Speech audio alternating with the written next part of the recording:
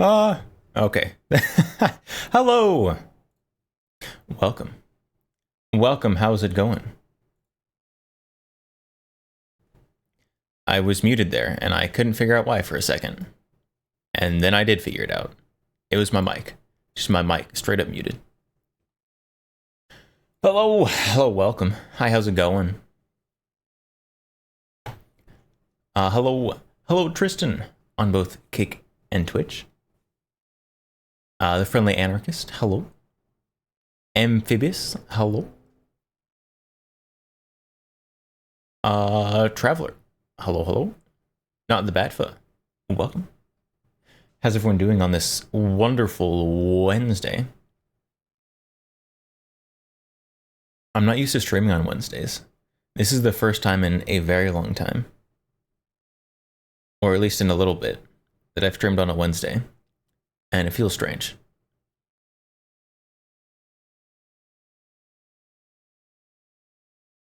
Oh, and I guess Alessant Meg, thank you for the follow on Kick. Too bad you were a bot. Rest in peace.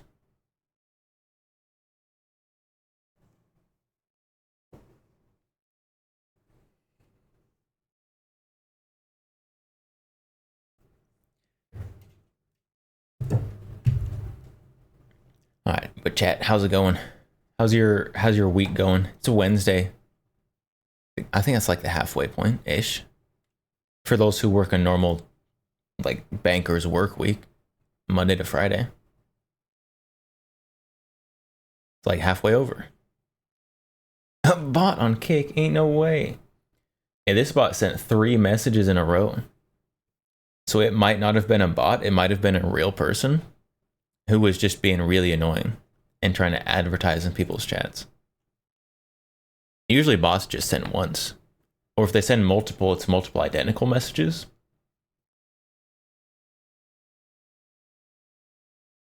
This guy sent 3 different messages. Crazy.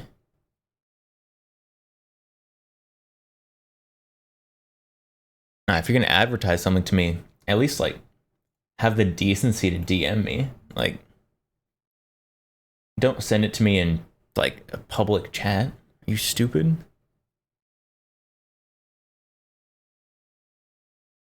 Bunch of friggin' loons out here.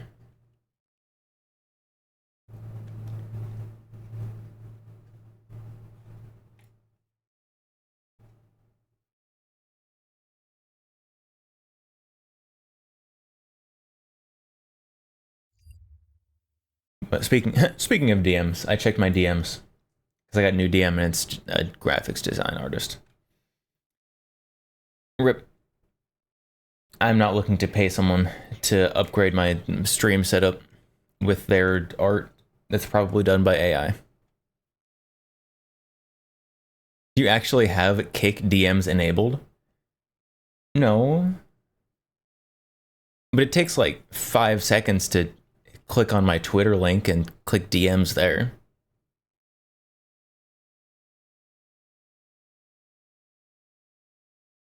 And if you don't care enough to do that, then I don't care enough about whatever you're selling. I probably don't care enough anyways, but yeah. Does Kick even have DMs? I don't actually know. Does Kick... Shush, I'm not trying to listen to whatever advertisement that is. I don't know if Kick has DMs.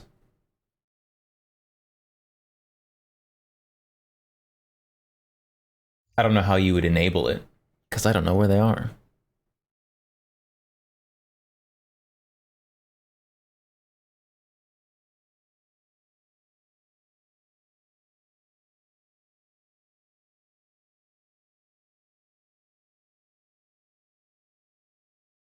Alright. Alright. Plan for today. Plan for today. Crazy. Well, it's not crazy. I don't really have a plan for today.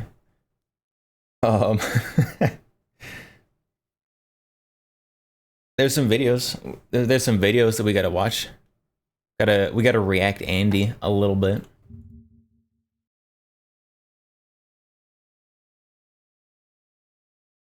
Has there been any news, any gun news I need to talk about?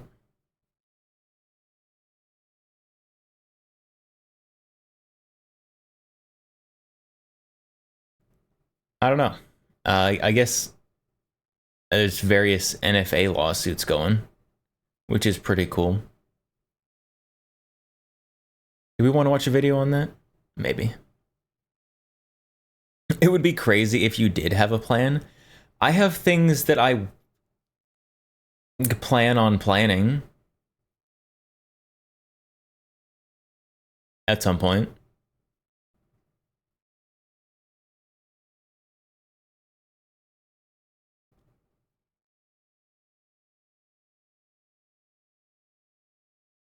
James Reeves released a new video on the NFA lawsuits. Yeah, so James Reeves just dropped one.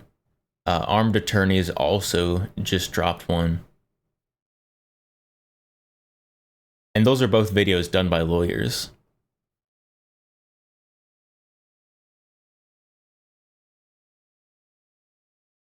Oh, is the James Reeves one with Silencer Shop owner?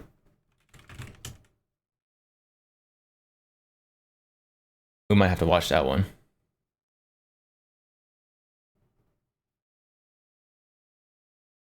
Oh, it is. I just saw the thumbnail.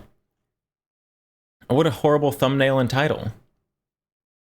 I thought he was just talking about it, but he's interviewing someone? Look at this nonsense. Look at this nonsense. You got the thumbnail, gun, basic text, title. Why did Silencer Shop sue the ATF? Nothing about an interview there. Oh my goodness. How am I supposed to know that's an interview if you guys didn't tell me? You want me to read the preview? That's crazy.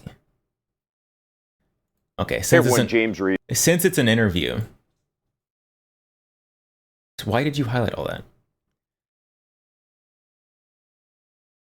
I do want to know. I want to know. I want to see the interview.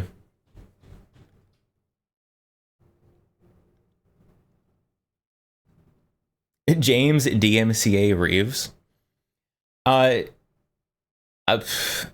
reacted to James Reeves stuff before, and I have not gotten any DMCA or strikes. I have from Polinar Tactical. James Reeves' issue with the whole DMCA thing is if you use his content with no... Oh no, I'm having a stroke.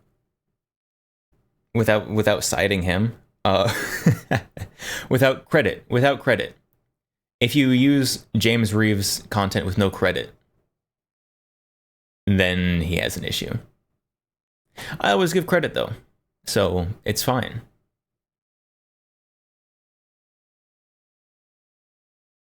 Non-transformative, yeah. He went on that big like tirade crash out over people using his like full auto, what was it, Glock 44? Whatever the 22 Glock is, I think it's the 44. People were just copy pasting his clips from that.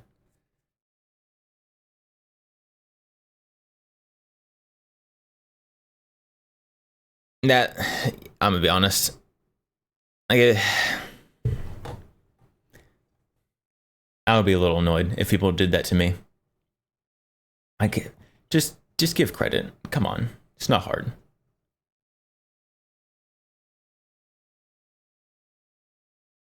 All right, let's see the interview. Let's see what Mr. Silencer Shop has to say. We got an interview with James Reeves and John Silencer Shop. Let's see what they got to say. Reeves, I'm here with Dave Matheny. He's the founder of Silencer Shop. We're going to be talking about... No, I refuse. His name is John Silencer Shop, not whatever that name was. Something called the Big Beautiful Lawsuit. Now, the Dave, BBL, before we get into Big that, Beautiful tell everyone Lawsuit. About yourself. How did Silencer Shop start? Yeah, it really started in 2010. It started because of my son, who was born 100% deaf in his right ear. Bought a silencer for him, had a bad experience, and actually 2 silencers from 2 different places had bad experiences, and I thought... This guy has like a Disney animated face. Like, this man has like I don't know. He's got like the button nose. His face looks like it's copy pasted from a Disney movie onto a real person. That's crazy. This guy definitely like lives in a tree and makes silencers. I'm just going to spin this up, help people do transfers. That was my original goal. I wasn't even thinking quit my job, right? And it took off. Yeah, sure. And you guys have really revolutionized the way the silencer business has worked between the kiosks, which, just so happens we have a kiosk. Well, how'd that get there? Kiosks. We got a silencer shop kiosk. I am curious what their plan is for the kiosks. Because a big reason why the kiosks exist is because of the NFA process. And if all these things are removed from the NFA, are they going to repurpose these for something else? I don't know. They're probably going to mention that later. I am just not patient. Back there doing the single shot trusts and the way that you guys have the website set up, the way that you partner with other companies in the industry. So it's funny to me to hear you say it, because honestly, like, we've never had this conversation. Yeah. We've never talked about this. So that to me is funny. And now you're getting into advocacy. I'm going to say, you remember 41F? What was that, 2014? That's Oh, when yes. we 41F. first started working with this stuff, kind of trying to fight 41F when that was coming along. And then we went through a phase where ATF, we got to a point where we were the biggest player in the market, and ATF would just target us. And we almost ended up ATF has a doing it long as history of defensive that. measure. And then really in the last year or two, we started looking at ways to just decrease regulation altogether. Let's get rid of the NFA. This is too big of a risk for the industry, is the reality. And you've started a foundation, right? That's right, Silencer Shop Foundation. What does that do? Get I didn't know he had a silencers, foundation. SBRs, those types of weapons out of the NFA, right? And then also fix Is that some a of these state nonprofit? issues that are out there. So I think most people don't realize that if we were to pull silencers out of the NFA, there are like 16 or 17 states where silencers would become illegal. So as we're trying to pull them out of the NFA, we're trying to fix that issue in those states. Right. When did you start the foundation? Really, this year. It's pretty recent. Oh, it's new. That's you why I guys don't know are, about it. Again, Okay. colossus in the industry. So I imagine you're going to have a substantial amount of resources That's available right. to you for advocacy. And at the same time, you're also going to be able to, I would think, manage an effective grassroots campaign. I just went to your website last night just to have a look at it. I like that I can go. That was so abrupt. I was about to close whatever pop-up just came up. But it was just part of the video. Okay, okay. And donate, or I can do what, round up. That's right. If I'm buying from Silencer Shop, Yep. and then make a contribution towards If I make a the fight that contribution- you guys are fighting for. If I make a contribution to the Silencer Shop Foundation, is that considered a charitable donation, and can I write it off on my taxes? These are the important questions. Second Amendment rights, which is what we're going to talk about today. We're talking about what you guys have called the Big Beautiful Lawsuit, That's right. which I think is hilarious. Filed July 4 of this year, the that's same right. day the Big Beautiful Bill was signed. Big Beautiful Bill comes out, and they say, you know what? It's the big bastard bill. $0 What a disaster. tax stamps. You can just now get a suppressor, short barrel rifle, SBS, whatever, $0. And I know a lot of us were crestfallen with that outcome because we were expecting complete and total deregulation. Still regulated items, just a $0 tax. That's right. And then I'm reading the news, and then I see that there's some asshole who's now saying, okay, I like this game. I'm going to make it a $4,700 tax to adjust for inflation, because back in the 1930s, Okay. Adjusting for inflation, literally everyone with room temperature or higher IQ saw this coming. Like, reducing the cost of the tax on silencers opens the door to also raise the tax on NFA items. So obviously, if they change the tax without removing the things from the NFA, then someone else will just try to raise the tax again when they have the power. Everyone knew that was going to happen. 30s or whenever this was put in place, $200 was like $5,000. I think it needs to be adjusted. You're right. The original intent of the Big Beautiful Bill was to get silencers out of the NFA altogether.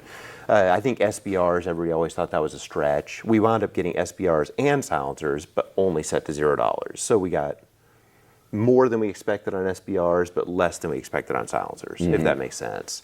The risks, and there are really two big risks moving forward, right? What we tried to do is use this reconciliation process to essentially strike, people say the HPA, but it was never actually HPA. We were just striking. HPA being the Hearing Protection Act. Yeah, that's right. So we were just going to strike the word silencer from the NFA definitions, right? And that would have been much better. The risk that would introduce is the anti-gun people next time around come in, they add it back in, or they add in AR-15s, right, or semi-automatic weapons. So and make it a $5,000 tax. And that's the other part of it. So the tax now. Yeah, all those things are true. What we need is we need strong precedent set by the Supreme Court saying they can't do that. Now has become a political tool, right? So we drop it to $0, they raise it to $5,000. We drop it to $0, they raise it to $5,000, and that's horrible. Sure. I think at this point we're kind of on a clock where we got to get these things out of the NFA altogether, right? I think that's the only safe approach going forward. There are a lot of countries with much more restrictive gun laws than the United States that you can go to the hardware store and buy a firearm silencer. Oh, yeah. There are other countries with far more. I mean, you can go to Home Depot and buy all the parts for a really rudimentary silencer and then assemble it yourself and then have an illegal silencer. Don't do that. It's illegal. I would never encourage anyone to break the law.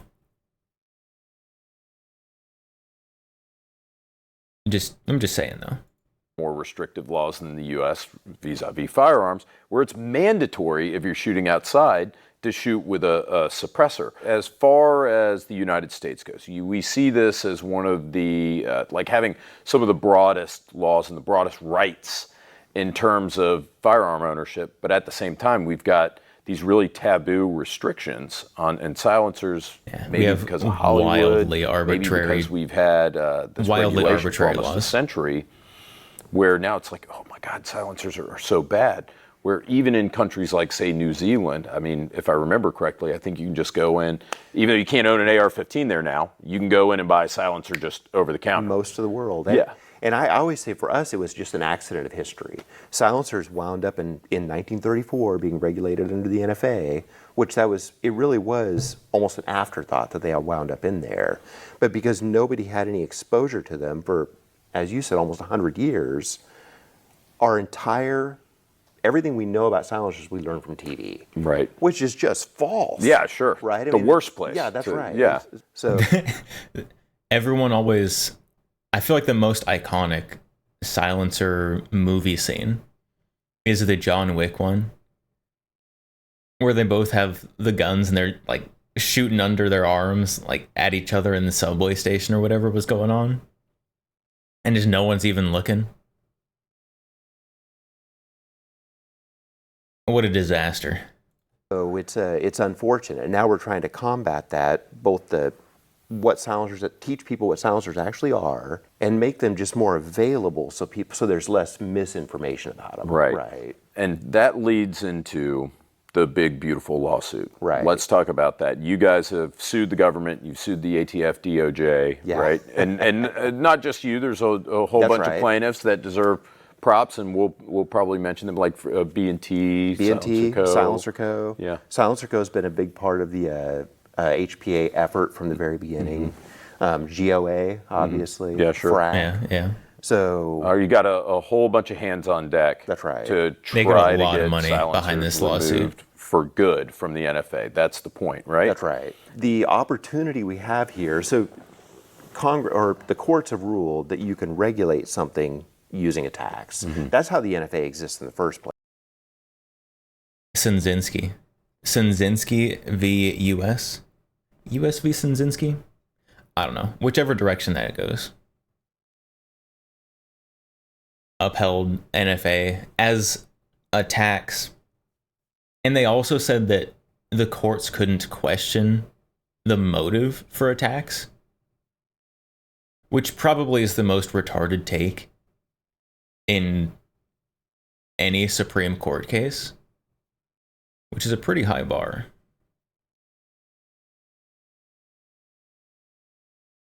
That's why it wasn't struck down.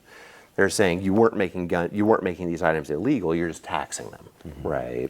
But they've also said you can't regulate something with a tax that collects no revenue. So now that you've got a $0 tax, that opens a window for us to essentially counter the underlying legality of the NFA, at least when it comes to SBRs, silencers, SBSs, AOWs. We can essentially target the underlying reason the NFA is allowed to exist and get these items pulled out. Right. That's our goal. Yeah, and look, I do my fair share of constitutional law. The tax power is not one that I've got to say that I'm super familiar with. And in fact, I was reading the lawsuit last night and I was learning a little bit. The tax power broadened much more than the founding fathers ever would have intended, as well as interstate commerce. Founding fathers are rolling in their graves because of those two. Tax office was FDR's personal favorite weapon, and he would not let that power be threatened. Let's be honest, it's more than just FDR. Every president, every politician, for the most part, loves them taxes. That's why they never go down. But I guess my understanding then is the thrust of the argument in this lawsuit is that the NFA is more or less the imposition of a tax. By reducing this tax to $0, well, now it's not really a tax, it's a law. It's not a tax, and that's the whole reason that this NFA $200 tax stamp process was started. Therefore, either it's unconstitutional. I mean, to me, I guess it would be unconstitutional, would be the argument. That's right. And so we just need to eliminate all these non-taxed items, I guess, SBRs, short barrel rifles, so that's rifles with a stock, barrels under 16 inches, like short barrel rifles and silencers, remove them from the so NFA. many Is arbitrary that all laws. correct? That's exactly right. Who is the one who said, you know what, guys, I think this is a good idea and this is what we ought to do? We were actually pushing for this really during the entire process. The objective of the big, beautiful bill was to get silencers out of the NFA, but the parliamentarian who kind of had the say over this whole thing was kind of saying all along she was going to say no to it, right? So unless they had ousted the parliamentarian to force it through, absolutely terrible kind decision of on that one. coming down the pipe. Right. So we've been working on the lawsuit for a while. Yeah, right. You guys knew it was coming. You filed it the same day That's that right. the big, beautiful bill was signed. So you knew this was coming. Yeah, I will say most of the legal work though was done on July 4th. So we had a whole team of lawyers sitting there just kind of wanting to leave and go hang out with their families, and we're like, no, we got to get this filed today. Yeah, doing it There's for kind of a symbolic thing. I hope they got paid right? overtime. They signed it on July 4th. They're We wanted probably first salary, so they possible probably day we did wanted not. to get it filed. It was an effort. George Washington, Thomas Jefferson looking down from heaven at That's all right. these guys working while the kids are out, hitting each other in the face with bottle rockets That's and right. your cousin's hosing beers. Got it. Terrible way to spend the 4th of July, but I guess it's really important. You throw together a 16-page lawsuit and you file it. How do you think this is going to shake 16 out? pages I mean, is not terribly Let's long. walk that back. What's Maybe I'm happened gonna go- so far? I'm gonna go read you it guys in my get free together, You've got all your plaintiffs. You've got the GOA. You've got Silencer Shop, B&T, so on and so forth. Everyone getting together saying, hey, look, we need to do something about this. You file a suit July 4th. You and I both know the wheels of justice, they turn slowly. As we sit here today on July 28th, I doubt anything's happened. That's right. Yeah, this stuff will move kind of slow. Right now, we're still trying to figure it out can't how move the too DOJ slow. is going to, defend. And they could really not defend at all. So what happens, and I really don't know the answer to this, what happens if the DOJ comes out and is like, yep, this law is unconstitutional. We agree with the plaintiffs. What happens? I don't think that's going to happen. I think that's highly unlikely. But if it did, then what? That's an option here. I think even if they don't defend, I think we still have to fight it through the courts. I don't think this is something that's going to happen overnight, but I'm hoping it actually gets resolved during Trump's term. One issue, and this is one that I told you in advance that I wanted to talk about, I see a potential Commerce Clause issue. Now, for those of you who don't know what the Commerce Clause is, freaking hate the you kinda Commerce should, Clause. even if you're not, con law is boring as shit, of course, we all know that. But that said, it's very important because there are only certain powers that the federal government has, the way that our government was set up. And one of those government's doing powers that everything they can to federal expand government those. explicitly has is to regulate interstate commerce. And that sounds like, what does that mean? Okay, well, anything that impacts commerce between the states, the federal government can regulate. You even have a case that we had to read about in law school from the Great Depression where there was a state law and it was about people domestically producing wheat. And this is the most retarded thing ever. Okay, hold on. I'm gonna let him talk about it. And selling it domestically. This law only applies to our state, and it only interests the farmers here and relates only to intrastate trade. Even then, the government came out and said, nope, because what you guys do domestically is still going to impact the interstate commerce of wheat, and therefore, we're going to go ahead and regulate your ass, even though this is a state law, and we're going to.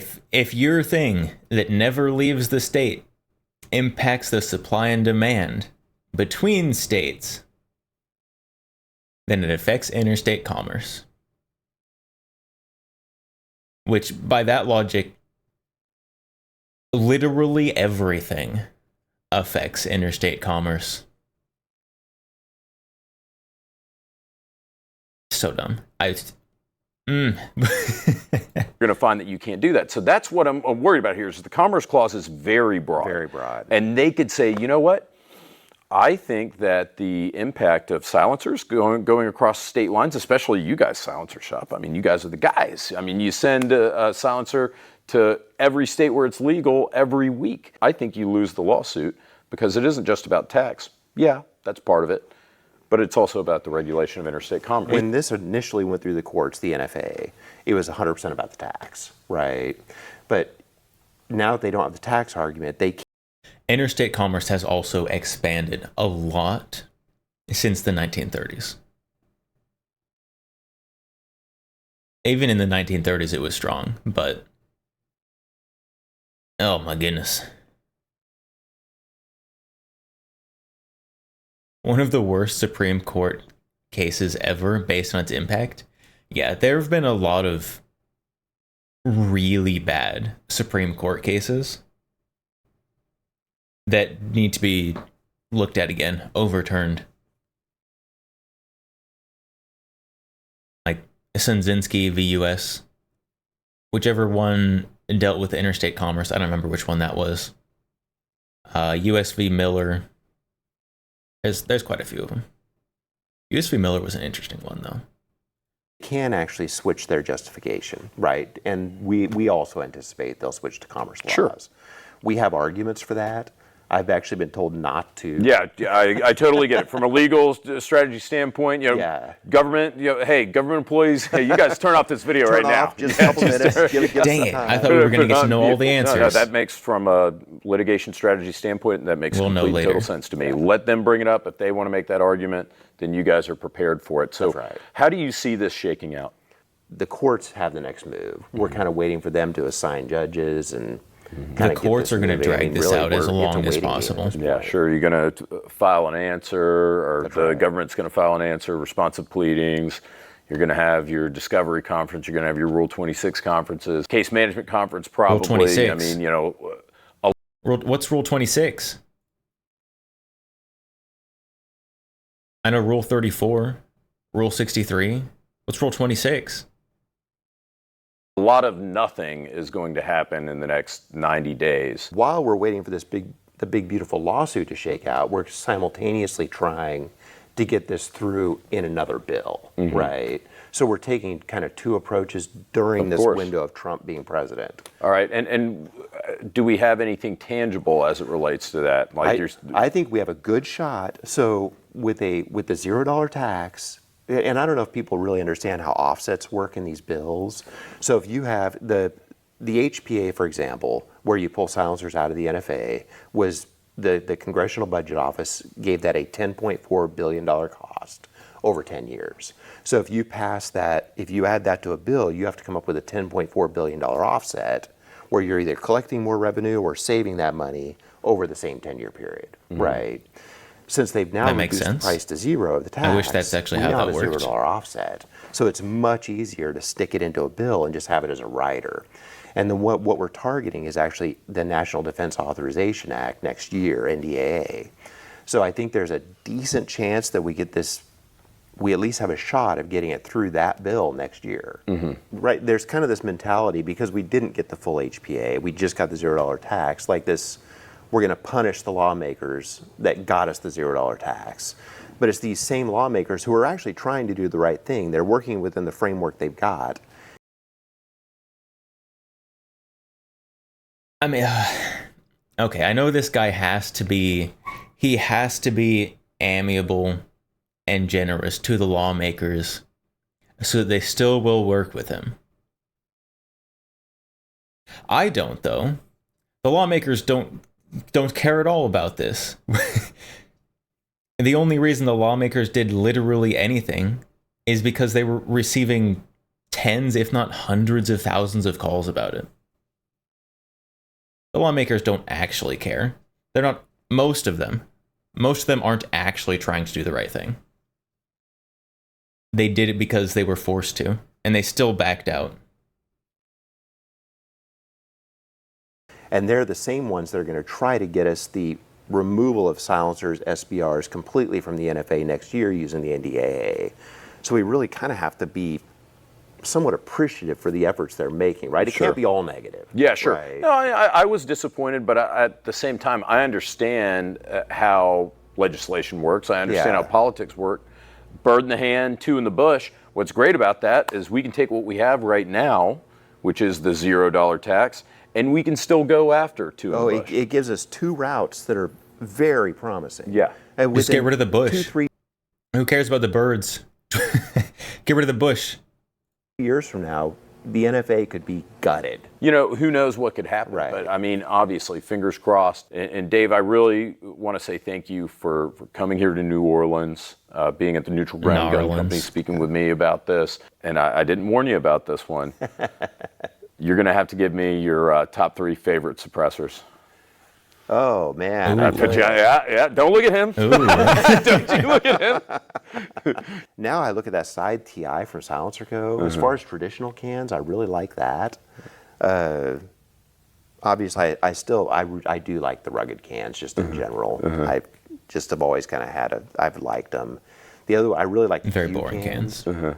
So, I tell you that. Oh, no. Weirdly, at the 6.5 Creedmoor, the jumbo shrimp, it's hard to beat that thing, right? So yeah, top 3, those are probably not 3D printed ones. I think the 3D printed ones, you go into like the 3D printed ones are very cool. That thing's awesome. It is pretty nice. It's more expensive than everything else I've said, but man, that's an awesome can. Yeah. Well, I mean, we've got a lot of good options out there, in no small part thanks to you guys. How can they help you in this fight? With the Silencer Shop Foundation and that roundup, we actually 100% of the money goes to this cause. So Silencer Shop is eating all the costs of the overhead. That money goes 100% to the cause. Yeah. Right? And someone can make a donation if they want to. They That's can go, right. what's the website? SilencerShopFoundation.org. Okay, silencershopfoundation.org. Someone can go there. They can They just still make a haven't- cash donation if they want. Still haven't told me to. whether this is a tax Donating cash deductible to an donation. organization, not exactly the most fun thing, but we can go on and buy things from Silencer Shop, round up. That goes to you guys, and that helps you with this fight. That's right. And 100% of those proceeds go to the cause. Dave, thank you so much for what you're doing. Thank thanks you for for having me being out. here. No, we're grateful. I know that my viewers out there are grateful for not only what you do at Silencer Shop, but what you're doing now with the Silencer Shop Foundation. We wish you the best of luck. I know I'm going to support you. The viewers out there Now are we going just to got to wait support for you the as well. courts to deal Everyone, with this. thanks again for watching. It's taking Take forever. All right. How long do we think this is going to be in the courts?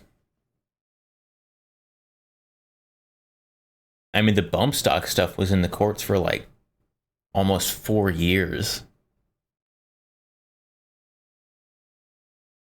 So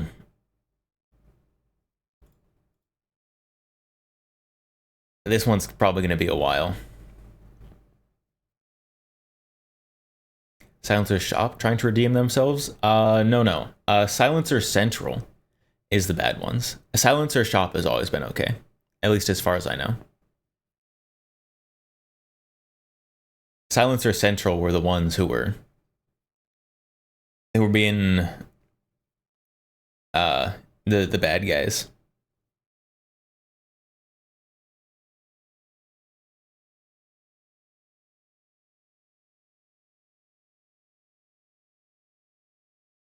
Obviously with this case,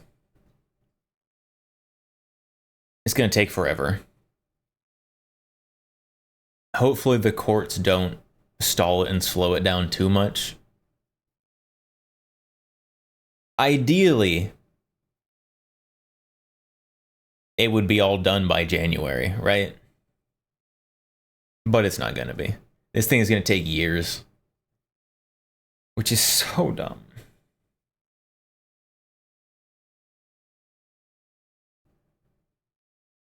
It's already been, it was filed on July 4th. It's already been over a month. And there has been literally zero progress.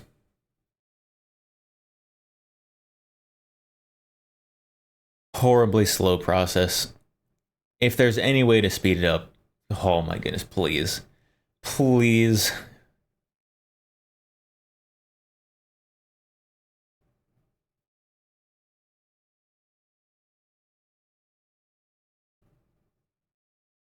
One day, though. One day, I'll be able to buy a 15-inch rifle without a bunch of arbitrary restrictions.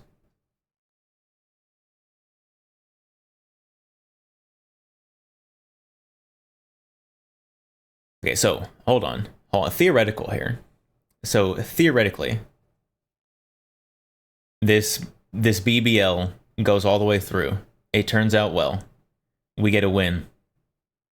All these things are removed from the NFA. Theoretically, would you rather the big fight next be to remove machine guns from the NFA, or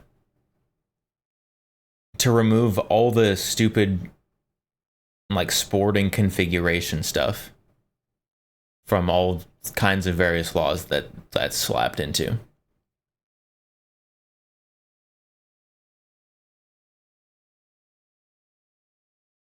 Because the sporting configuration stuff is a bunch of nonsense.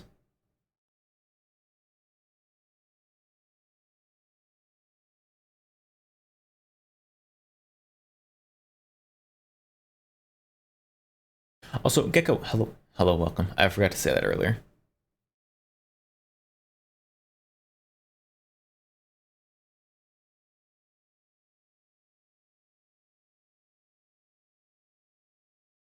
We could remove sporting configuration on rifles and shotguns with executive order.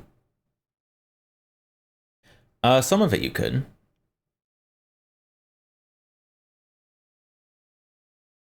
If we actually yelled enough. So the thing is,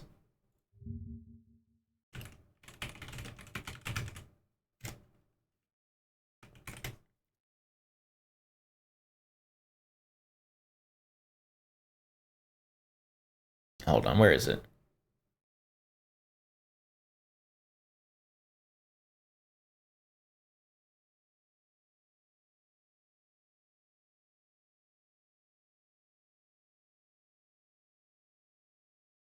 So here we go. Here we go. So the sporting configuration stuff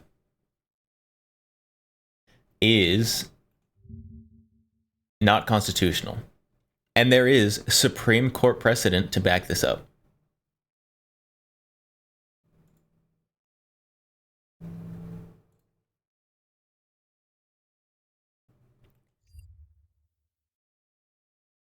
All right, here I have it. U.S. v. Miller, 1939. So U.S. v. Miller was one of the cases that upheld the NFA, one of the two main ones. There was Sinzinski and Miller, two main cases holding up the NFA. In Miller had a sawed-off double-barrel shotgun. And the primary reason that the NFA was upheld was because only weapons that have a reasonable relationship to the effectiveness of a well-regulated militia under the Second Amendment are free from government regulation. So, going off Supreme Court precedent,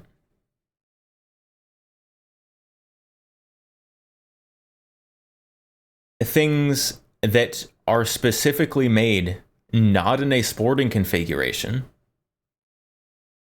for a military or militia configuration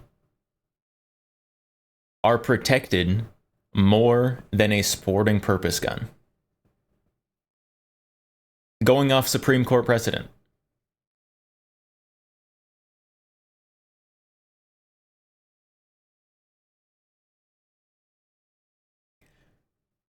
And why is no one making this argument? I made this discovery on my own. I have not seen a single person make this argument, and it baffles me, right? Like, I see people mention Sinzinski and Miller in passing, but no one actually says what Miller was. Miller literally said the NFA, specifically in this case for the super short double barrel, is like, yeah, that's not very good for a militia or a military use. The Second Amendment is specifically for militia and military weapons. Like,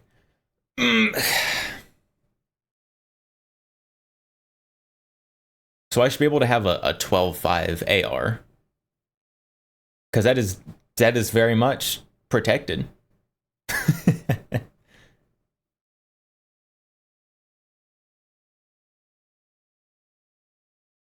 Right, hold on, chat. Things happen in chat. All the sporting nonsense is not actually defined in law. It's all ATF rules.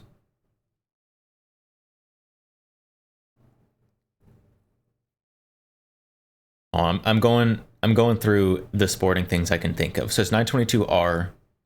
There's the sporting configuration stuff in AOWs. There was a bunch of sporting configuration stuff in the assault weapons ban, but that's over. I think, no, you might actually be right. Yeah, I think everything left is just rules.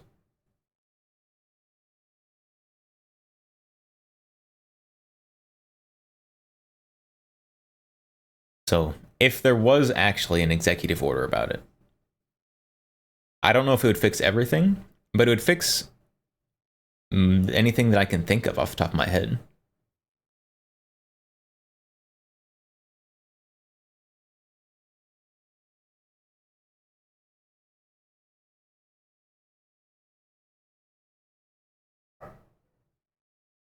ex-combat countries would love to import 545 again, even with Ukraine and Ukraine things.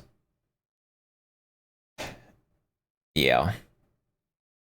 Unfortunately, imports are decreasing, not increasing, because of global events as well as tariffs. Oh, do you hear the dog talking back there? She's being noisy. She got things to say.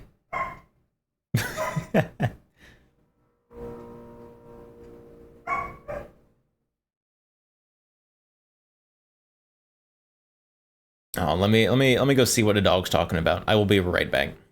I'll be right back.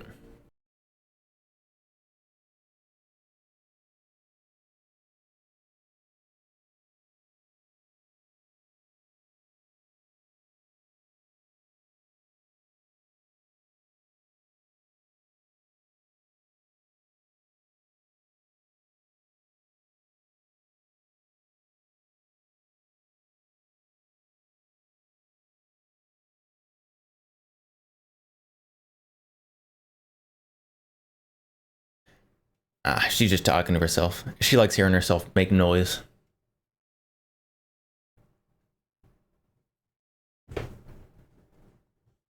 Doggo, good doggo. Yeah, she's not like destroying anything. She's just being noisy.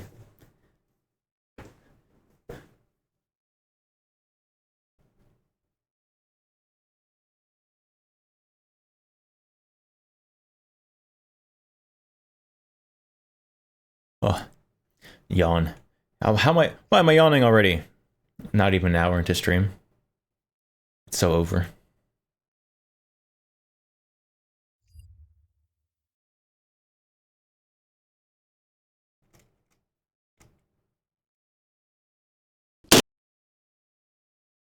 Bang.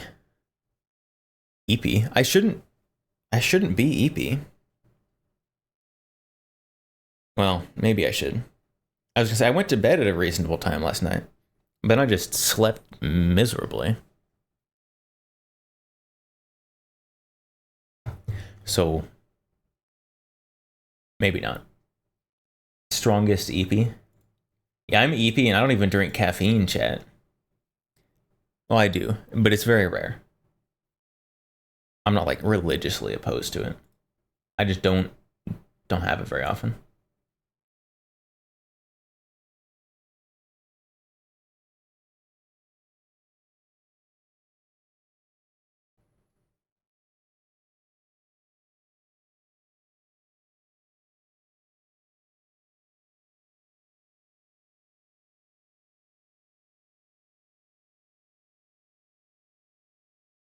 All right. All right. I don't know what I'm saying. All right. I just needed to start saying something so I could talk again. Do we want to watch Armed Attorney's vid on the BBL? Yeah, we can watch the Attorney's BBL video. Where is it? It was literally... Oh, there it is. No, and in fact, there's actually a pretty good jab. No, and in fact... All right. BBL attorneys.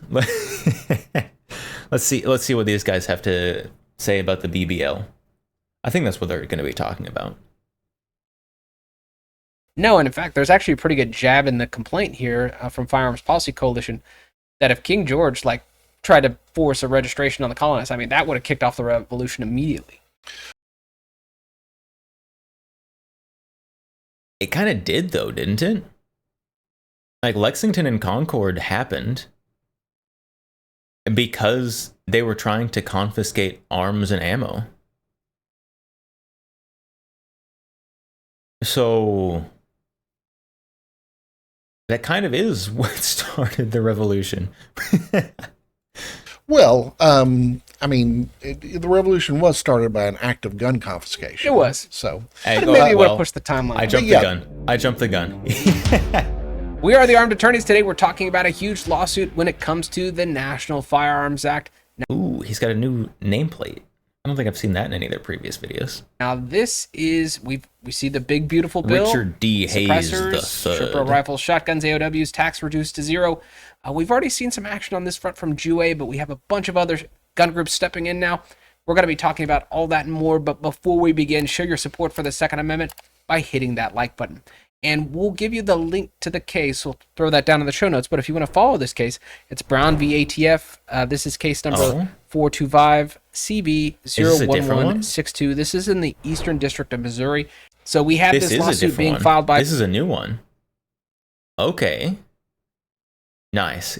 As many of these, make all of them. All of them. some individual plaintiffs, Prime Protection, STL Tactical Boutique, and NRA, Firearms Policy Coalition, Second Amendment Foundation, ASA. So a lot of gun groups have jumped on this case, and they're not first in, maybe best dressed. We'll see what happens, because we have two of these lawsuits now. One primarily championed by Gun Owners of America. This other group, and what are they focusing on? Well, they're focusing on the point. They're focusing on the fact that the tax has been removed from these NFA items, and what some of our viewers may or may not know is that the NFA is a tax law. It is not specifically a weapons law. Upheld if it by were tax. a weapons law, then it would be found in 18 USC 922, along with Actually linking the case. Why do most places not do that? I was kind of thinking that. Now I can just go click on it in the description. I don't have to go find it. I have to go find the BBL. But this is a different one. all the other weapons laws, but it's not. It's actually found in the tax code portion of the U.S. Code. And so the argument is, say, look, if there's no longer a tax, then why on earth can the regulation exist? Well, the government loves them some hoops, and that appears to be the best argument. I'm making air quotes here, eyes rolling if you're just listening. Because what we imagine will happen see his start eyes of the roll. fiscal year 2026, effectively with these taxes being reduced to 0 on suppressors, short-barreled rifles, short-barreled shotguns, and AOWs from $200 or $5 for AOWs down to 0. What's the purpose of all these hoops? And it seems like the government just wants people to waste time and energy. Well, what they really want is data collection. Yeah. Yeah, that's Waste time, energy, and also they get a very nice database of who has all these things and where they are. it's a registration. They really want to know who has the short-barreled firearms, who has the suppressors.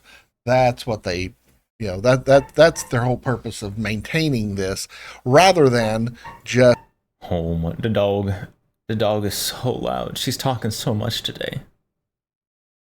what the big beautiful bill should have done. Should have just drawn a big red line through the whole thing. Yeah, big time. But all right.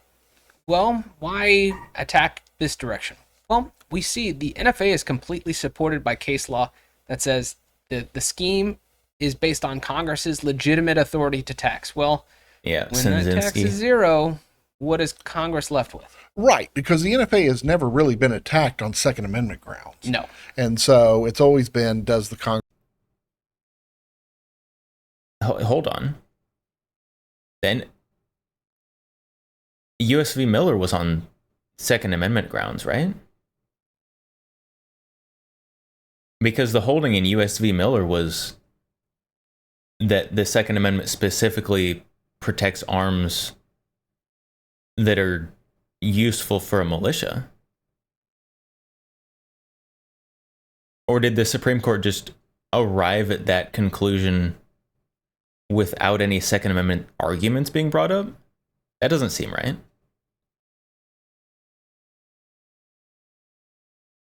I haven't actually read the full case and the arguments from each side. I just have read the primary holdings.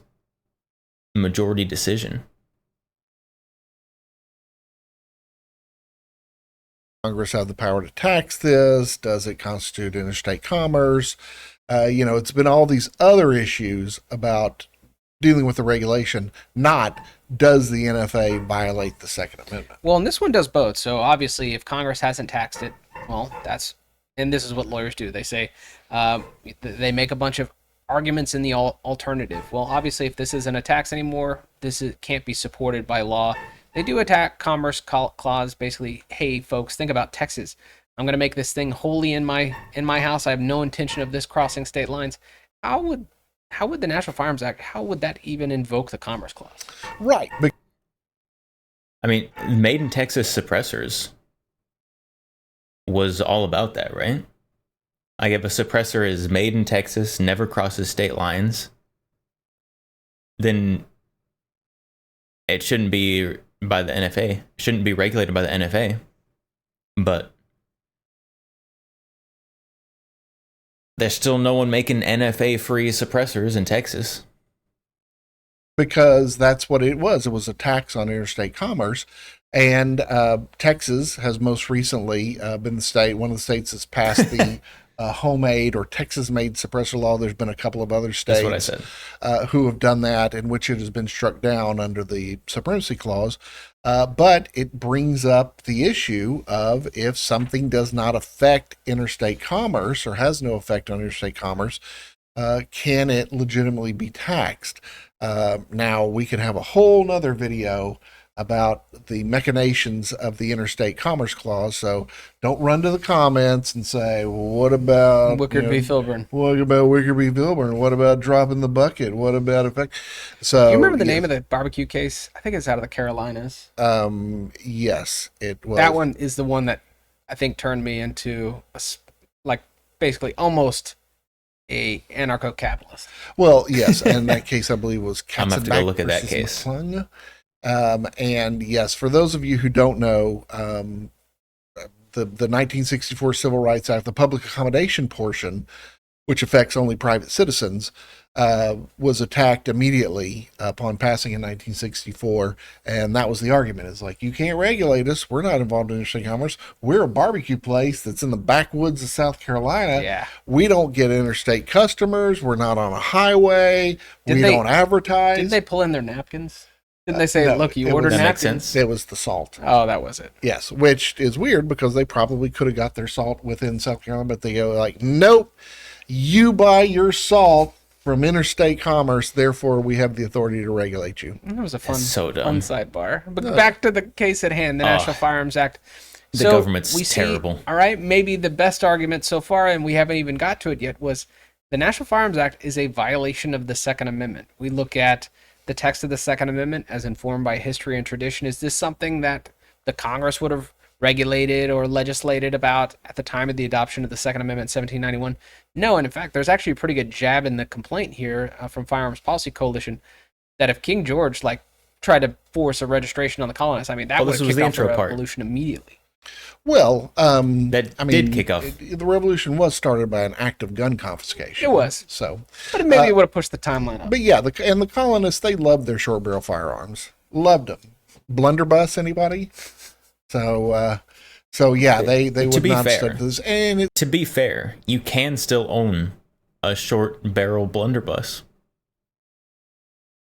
because it's black powder and therefore it's not a firearm at all. But that's just because the laws are stupid. it's such an illogical regulation anyway, considering suppressors as weapons.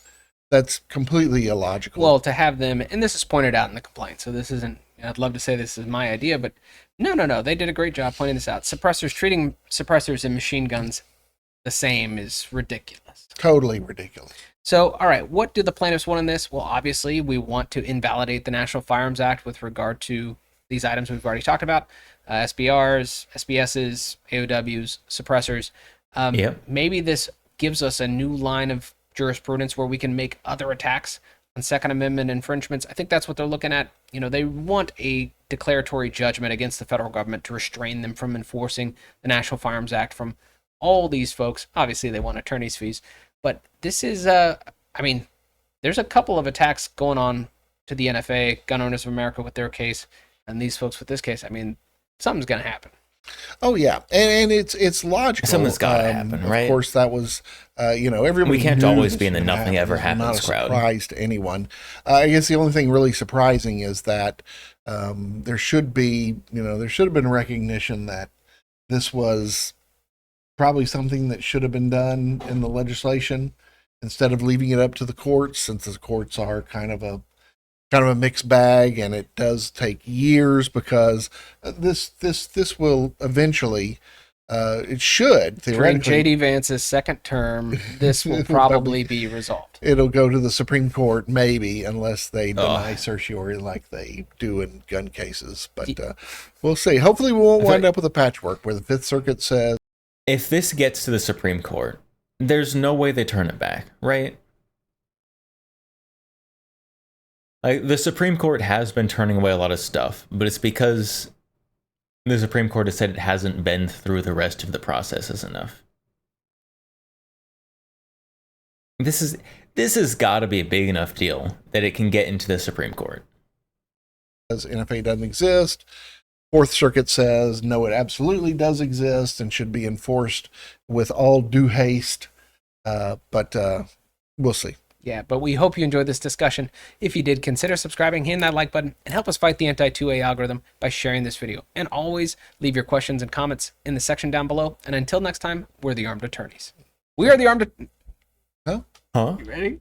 Yeah. One of you was ready.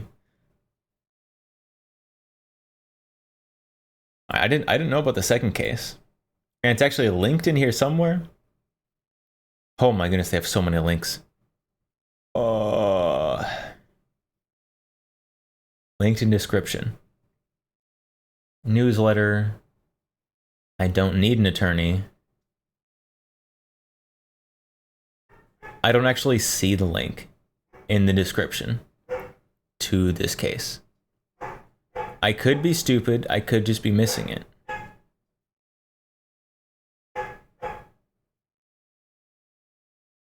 But I don't see it.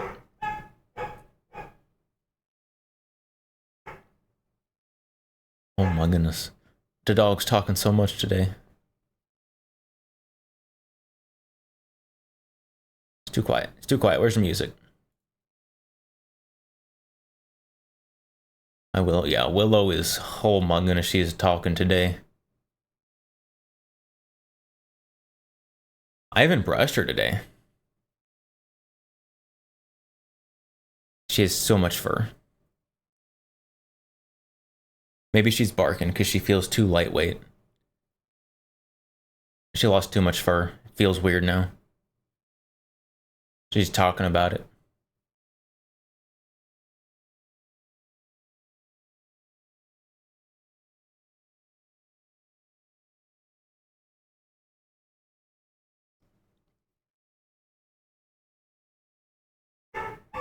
I was promised a link to this lawsuit in the description, but I don't see it. Sad day. Did I get her a haircut? Not yet. Not yet. I haven't. I have not had time to do that yet. I was gonna say I was gonna do it. I was gonna try to do it this Saturday. But I might be going and teaching someone how to shoot on Saturday. So that may not happen. Scam, yeah. Got scammed. No link in description.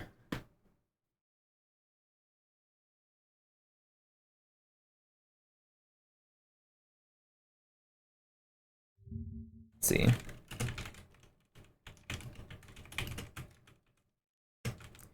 Text.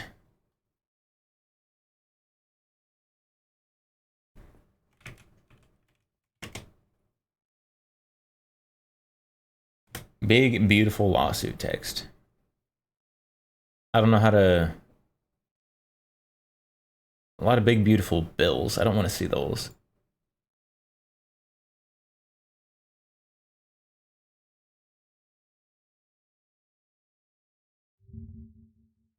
There it is. So there's the big, beautiful lawsuit.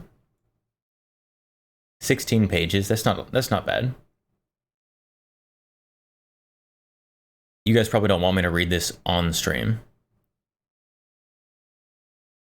I probably will read this off stream though. It'd be hella boring stream content though. Reading a lawsuit. Oh, top 5 worst things to do on stream ever. Maybe unless you're like a lawyer streamer.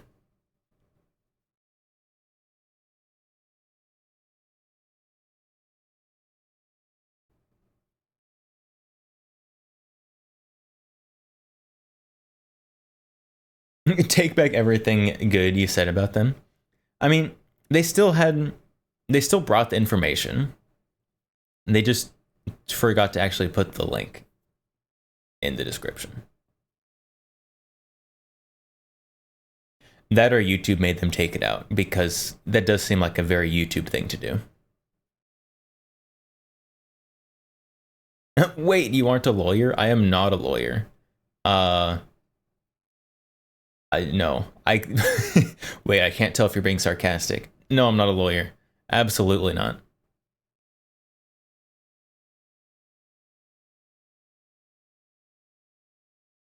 Being a lawyer would be so soul-sucking. It's like barely better than a politician. Although I guess it depends on which side you're lawyering for. If you're lawyering for pro-freedom things, that's a lot better.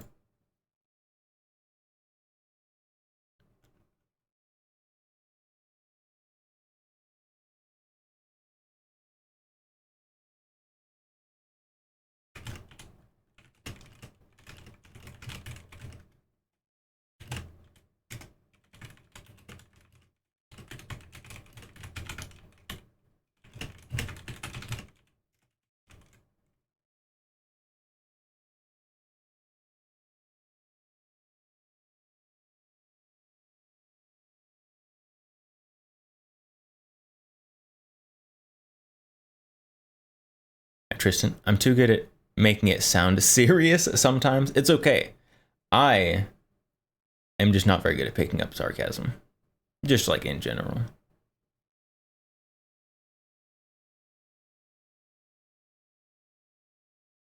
Alright, we got all the unfun lawsuit news out of the way.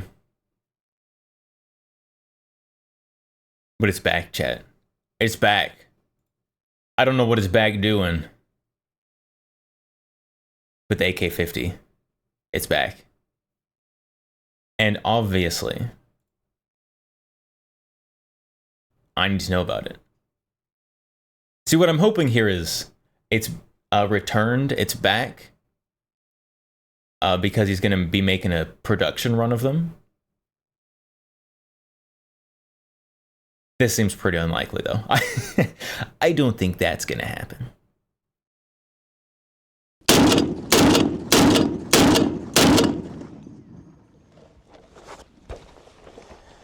What? You didn't think we forgot about the AK-50, did you? A little bit. What's going on, guys? A little bit, that's what I thought. Hope you're doing well. This bad boy needs no introduction, but for those who don't know, this is my gun, the AK-50. I want one. I probably couldn't afford it, even if they did produce them. AK-50? Here, AK-50. It's real. I can touch you now. It's been a while since we've done an update or a video on the AK-50 project, and I guess for good reason. It's kind of done. We had this version of the AK-50, this prototype, finished last year. But as always, when we have time to tinker with it, we're always making small little incremental changes. They actually made little some stuff changes? here and there, just things that we weren't quite happy with, that we went back to the drawing board and changed up. We'll get into a few of those at the range. Like, for example, the pistol grip. Now Zenitco. Wow. I really like the feel of the Zenitco. I think it's the RK3. I like the feel of that pistol grip on this. They just needed to put the most expensive pistol grip on there. Whatever the most expensive one is, Zenitco. Slap it on there. Plus, I think it just matches the AK-50's look right now. I would also be remiss to leave out the fact that you can now play with the AK-50 in Tarkov. Goddamn Rusty! Our boy Nikita over at Battlestate Games asked a couple months ago. If only Tarkov wasn't so annoying to actually play. I tried to play Tarkov. I couldn't do it. If they could put the AK-50 in Tarkov, I know I get like 1 million DMs after that. Did you see AK-50 in Tarkov? Yes, motherfucker, they asked. Take notes, Call of Duty. They A little asked. embarrassing. They asked? The crazy. The Russians had to teach you how to not steal Lil Deb IP. 68 just Anyhow, followed big on fan of the Twitch. game, so it was really cool to see a game that I enjoy Lil Deb 68. Thank you for the follow. Welcome. include my baby. So now you too can go around and waste half-starved, drug-addicted scavengers with 50 cals. And then you could boot up Tarkov. Our boy Willer's actually got some really cool footage with it. Oh man, bro, look at Ergo.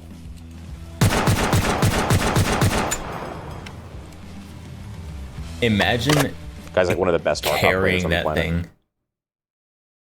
And just the whole Tarkov match. But in real life, imagine carrying it for that long.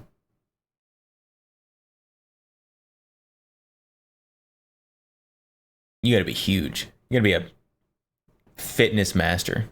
Now that Cody's back into streaming, we'll probably play a little bit. I know Nikita dropped us a little bit of goodies, so I finally get to play with my gun in game. So who knows? Maybe I'll drop in on Mr. Donut Operator and we'll do some streams there. We got a bunch of stuff coming up for the AK-50. We've got a 20-round drum magazine that we've been working with. Yes, we've seen the Barrett drums. Yes, we are working with them. We wanted to make sure we had everything dialed in first, though, which is actually what we're doing today in this video. Trying to get the AK-50 to the perfect gas and recoil spring tuning so that it functions as reliably as possible. We're already roughly at like the 500 round mark with this thing, which is fucking awesome. Like she's running like a champ, but we are noticing some stuff that we're still like, it could just be a little better. But to make it better, we need data, which is why we have to go out to the range and, I don't know, test some stuff out. Awkward transition. So we're just gonna be talking about recoil spring and why we're doing slow-mo and all that? Yeah, pretty much. All right, cool. We can just go ahead and rip the top cover off too if we want. I will go get a tool. Oh, yeah, well. We've never shown taking the top cover off on camera. You need a 'cause it's tool massive for it. pain. Yeah, it sounded really good on paper though. Yeah. Prototyping. It's fantastic. So originally the way we were Needing doing a this, tool we'd to have take a off the little top like, cover is not ideal. like a pull. What would you call that? Like A key ring? Yeah, a key ring. A little. Just a really thick key ring. Have that something like that. You could just reach in, pull down, and then pull the top cover off. And turns out that just didn't fucking work. Yeah, it turns out to retain, you know, however many 3 or 4 pound dust cover, you need a pretty strong spring. And so we just kind of kept upscaling the spring until it wasn't possible to pull the keyring anymore. So now you need tools to pull it apart. We've got some ideas on how to tweak it, have but we're stronger not there fingies. Yet. Yep. Rip her off there. Here. You put one punch in there to pull it down. You put the second punch to lock it.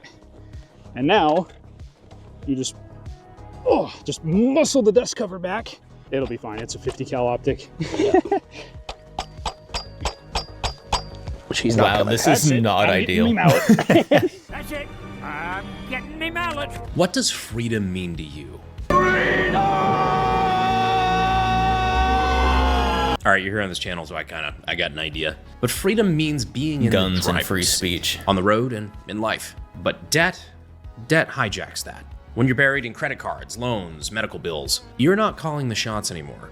The banks are. That's why folks are turning to PDS Debt. They've helped hundreds of thousands of people get back in control, pay less, and move forward. You can take the wheel and take back your future. I don't have any They debt, go beyond but just if I numbers did, and try to figure out your unique financial situation to find a solution for you. And that if might you're be worried, worth looking no, into. there's no minimum credit score required. They're just here to help you save more, pay off your debt faster, and put your money where it truly belongs. Save back more. in your pocket. PDS Debt is A+ rated on the If I Better bought Business less Bureau, guns, I and they could have do that. thousands of 5-star reviews on Google. Just think, you could be 30 seconds away from being debt-free. So get your free assessment and find out the best option for you right now at pdsdebt.com/Brandon. That's pdsdebt.com/Brandon. Thank you again to PDS Debt for sponsoring the video. Back to the 50. So with the mallet, we can smack on the carry handle. There you go. It's not on there that tight. It's like just enough that you can't get it by hand. Again, prototype. Speaking of prototype, I forgot this was all of our extra shit storage back here. Yeah, so this space, you know, you kind of need a certain amount of length. It's got on the Skittle gun storage to fit a human being. So this space back here kind of does nothing other than give you length to be able to shoulder the gun. So we put our spare parts in there. Which is very AK. Yeah, very AK. And this time we're missing the Skittles. Oh, yeah, we didn't have the fucking Carnicon Skittles? No. Oh. So next thing for taking it apart is this thing does take more or less a standard AK recoil spring assembly. We have an extra power spring on there as a coupler up here to get the spring long enough for this setup. And while this does work, it's lasted 400 or 500 rounds so far. It doesn't last super long because the math for making springs work on these guns is actually pretty hard. And in reality, it's easier to just try it. Doing physics? So that's what we did, and it worked, so we haven't touched Gross. it. But here we are, 400 or 500 rounds later, the spring's finally starting to wear out. So what we're gonna do today is we're actually gonna fire it without a spring to figure out how fast this bolt carrier group is coming back from the gas. And then from that speed, we can figure out how strong the spring needs to be and make new springs. I don't know if you know math. this, but this gun wasn't designed to be fired without a recoil spring. And we're basically just measuring carrier velocity to see how strong our spring needs to be. But in order to do that, we can't have any resistance on it. So we're just gonna fucking send it, and this thing is just gonna beat the back of the gun at Mach fuck. But I'm pretty sure she can take it. I think it'll be fine, especially for maybe 2 or 3 rounds should hopefully be enough. Yeah. That's what they these don't need guys a are for. huge sample size. So on this system, right? we actually have a buffer spring here where when the bolt carrier hits the back, it smacks this big old spring that helps absorb don't do extra math for energy. fun? And that's part of No. why it shoots so soft. We don't I want to don't. destroy the spring. So we have these little solid plastic buffers that just drop in there. So we can maybe crush that with recoil or whatever, and it'll keep the bolt carrier from hopping out the back of the gun without destroying our spring. Oh yeah, actually, I have to pull this piece out so we don't lose it. Keeping the I can bolt show you that carrier spring from we were jumping talking out about. is probably So this pretty is good. the dust cover lock here. I'm gonna try and not shoot it in my face. There we go. That's pretty strong. We have this big old spring. That's what we're fighting to take the gun apart. We forgot to bring our patented test fire string. So we have a bore snake with a loop on it. We're just gonna hook that on the trigger. Whatever works. And Yeah, works I'm well not enough. really worried about the gun blowing up or whatever, so I don't need to be super far away from it. I just don't want to be behind it in case the carrier does come out. It is really funny though. It has been over a year since we've done any sort of AK-50 test yeah. from a string. Feels like we're getting back to the good old days. Yeah, you know, I always forget that the general public doesn't see that we're always tinkering with this gun like 24/7. You know, it keeps running, it's doing fine, but we're always doing incremental improvements to it, and it's usually not enough to warrant a video. Yeah. AK-50 update. We changed the springs. Yeah, Yeah. like it's this. not They super never glamorous. They never saw this new piston assembly. Oh either. shit, that's New right. piston assembly. So take this out. I love that, the PKM style Yeah, fucking bolt carrier, the piston pivot. yeah. But this new little piece here, It's So shiny. we had to make a new, I don't even know what you would call this, piston shaft, I guess, the intermediate piece, the shiny one here. We were having an issue where when the casing would eject, it would hit the rod that used to be here, and casings would kind of fall back into the gun. Sometimes they just made a kinda flat get side on crushed. it? It would do all sorts of bad things. So we had to make a new one with this big scoop on the side to let them get out. which is really cool because if you look at some of the Saiga series, like the 12 gauge and stuff like that, they have a very similar cut on the piston. So this is still, you know, I just love being able to take pieces from other They just AKs copied and different just put it all pieces in from together to every single something that AK. works. Even the Slapped it into PKM this style thing. pivot was from a Kalashnikov, the PKM. Plus, it's got a bunch of flutes in it. That looks cool. Yeah. Sometimes we reinvent the wheel by accident. It like is that. important that the We're inside like, oh of your yeah, gun we're gonna looks need cool. ejection cuts in this, and I start modeling. matter what it, anyone says, and then, that's important. I don't know. Nick's like, isn't that just a Saiga 12? I'm like, oh yeah, it is just a Saiga 12. I figure we'll do the first one with just around in the chamber, so we don't have any drag from the magazine. That's fair. And if that works, we'll put a full magazine in it and get another reading. Perfect. Cool. See if they're the same. Yeah. All right, guys, going hot in a sec. So we don't really need anything crazy frame rate wise. So I've got my iPhone here tuned to 240 frames per second. Now I get That's to be not the a camera lot. guy. The only thing is the vents on this are not going to feel great being directly next to it. Oh yeah. Fire. TBI inducer. 3, 2, 1. All right. That definitely threw the brass further. Yeah. Did She they wasn't crush really their slowing buffer? down. Did the Yep, buffer clear. survive? Even the plastic buffer looks okay.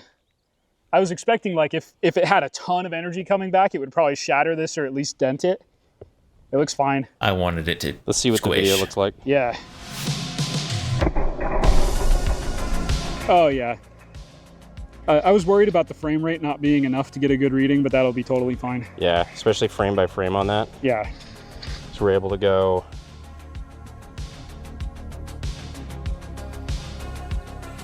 Oh yeah, we got plenty of frames. That'll on work. So many frames. Perfect. 240 of them. Okay, every so second. I figure. I got it working, but I can't see chat. Oh, okay. So you are streaming. So no gamer words. Aw. Man, Oh man. This place is a prison on planet I bullshit. missed this donut As we're out stream. here playing with the Fiddy. Yeah. We can do another one without This the was magazine, probably a just for kick stream. control. Make sure it's about the same, and then we can do 2 with the magazine, and I think that'll be fine. It's pretty much all the data we need. Yeah, it's hopefully pretty consistent with the same ammo. And when you rip the 5 rounds off at the beginning of the video, they all went more or less the same. Yeah, it was remarkably consistent, that ejection pattern. So if you haven't noticed by now, where we had the SpongeBob tape on the AK-50 V2, here we got this little strip right here. SpongeBob one tape. of the drive tanks guys asked earlier, is like, oh, is that to cover the serial number? I'm like, well, no. If They linked his Twitch at the regardless of bottom. what the serial number says, Oh, if somebody so it else was has an a Twitch, AK-50, that's not a kick already stream. a bit of a problem. I know But the no, what donut we're does actually both. using this for here is for measurement, for in the slow-mo to be able to have a more concrete unit of measurement for distance traveled per frame.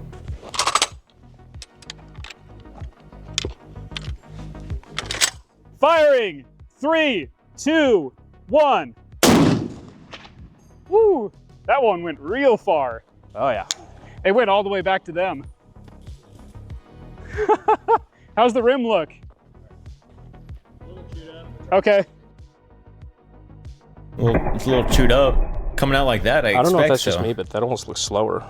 Yeah, it's hard to tell, but that does look kind of slower. It almost looks like the gun recoiled more though. Yeah. It chucked the brass a lot farther. That's for sure. Because like if it's recoiling a different amount between 2 different rounds from the same ammo brand, I don't know how that could be anything but ammo. Do we want to do a third one just so we have a range, like a consistent range? Yeah, for sure. All right. Oops. Firing! Throws it on the 3, ground. 2, 1. That one went not quite as far, but pretty far. Oh my. Oh, I thought that was I thought that was like wood chips back there. Oops. Firing! Wait. 3, 2, 1. I thought these guys back here were standing on wood chips. This is just spent casings. Oh my goodness.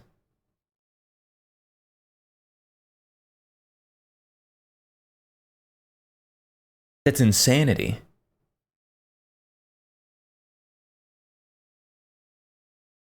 That one went not quite as far, but pretty far.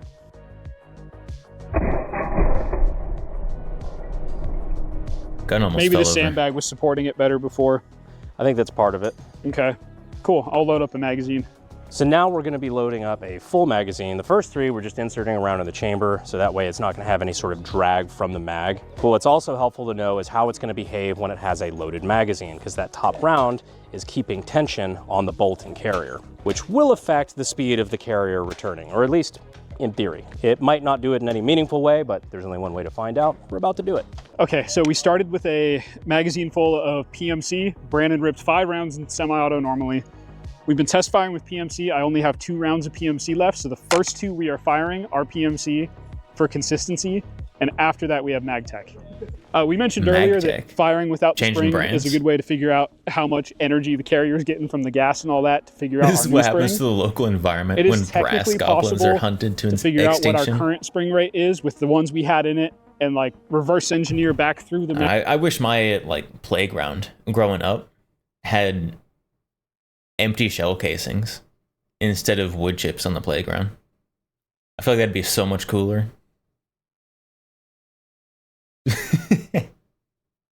math to get our energy to then reverse engineer back to the new spring. We tried it. We got inconsistent results because we're not real engineers, and it's not really a good number because those springs are old and kind of worn out. So it's better to just start from nothing. Plus, like I've never liked the idea of doing something on paper that we could just do in reality. 'Cause Yeah. it's like there's what theoretically will work, and then there's what we fucking know will work because Yeah. we did it, you know? It takes any guesswork out, especially it takes human error out of the math and all that too. Yeah, especially when there's no good reason. Like certain things, you have to do on the computer first and like kind of walk it in, but like we have the fucking gun. Yeah, certain things like whether or not it's going to explode. That's good to do in the that's camera. pretty good to know. There we go. Slam it in harder. Make sure our angle's still good. Cool. Firing! 3, 2, 1. Okay, definitely not as far. We're gonna do the second one just right. I wonder row. how much friction having the mag in there adds. All right. Firing! 3, 2, 1. Oh, it didn't go. 3, 2, 1. All right. Getting blue ball by the 50 on that one. Yeah. Turns out using a really stretchy bore snake is not a good idea for a trigger spring. All right, gun's clear. Go.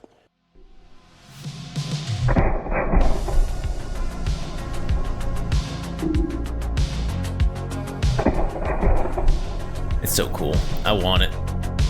I want to shoot it. No, the first one went a little shorter by a couple feet, and the second one landed in like the same spot. Okay. Still useful to know. For sure. I mean, I think that's a good sign that the geometry of like how the carrier interacts with the magazine is pretty sound. Yeah, it's not Yeah. obstructive. Yeah, because like if you take, for example, a Barrett that the magazine is developed for, a very fleshed out gun. If you take a Barrett, load a full mag in it and charge it, it doesn't really feel any different. Yeah. So it's good that we're in the same ballpark, I guess. Great success. Great No success. chipping. Nice even contact, it looks like. That's the S7 one. Yeah, this is the brand new one. We heat treated this extractor on Friday. So we have them marked, yeah, right there. So we've got a couple different extractors that we're rolling with. This one's the S7 one. We have them marked there so you can tell what kind of steel it is. And there you see the dimples from where it was hardness tested. So making sure it was the hardness we thought it was.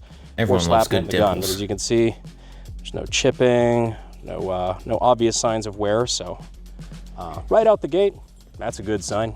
So we actually have gone through one extractor on this gun so far.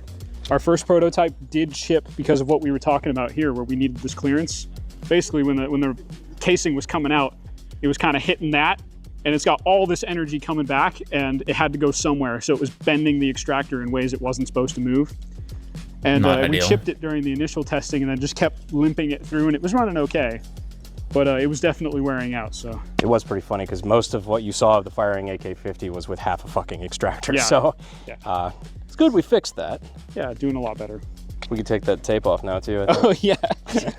6-inch measuring device, which I think this is wrong. That's way more than 6 inches. So we definitely appreciate the Drive Tanks guys letting us use the range. Been using it a little bit this morning for a couple of videos, including this one. Wait, what happened to the Desperado Ranch?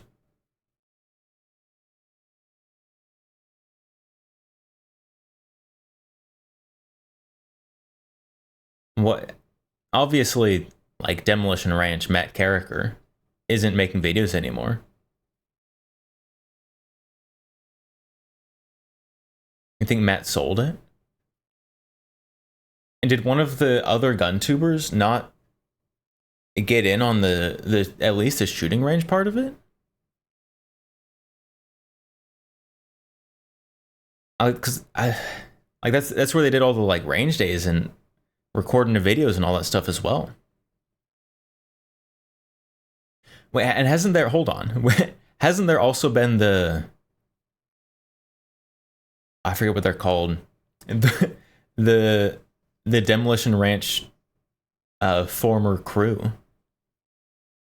They called themselves something weird, like the DEI hires or something. Haven't they been recording videos on the Desperado range? Or am I just dumb? Both of those are possibilities.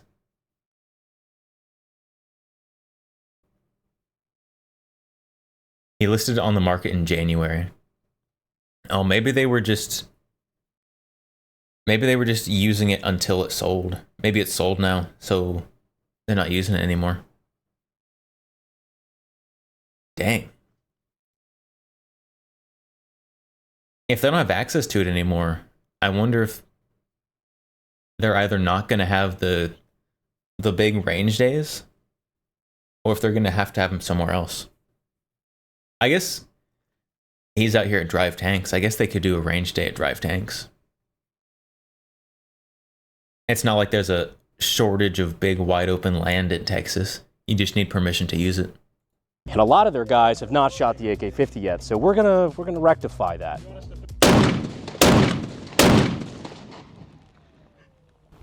That's pretty fucking cool. Dude, one of them brass casings hit me in my nut. You get that on them bigger jobs. You didn't even move. Great man. cameraman. Dude, that's pretty fucking I know, wicked. I said That's smoother than the Barrett. It doesn't recoil bad at all. No, that's really nice. Oh. Did you just bump fire it? Smoother than the Barrett. That double tap was gnarly. I actually really like that. I can see what you're talking about with that smooth recoil, dude.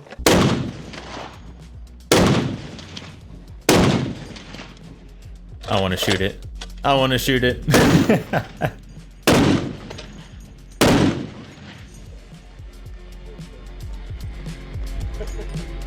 You've been doing your squats, buddy. Oh my goodness. That is smooth as shit. He is caked up. Respectfully.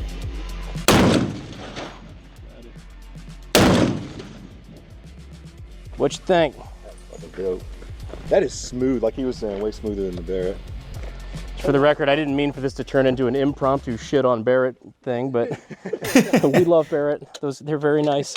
Well, I hope you enjoyed all of that beautiful AK-50 porn. It's a really good date out of that range day. Plus, it's always a good time to break the 50 out and let people shoot it. Definitely a crowd pleaser, and you know, as much as I talk about firearm history, I would let him please really me with that. Be able to say that in one small part, we contributed a little bit to that. Makes me feel all tingly inside.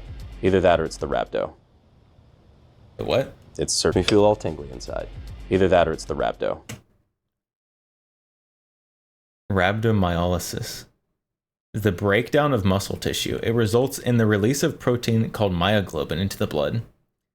It can damage the kidneys. That's fine. It's certainly one of those two things. So in summary, AK-50 is not going anywhere. In fact, it is now functioning better than ever with a couple of improvements that we'll be making soon to, again, just get this to the best version of what it could possibly be. Then we'll stick a fucking drum on it. Anyhow, it's been my pleasure to continuously, again, walk you through the AK-50 project. I know a lot of you guys have been here since the very beginning. And it's just really cool to be able to experience this. I've not been here quite since the beginning. A lot of cool videos coming up, including a very special announcement very soon. It's going to make a lot of you guys very happy and a lot of other people very unhappy. So stick around for that. I appreciate you guys as always, and I will see you in the next video. Thanks. Fuel is my obsession to make the perfect weapon, like Rasputin's rise to the top.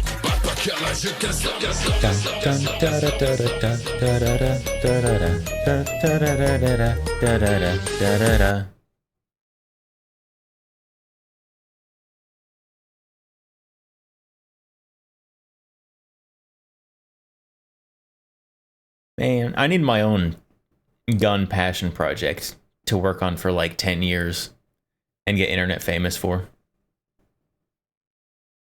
I don't know what it would be.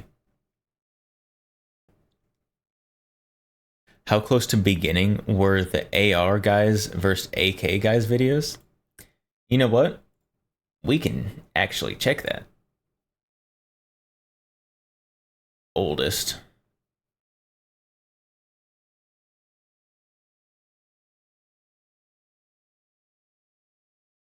All right, so let's see. Let's see what we got here. See where the first AK-50. So I think this right here, this is the first AK-50. Oh my goodness, he looks like a whole different person. So there's that one.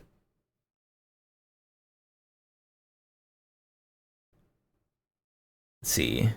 Now let's see where the AR versus AK guy.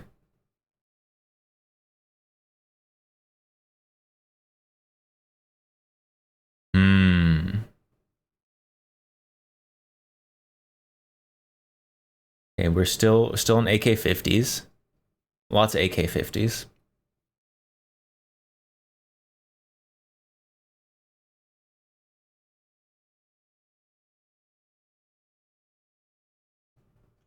I feel like it wasn't I feel like it should have been before this, the AR versus AK guy.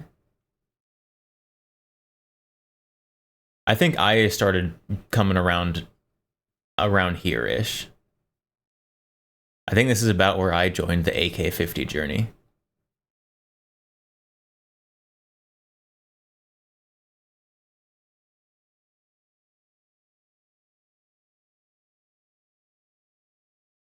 There we go. AR versus AK guys number 2. I missed the first one. Oh, there it is. There it is. AR guys versus AK guys. 6 years ago. So, it's like 2 years. AR guys versus AK guys was like 2 years after the start of AK-50. Gecko, you're back? Welcome back.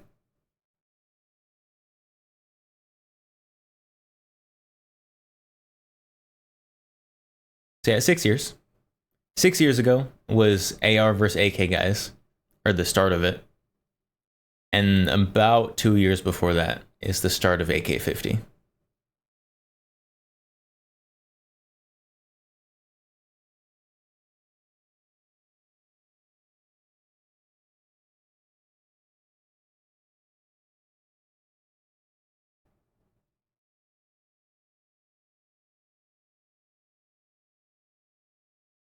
I kind of want to watch this. You know what? It's 3 minutes long. AR guys versus AK guys. The first one.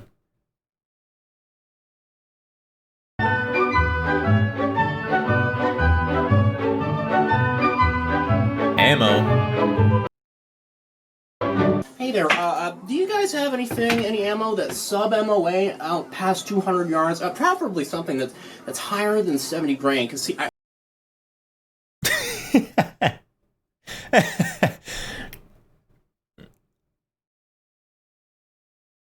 Yeah, this is what AR people sound like when they come into a gun shop. That's, yeah. I read on a forum one time, give me 1,000 rounds of the cheapest shit you got. That's how I treat my ARs and my AKs. And my FFL, FAL, and like basically everything else as well. Yeah, there you go. Hey. Cleanliness is next to godliness. Those are really good gun cleaners. They have a little pick on the other side too. Don't mind me, neighbors, just watering the Kalashnikov. No, that's all right. No need to call the police. It's fine. No, seriously, please don't call the police.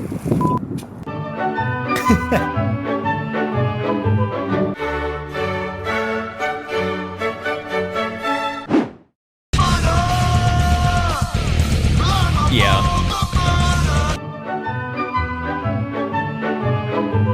So that'll be $4.99.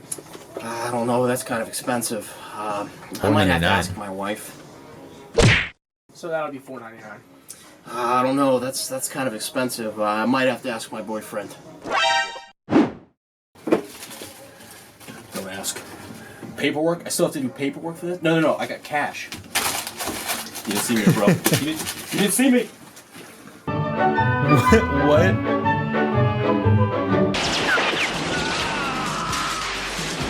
God, I want to f*** Chuck Norris.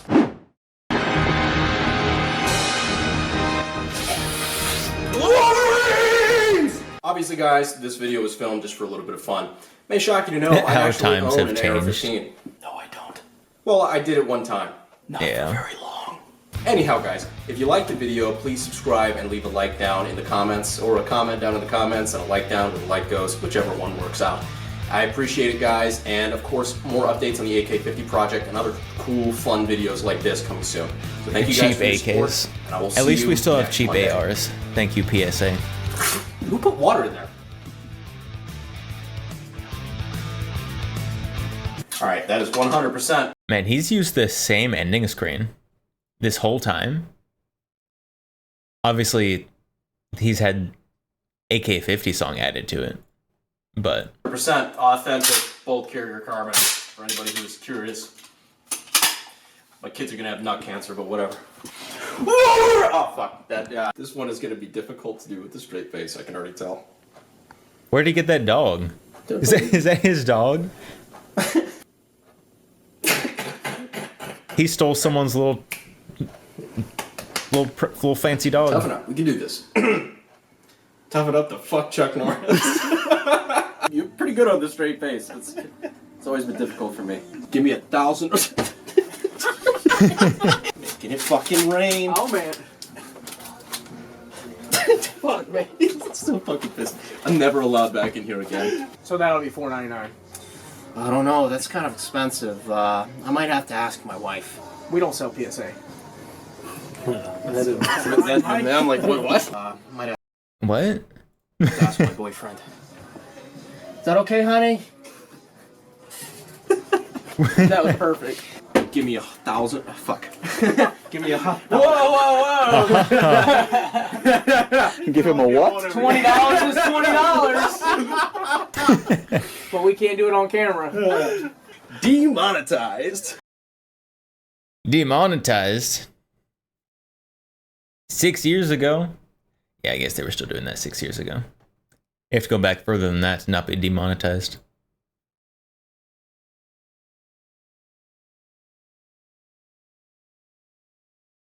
He looks so young. He looks so young in those old videos. He's an old man now.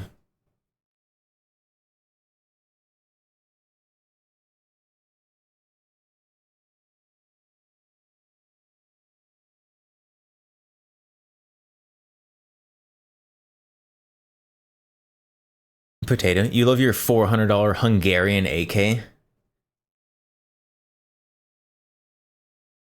It's not worth $400 anymore. I think that's about how much I paid for my Wasser when I got my Wasser like forever ago. That's not how much it's worth now. If I sold my Wasser, which I might sell it to fund some other stuff, I'll probably impulse buy something and then sell it because I have a credit card, and that's what you're supposed to do, right? He's not even 30. Okay, I know he's not actually old, but comparing current Brandon Herrera to 8-9 years ago Brandon Herrera, yeah.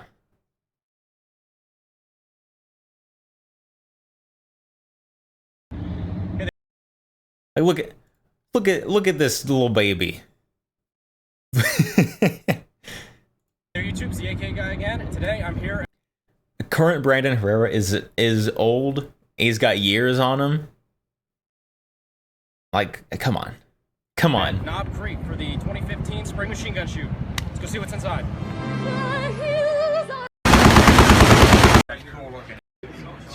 She's supposed to be holding this. I know, right? Dude, don't you ever see the calendars?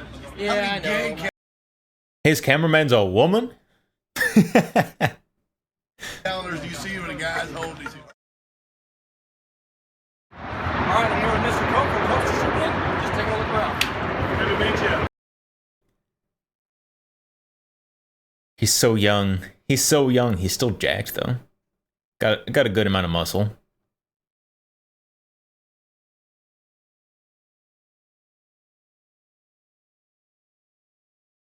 Buy now, $12.99.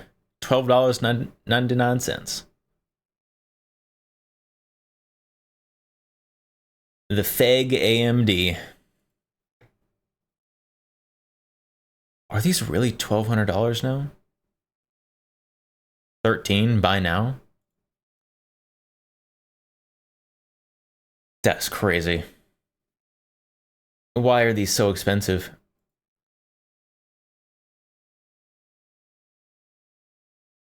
I mean, they're neat, don't get me wrong.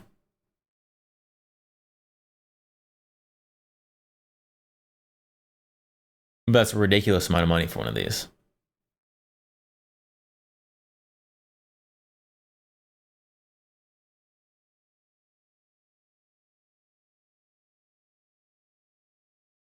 Nodex Spud. Whatever happened to them? Do they still exist?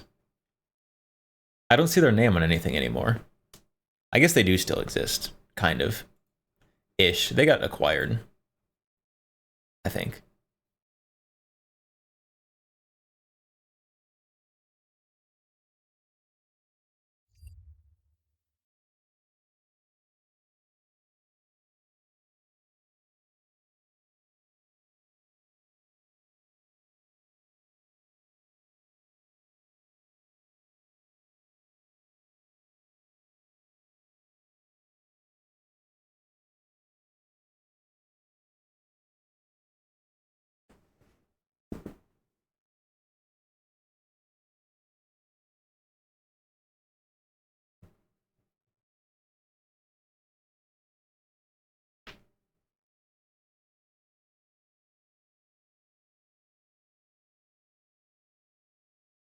And now I'm getting like AK versus AR recommendations in my feed. It's crazy.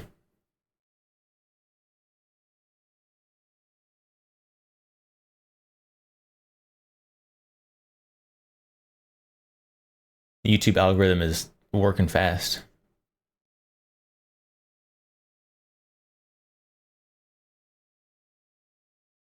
Did I see the HK safety video? I saw that it existed.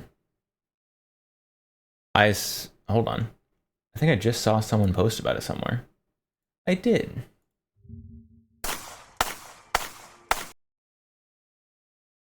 HK VP9A1 safety features. They definitely did not post this because there's another company that is getting a lot of attention for its lack of effective safety features. Clearly, this is purely coincidence, and they would not be capitalizing on people talking about how bad someone else's safety is to tell how good theirs is.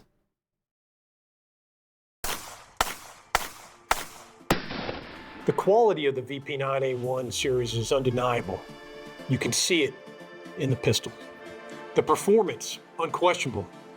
You can appreciate the performance, unquestionable. Never let a crisis go to waste. But what most people overlook are all of the... Didn't Nodat get acquired by H&R, which was acquired by PSA? That sounds right. That sounds correct. Numerous safety features that are built right into every VP9 that we make.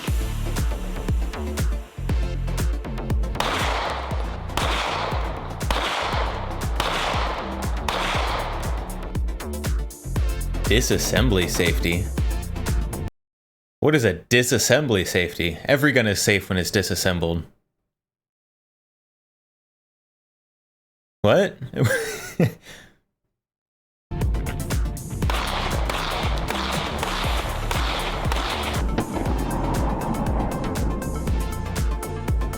Multi-axis? This is a firing pin block.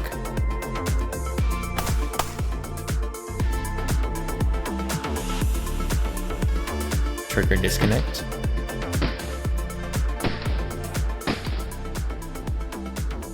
So let's go through these safety features for your VP9.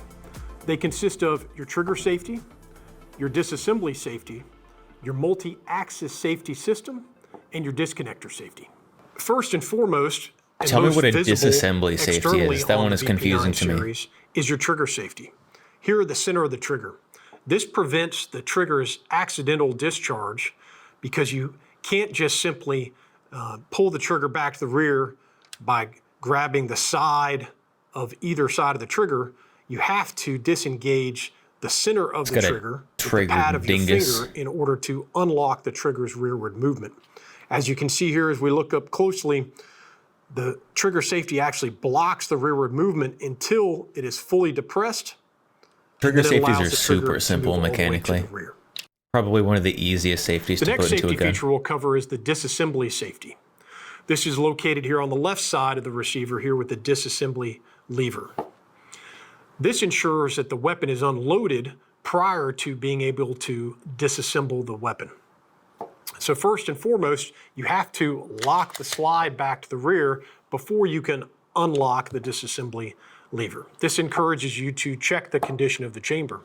Next, you have to remove the source of ammunition before you can rotate the disassembly safety lever down.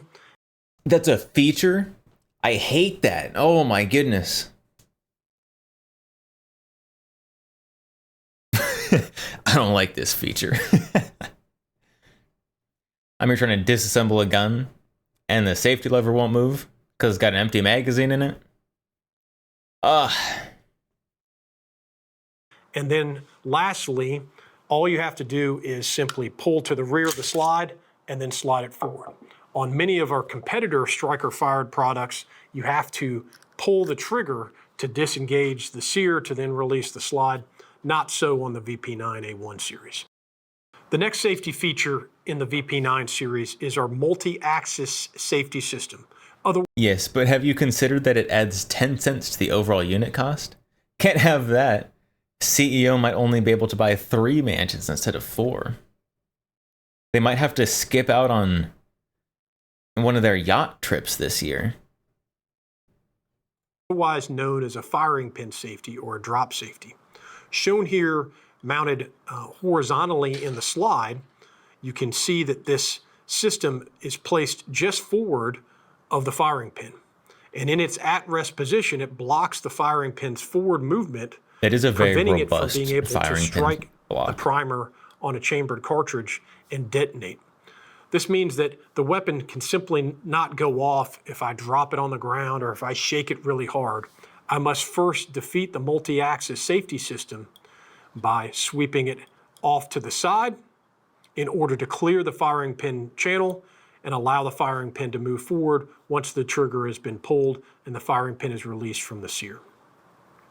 The sweeping action of the multi-axis safety system is completed by the action of the trigger bar moving to the rear. This detent that moves inward on the trigger bar engages with that multi-axis my trigger safety pull, system, it's gonna sweeping make my out of the trigger way pull only when heavier. the trigger is pulled to the rear.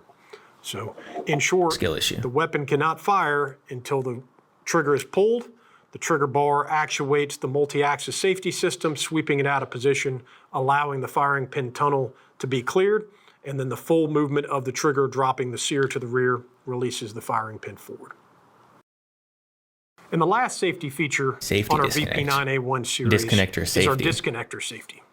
The disconnector safety prevents out-of-battery fire by ensuring that the slide must be fully in battery in order for the weapon to fire. This works in combination with your trigger bar. In normal operation, when the weapon is fully assembled and fully in battery, pulling the trigger causes the trigger bar to move to the rear and, as you can see, engage the sear actuator latch, pushing it back to the rear and in turn dropping the sear down. When the sear is dropped down, it releases the firing pin forward. But if the weapon was out of battery, the disconnector safety, which you can see located right here, just forward of the trigger bar, is depressed. When it is depressed, it causes the trigger bar to drop down. And when you pull the trigger bar still moves, but now it falls underneath the sear actuator latch. It does not engage and release the sear.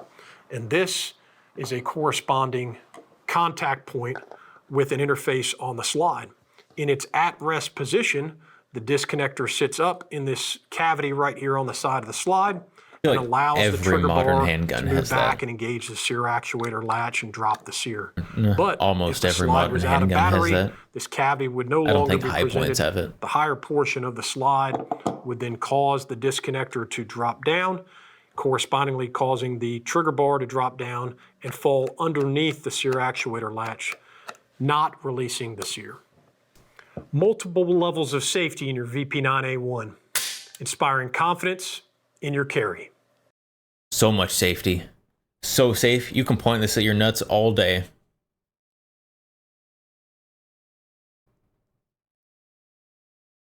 I do that with my SIG, but it's a P365, so it's okay.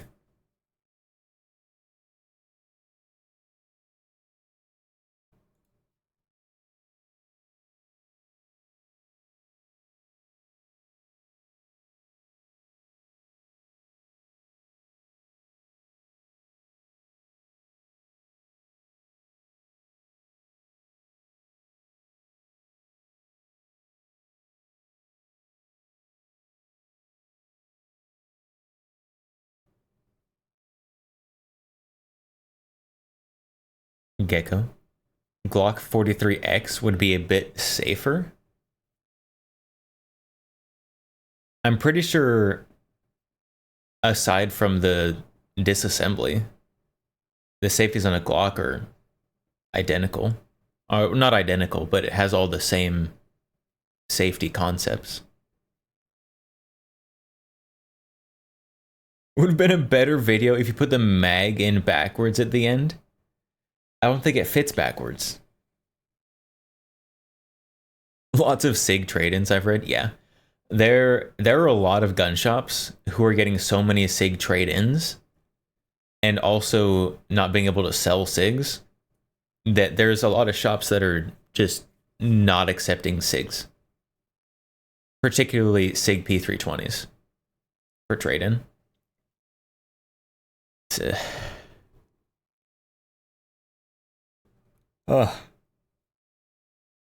It's a rough year for SIG. Skill issue, they should have done better.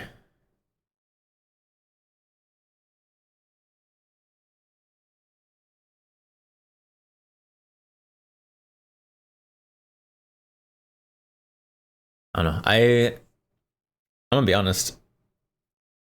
If the P320 prices drop very much more, I might have to buy another P320 and get myself one of the nice ones, like one of the ones with a cringe name, like the Black Spectre comp or something.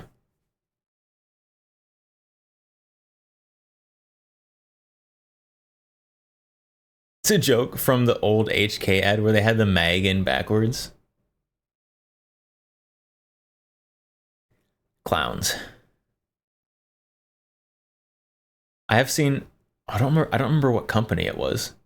There's some company that has an ad out there that has the bullets in the magazine backwards.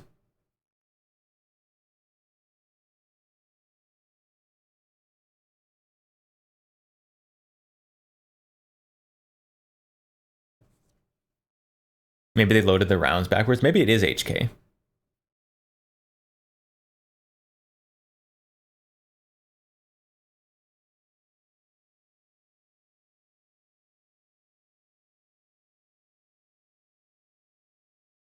The movie where they were baking live rounds? I think I know what movie you're talking. There's some movie where they like put some live rounds in a microwave to like radiate them to fight aliens or something. It was something stupid. I never watched the movie. I saw like a short of someone making fun of it.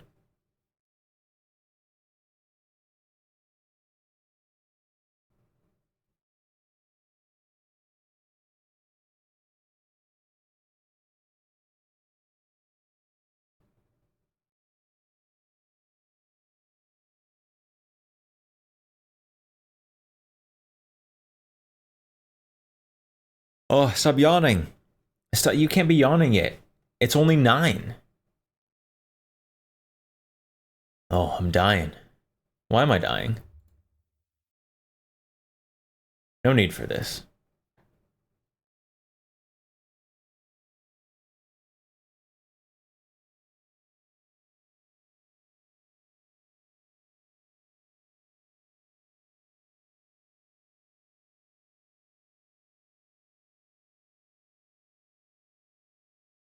Alright, we do have another video. There's another video I wanted to watch. I think it's an older video, but I didn't see it until yesterday. Maybe 2 days ago. Was that the Elevation movie? That is bold of you to assume I might know what movie it is.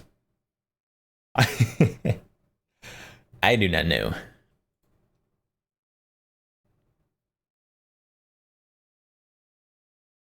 Scooter, I got Liam.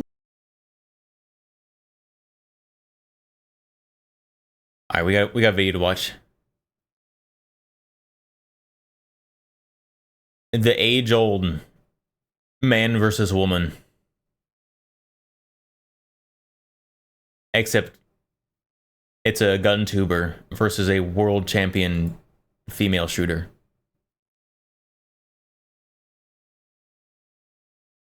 I'm gonna be honest, my money, I don't even know what they're competing with yet besides guns. My money's kind of on Scott. Scott has trained before with Jerry. At least for a little bit, he held the record for the fastest 500 Magnum shooting in a revolver. I think Scott has a leg up here. Scooter, I got Lena Michelik coming today, so I need you to keep it together, okay? Don't be weird. Why would I be weird? Just play it cool, okay? Hey guys, how you doing? Wooga. Hey, you gonna do some shooting today? Maybe over there? Scooter, cut it out. Yeah, I guess, maybe. Don't worry about him. I got everything set up and we are ready to go. Yeah, well, how are you gonna do all that shooting when you're so sore? Why would I be sore? Well, you know, because you fell from heaven. I'm really sorry about him. Yeah, that's all right. But you know, I got a thing, so I'm gonna go do that. See y'all. Hey, man shot his shot. He tried, you know. Cancer. He did his best. He did his best. What's up, everybody? My name is Scott, and you're watching Kentucky Ballistics. And today I have a very special guest, the one and only Lena Michelik. Hi. Lena, you are quite the shooter. You have over 25 national championships. You're like a 10-time world champion shooter, and you have a world record. Yeah. But I have something. Only one. I thought she had a few. It is a fact. There's many facts, but that's the one thing you have that I You do not have the real gold. This right here is a Kentucky Ballistics gold medal, and then here's the silver. This is probably the one you're going to take home. I feel like it might be quite an uphill battle for me as I am here in Kentucky on the Kentucky Ballistics Ranch shooting against you who designed the competition. Yeah, she does not have home field advantage here. Some may say, but I think you're going to have a really good shot today. Have some really fun stuff for us to do. Some tailored more towards you, some tailored more towards me. All 100% fun. And fair. Totally fair. Totally not fair. So today we are going to have 8 competitions, each worth 8. 1 point. What happens if they most tie? Points at the end of the day. What if it's wins 4 gold, and 4? Other one gets silver. Got it. So first up is going to be steel targets. We have 2 silhouette targets and the Texas Star. Basically, whoever can put 2 on the silhouette, knock down all 5 targets there, and 2 more on that silhouette in the fastest time wins. Got it. 9 mil first, but then, you know, we got to make it Kentucky Ballistics. Yeah, I mean, I have to have So is this some 2 sort of events? advantage here, so we're going to do it again. One event with 9 and one with large caliber? We're only going to do the Texas Star with the 500 Magnum. Ooh, so 1 shot per target. Yes. Hit or miss, that's it. That's no it. You got extras. 5 rounds. Whoever hits the most wins. Or if we get the same amount, whoever does it in the fastest time. It's very reasonable. Yeah, I think it's pretty fair. Besides the 500 Magnum part. So I guess we'll have a total of 500 9 Magnum is points very because reasonable. It'll be 1 point for 9 mil. I EDC 1 at 500 point Magnum. For 500 Magnum. Got it. I'm expecting to get no points here, but we're going to see. I mean, fingers crossed that's true. And this is for who goes first. This is for who decides. Okay, this is for who decides. Yep. All right. Rock, paper, scissors, shoot. Darn it. You're going first. I want to go second. Going second is always the play. As a strategic plan, I'm going to make him go first to see exactly what bar it is I have to rise above. It's not very high. You stand here at this rock. He's that cinder block. This is about, like, what would you say, like 50 yards? About 182. About Okay. 182. Embarrassing myself in 3, 2, 1. Right, start position will be You low start ready. low ready here. Low ready, yeah, just pointed. How about we point at that yellow thing right there? Point at the yellow thing. Got it. Point at the yellow Okay. thing. Shooter, are you ready? What yellow thing? Stand Am I by. blind? Go, Scott, go! Scott's got to represent all men everywhere. Nicely done. Very clean. In 8 Very good. Very good. flat. I actually feel pretty good about that. That was, I could not have beat that was that. pretty good. I Solid. mean, you I'm gonna may be have walked honest. into a trap. My question is, we can take extra shots, right? We got the whole mag. Right, I get, yes, yeah. Cool. That's all I need I to didn't, know. oh yeah, I didn't put a round limit. Yeah. You said them. My turn. I mean, Yeah, I'd like a full mag, please. Yeah. Because I want to go fast without fear. totally about to get smoked. All these world championships, national championships, all come down to this. Battling a Kentucky man in the middle of nowhere in some random field. Oh, the dream. I want to do that. Okay. Shooter ready. Stand by.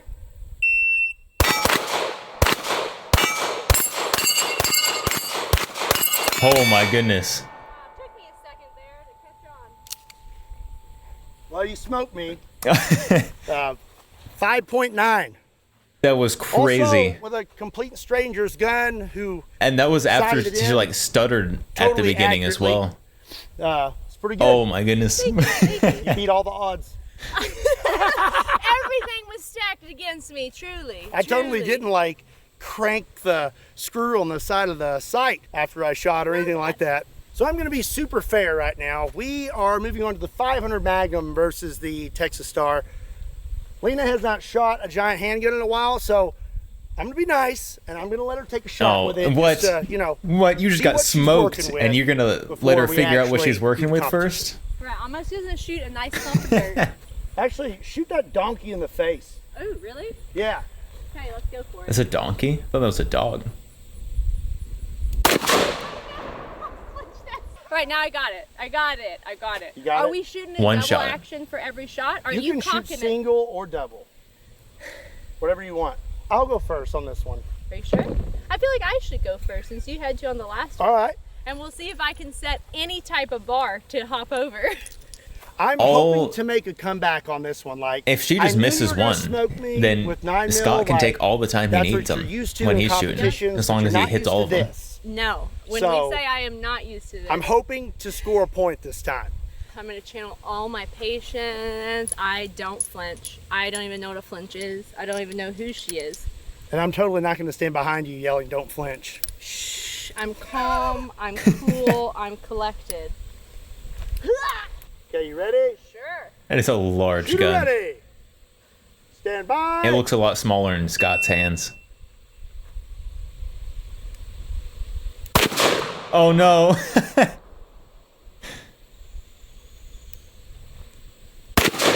Oh, all Scott has to do is just hit some of them. That remove that play with force. Oh. She made one up.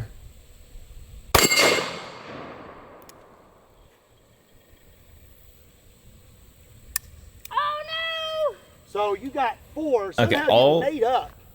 a All shot. Scott has to do is just hit all of them. That whole time. I'm You held about your to breath for pass 29 out. seconds. That's pretty good for someone who doesn't shoot big bore Ever. and you just I'm gonna keep all these. These go in my Yeah, pocket. souvenirs. That's cool. Souvenir for me. It's more silver than I have any hope of winning. you managed to hit one of them and it knocked off another target. It So heard my I was prayers. over here going like, yes, I'm getting a point, and then you got 2 for 1. This is for you. All Scott has to do is hit all of them, and he I don't wins. want any more of that. Okay. Shooter, are you ready? Ready. Stand by.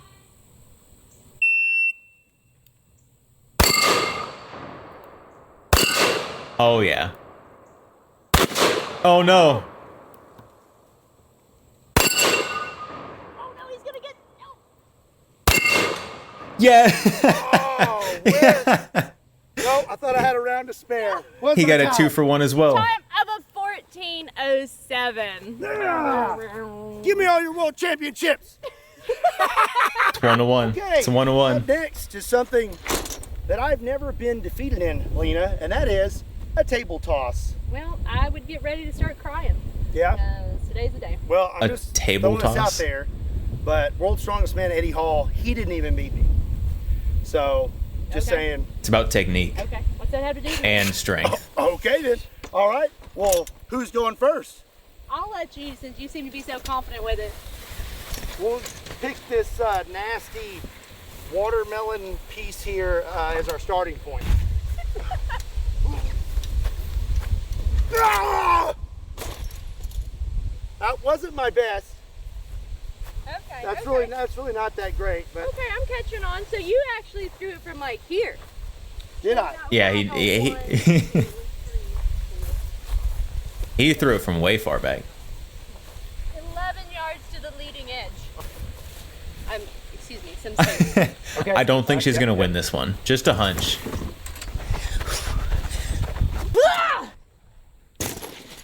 The magic of editing. That was okay. I guess you may want to walk that out. I don't think we need to. I got that point. No, On to the next one, Scott. What just happened? Okay, so we're gonna move on to another Oh, Scott's about to competition. get We're just gonna smoked. Kind of forget about. There's what just no way happened. Scott wins this I need one. all of you to forget about what just happened.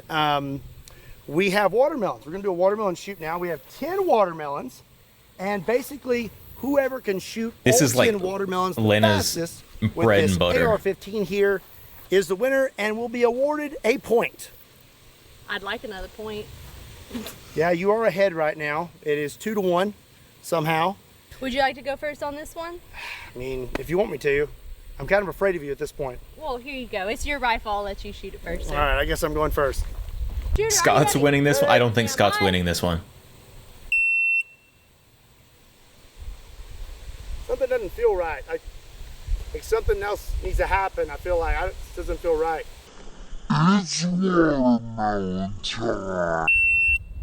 There we go.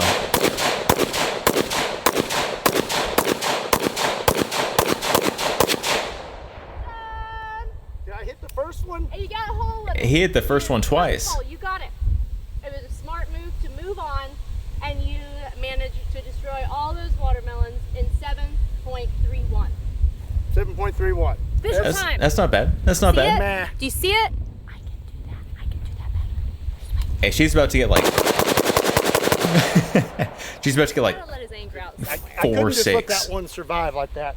All right, we have magically 10 more watermelons. They just sprouted up from the seeds of the Wow, fallen. it's impressive. They've got some And now it is your magic turn. soil out there.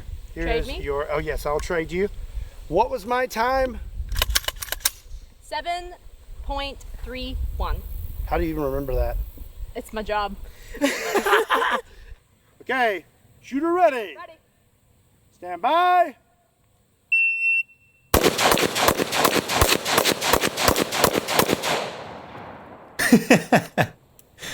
Yeah, I don't think Scott won that one. I mean, What was that? What was that? there's no need to even look at the time. I mean, I won totally. I don't. 4-2-8. 4-2. Yeah, that was Oh, I said 4-6.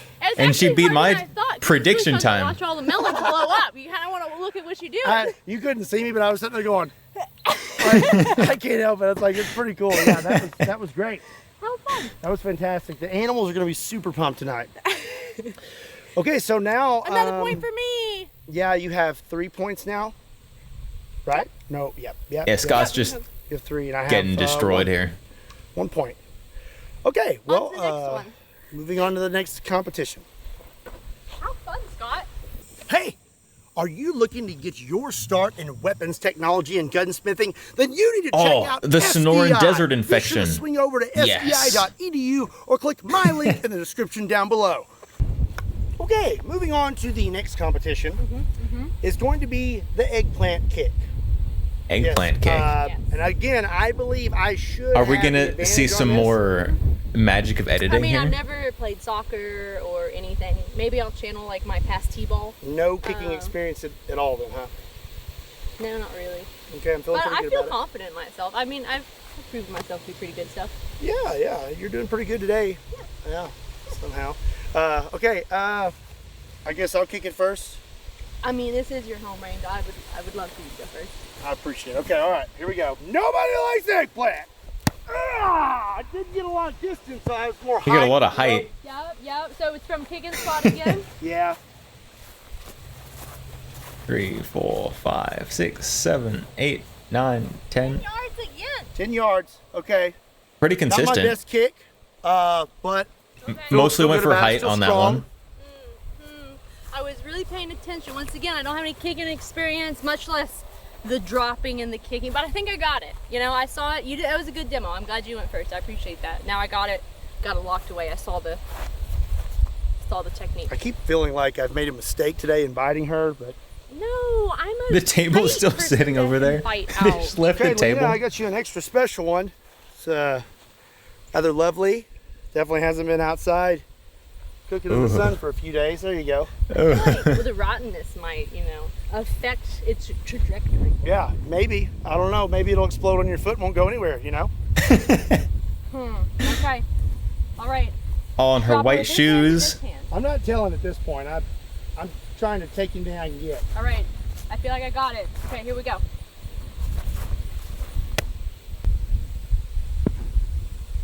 It's very real. That was pretty good. Very real.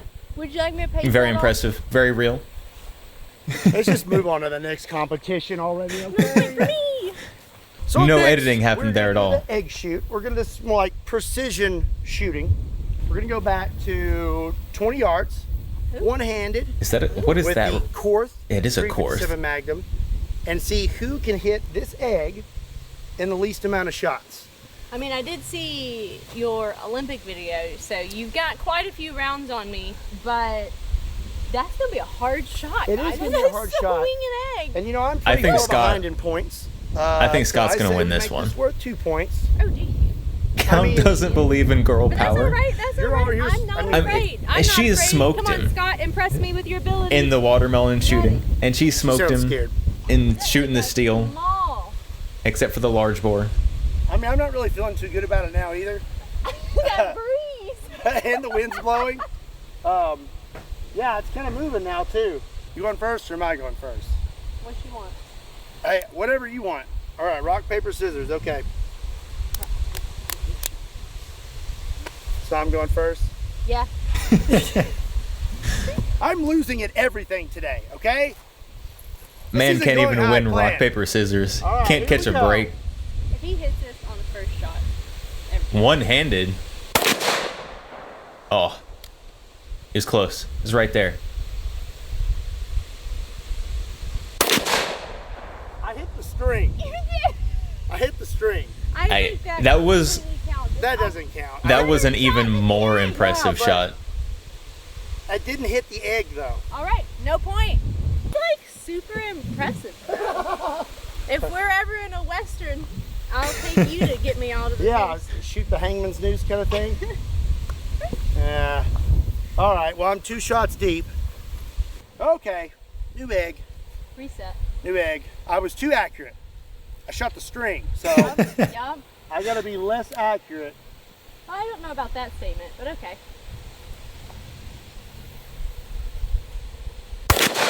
Oh no. 3. 4. You're doing good. Come on, Scott, you got this. Oh. 6th shot. 6 times the charm. Woo! I think 7. that's it, right? Yep. Ooh, but nice trigger bolt. All right. If you don't hit this in 6 shots, Why is he I say we one-handed? do a bonus round 2 hands. Because that's the competition.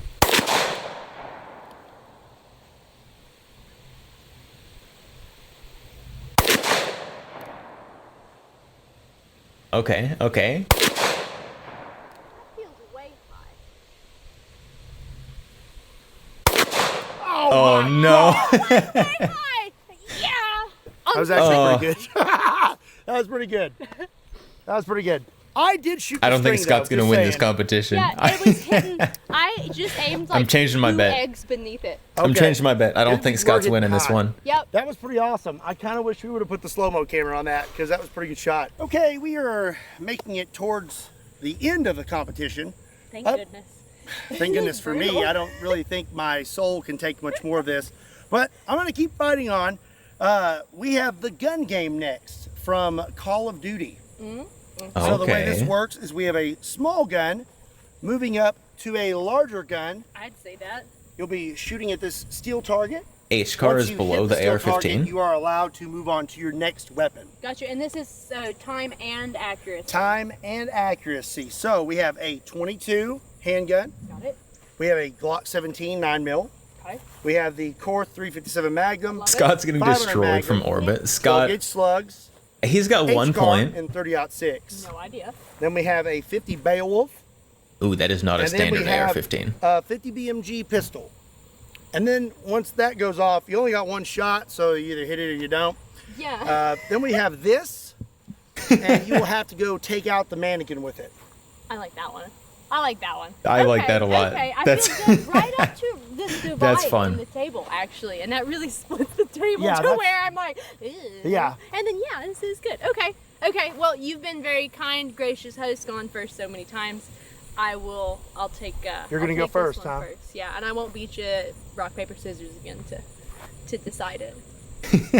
I don't know. She's just rubbing it in his face. We're gonna go with a stopwatch this time. I'm just gonna call the shots. Starting to rain too. Shooter ready. Sure. They're doing this in the rain. Go. Hit. Hit. Hit.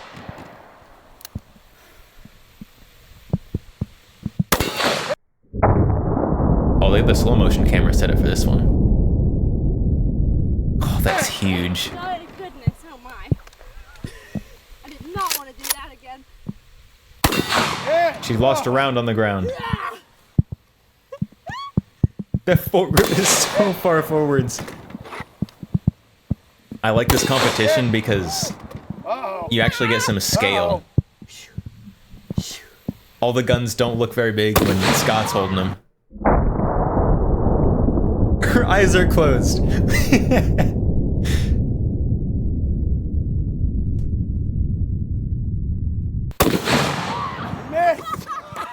Of course she missed that one. Her eyes were closed.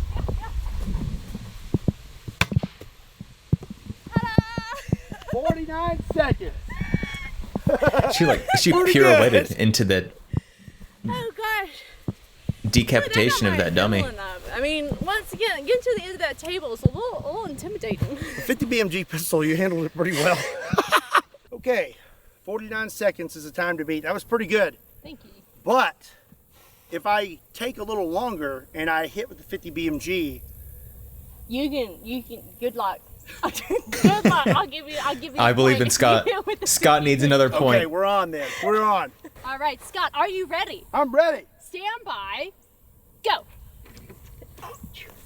Hit. First try.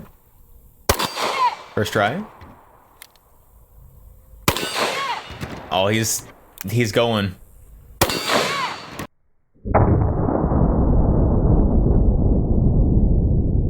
Man, he made that thing not look like a 500 Magnum.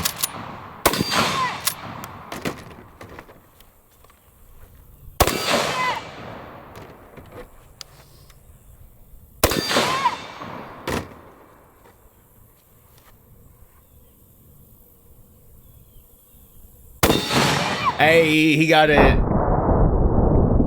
Scott wins this one.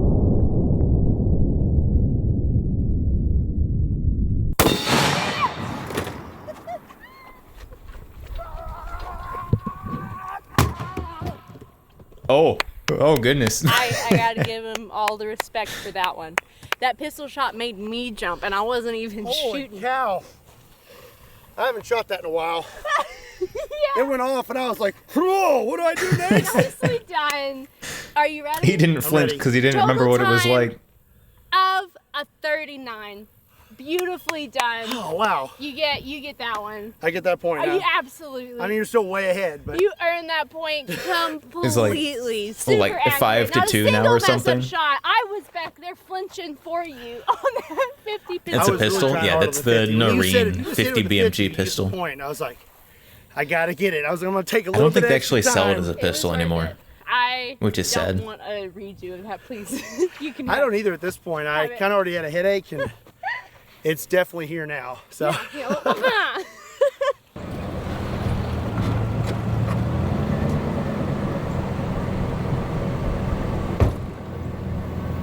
Technically, yeah, it's an AOW if it has the You foregrip whooped on me it. and all the stuff. You got more points. Guess what? This one's worth 9 points. Oh. 9 This points. one's this worth last 9? one, The okay? driving one. Yeah, there's gonna be a driving portion, okay?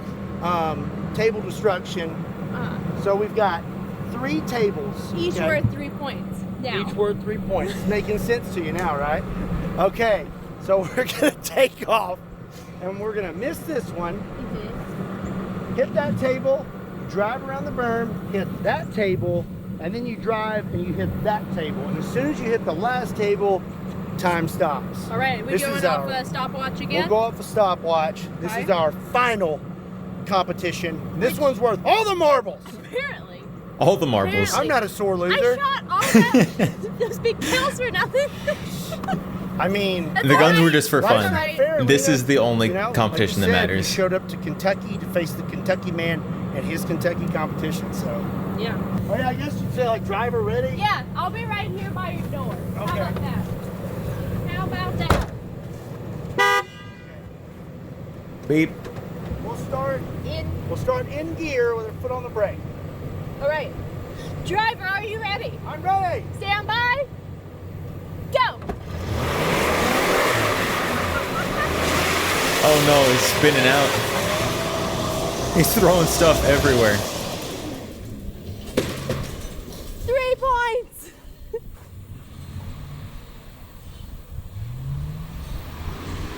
Does a pistol with a stock count as a pistol? Usually, no. If you put a stock on it, it is now a short barreled rifle.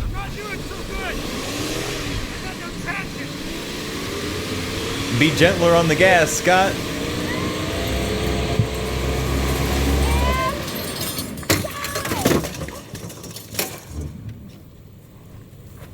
Well, that was He's just destroyed all his grass. Time, but 38.91. Once again, very glad I didn't have to go first. I really felt like I got a lot of intel All I from can that. smell is grass. Yeah. You know, you're shooting grass out the back. So what was that awful time? 38.91. Don't feel good about it. I do. So it gives me some more tables out. These wheels, they're like so slick. Yeah. I had 0 traction. Yeah, put something on those. Get some off-road tires. All right, what's the time to beat? Time to beat is 38.91. 38.91. All right, I guess I'll have you scoot up a little bit because, like you said, it's pretty obvious where I started. It is.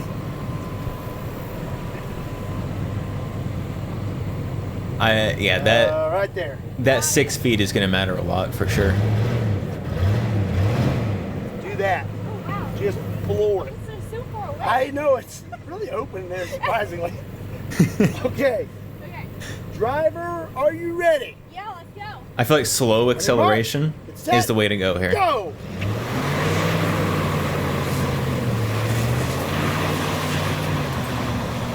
This going first stuff has really hurt me. But now she gets it. 1. Oh no. She definitely is not on the gas pedal as hard as Scott was. Oh. Ah! Ah! She missed it.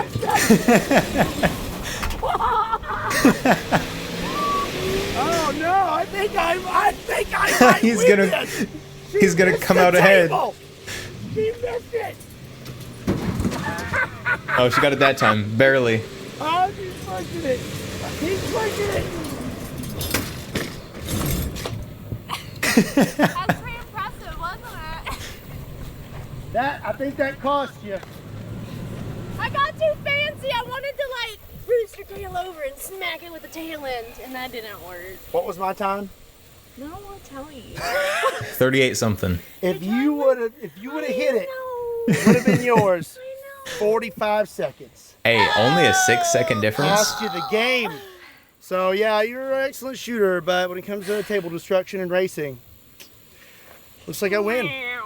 Looks like I win the whole thing. I got like all the points. So, all right. I know I said that last competition was worth 9 points, but that's not fair. Fair is fair, and Lena has 100% beat me today. So come on in here, Lena. I'm gonna present you with your award. Even here. if you throw out all the rigged competitions that definitely weren't editing magic, the Kentucky Games gold medal, she still won.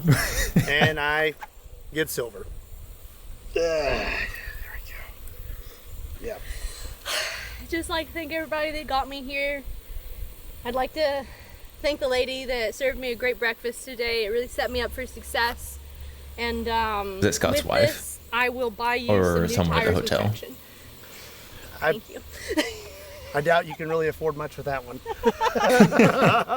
Well, Lena, I greatly appreciate you coming out. Good Thank game. you. This was wonderful. I had a blast. I hope you did too. Agree. I hope you This all was enjoyed wonderful. the video. If you did, be sure and give it a like. Hit that Entirely subscribe button. ridiculous Be sure to competition. check out Lena. Rigged from the start. She is on Instagram and lots of other places. I will leave a few links to those in the description down below. Even if And it as wasn't always, rigged, she still would have won. my name is Lena. We'll see you next time.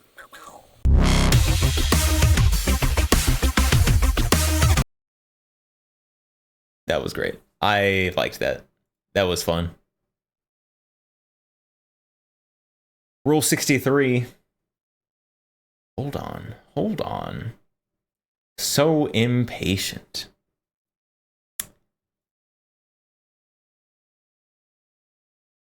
I'm so small. Oh, goodness. Oh, no. I got small. There we go. There we go. What's today's guns? I never introduced today's guns. What am I doing? Petite, yes, very petite. All right, today's guns. We have Heiser, as always. We have the Brownells BRN 180, modernized AR 180. We have the Taurus CT9 / SMT. It's on its way to being an SMT. I just need to source the stock still. Eventually. And we have the Boberg. The Boberg. Bullpup pistol. Very fun.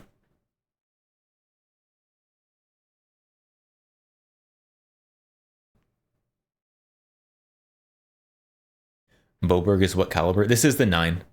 This is just the 9mm. Zoom. 9mm Boberg. Not the 45. What does bullpup mean?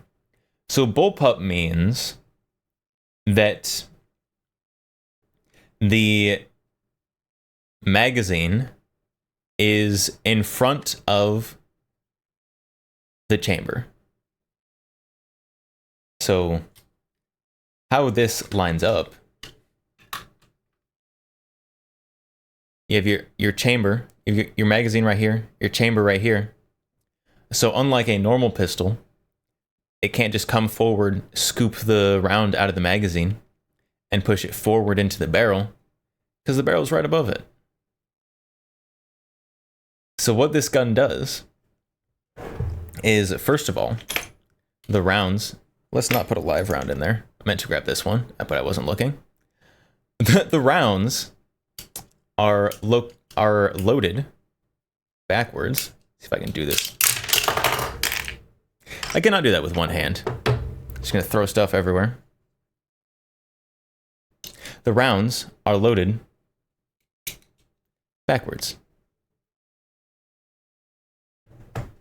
So, how this gun works is, with the magazine, when the magazine is in there, got a claw. Got a desk pop redeem for free. No desk pops. So, around in here, it has a little claw inside here. Grabs on to this rim. And it's going to pull it backwards, lift it up on an elevator, and then push it forwards into the barrel. So if I can do this slowly, we can actually see it happening. So it comes back. You can see there, that blue thing, that is our dummy round. And it is currently in the claws. Comes back to right there. From there, it is going to raise up. It's really hard to do this slow. Raise up on an elevator. And then go forward into the barrel.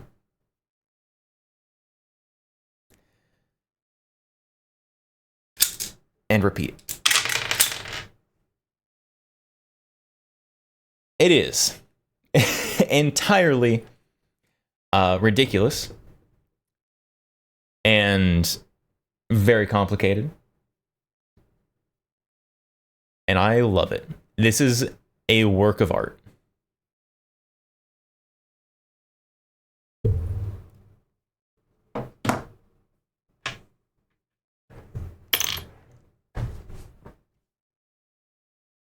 These things are so funky. They are very funky. What are the advantages and disadvantages of a bullpup? So a standard bullpup. Here, hold on. Do I have an easily accessible one? Yes. So a standard bullpup is usually going to be a rifle or a shotgun, not a pistol. So let me grab this. So this is more of a standard bullpup right here.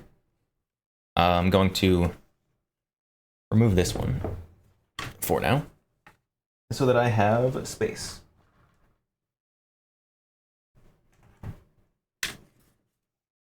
So this standard bullpup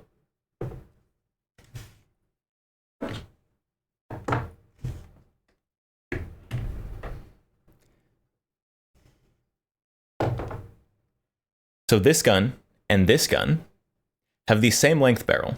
These are both 18-inch barrels. So a standard bullpup rifle here,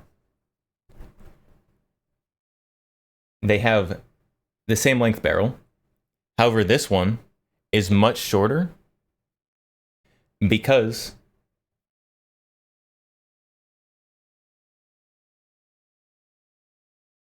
well, you're starting way back here. You get your chamber back here.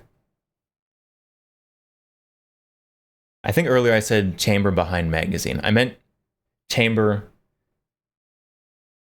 above or behind grip, not behind magazine. So bullpup, you get your chamber behind your firing control mechanism.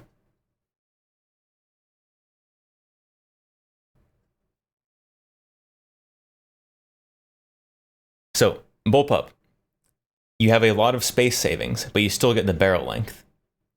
So usually, if I was going to have this size of gun and not a bullpup, you would have to shorten the barrel quite a bit.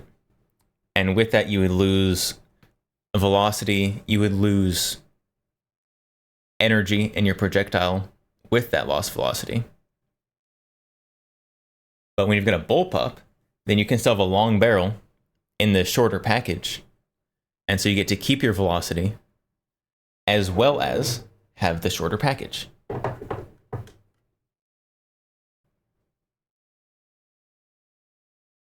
Disadvantage, you get made fun of. That depends on what kind of bullpup it is. That one, maybe a little bit. You only get made fun of by people who don't know what it is and they don't know how cool it is. But this, very cool.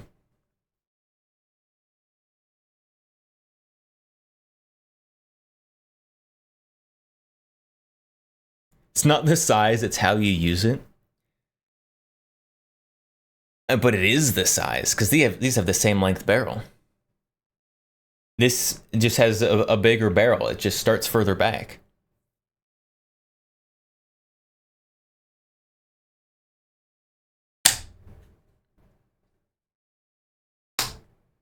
So maybe, yeah, maybe you are right. Hold on. Wait. Wait, hold on. Yeah, that's right. This one uses the space better.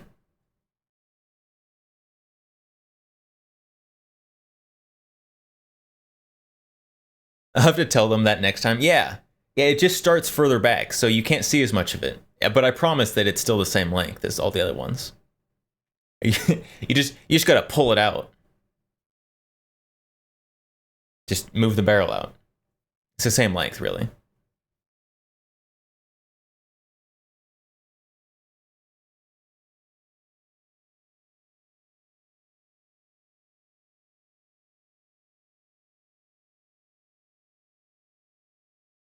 Bullpup pull-out game was weak. Maybe it was better. I don't know how, but maybe it was. This one also has a bayonet lug on it, so you can put a bayonet on it. What's your favorite gun in your collection? Ooh.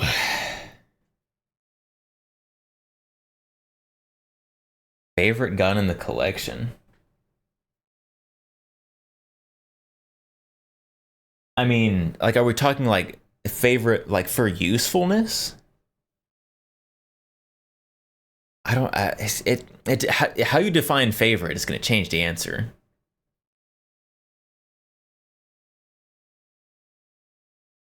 So like, if you're just going in terms of like your favorite gun, like most useful, like in an SHTF scenario, what are you grabbing? Then that's going to be the XCR. But if you're like, hey, what do you want to... If you were going to like, I don't know. You go to the range and have fun, what are you taking? Oh, most fun?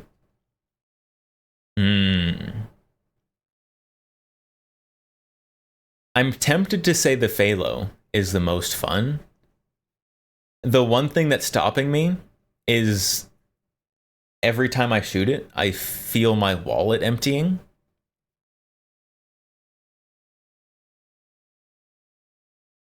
So that's kind of dampens the fun a little bit. The ammo's too expensive. I don't know. I'm gonna be honest. The last time I took the Taurus out, the Taurus CT9, like it's big. It's a 9mm. It's just direct blowback, but it's a little heavy, not too heavy. So the recoil is very nice. And you're shooting 9mm, which is pretty cheap. I think in terms of just like pure range enjoyment, it's going to come down to either the 635 DOE or the Taurus CT9.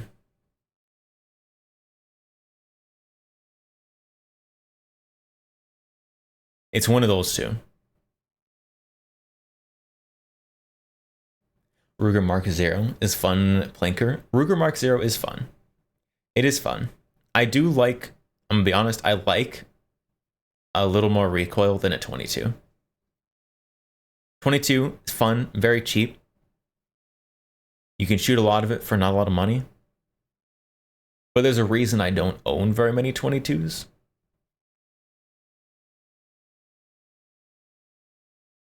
And the ones I do own, I don't shoot very much. Because shooting 22, like unless you've got a full auto 22, which is a different story. It's fun, but like I can go into the, like, just outside and just shoot, like, airsoft guns.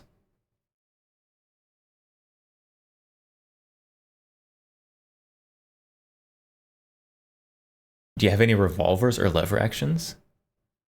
Technology is outdated. They're sexy. I have... Yes. I've got a couple revolvers, a lever gun. Got one revolver right here, actually, because it was here a couple streams ago, and I haven't put it away.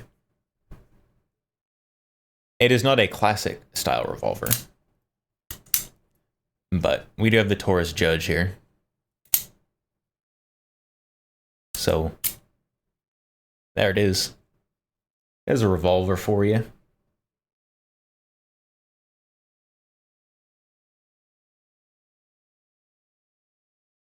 You do an FRT 22 build. That'd be fun. That would be very fun. Ferocious, what are you making the disgust face at the judge? I will have you know, this gun is not very good at very much, but it's a lot of fun. I do have a shoulder holster for this thing, and I will carry this if I'm planning on like going out tromping through some fields where there might be snakes, but that's about the only thing that it's actually good at.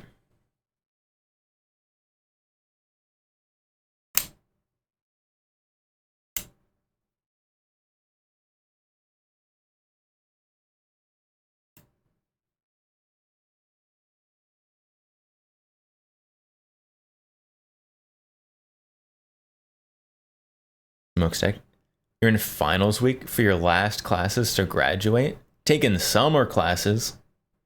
I'm so sorry. Congratulations on almost graduating. Then you can get a job, and then you can fund your guns. Perfect.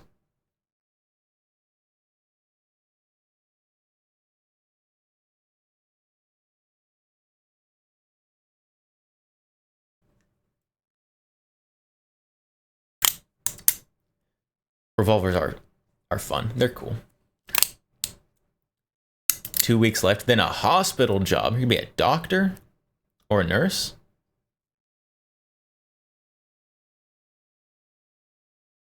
That is one of the things that you actually do need a degree for. I do kind of make fun of college degrees a little bit, but you know, being a doctor, being a lawyer,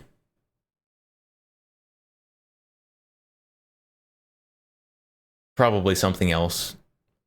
Some things do actually require degrees.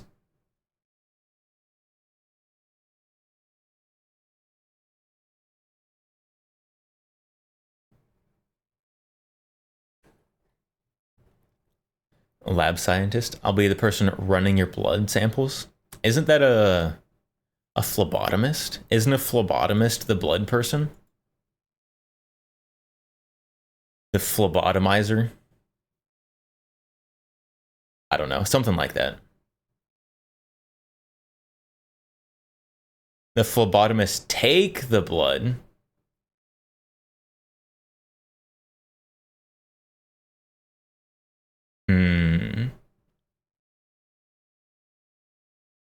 So you're not going to be a vampire.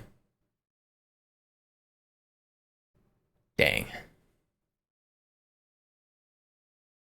22 is fun because of hikes like these.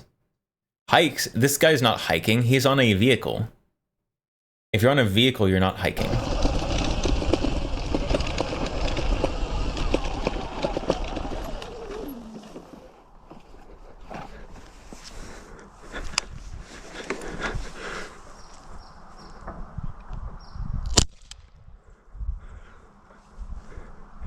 Hunting ground squirrels. I feel like a magnified optic would do a lot of good here.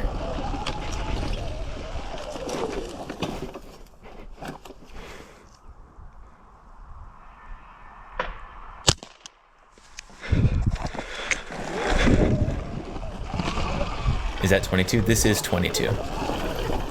We got one. Very small 22.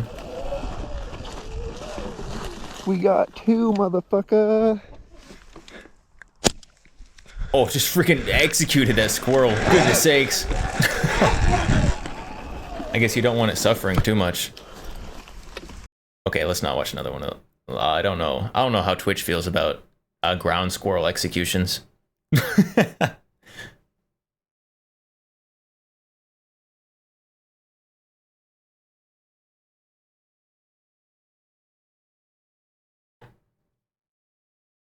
It should be fine. It should be fine, you're correct. It should be and are two different things. And even some things that are okay aren't actually. So it's just how Twitch is.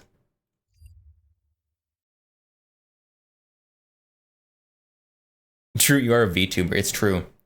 I'm a VTuber, and I have a little midriff showing right now. Scandalous.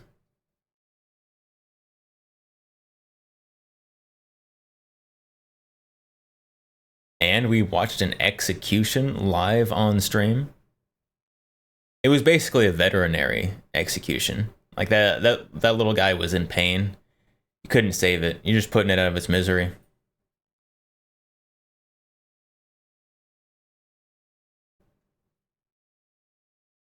Depends on the stars and how loose Twitch is. Yeah, the stars. Depends on how the bones landed when they threw them on the floor.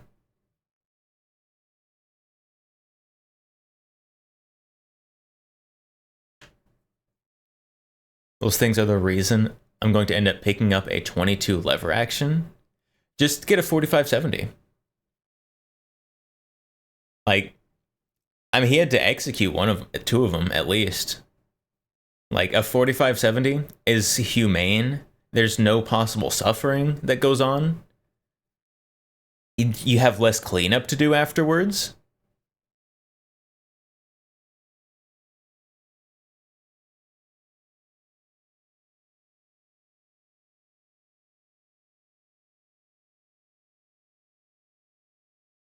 They run after shots. Yeah, suppressed 4570. Easy. Easy. Do you have a 4570? I do not have one handy. I don't think I even have a 4570. Well, I don't have a 4570 gun. I don't think I have any 4570 ammo. 22 is cheaper. Maybe. Okay, not maybe. Definitely. But it's not as cool.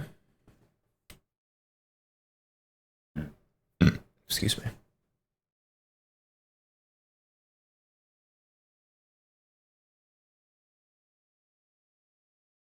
.4570 is very large, though. I don't have one, but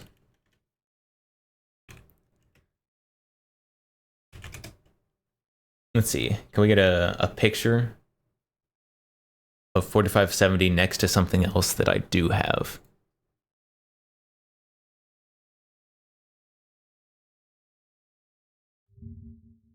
Holy crunchy image. I get that. But in a clearer image.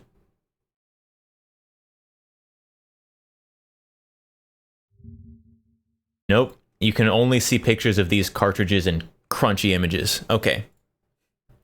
So I don't have a 4570. I do have, though, a 44 Magnum. So here's 44 Magnum, which I'm about to show you. Here's 44 Magnum. Big old guy. Huge handgun round. Not the biggest there is, obviously, but very good size. Here's a 4570. Or 44 next to 4570.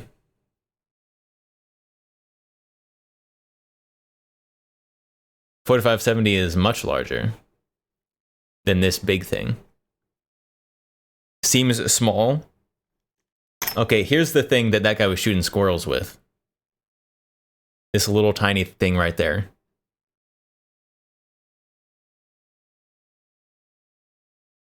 Lead soft point goodness. Yes, we do have the lead soft point. I don't know why I have 44 Magnum. I've got a couple boxes of 45 Magnum, 44 Magnum. I've got a couple boxes of this. I have never owned a 44 Magnum gun.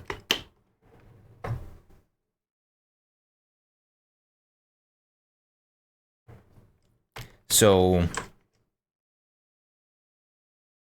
I don't know why I have these.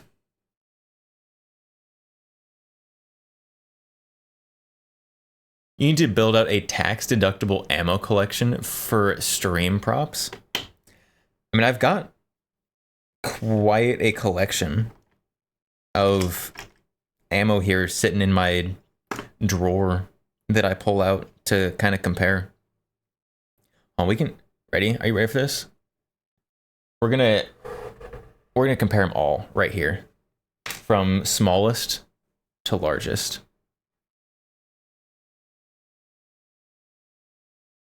How big is 375? 357. Do I have a 357 in here? I don't have a 357 in here. I know I have some 357. Also, ammo for a gun I have never owned. Well, since we're gonna make a big ammo lineup, let me go grab it. If I can find it easy.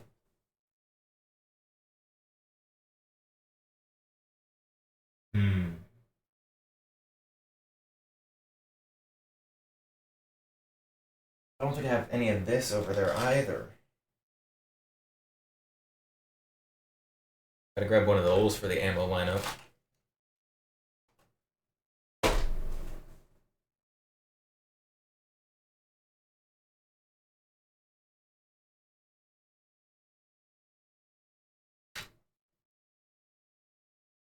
I don't think I have one of these either. Goodness sakes. I'm slacking on my drawer ammo.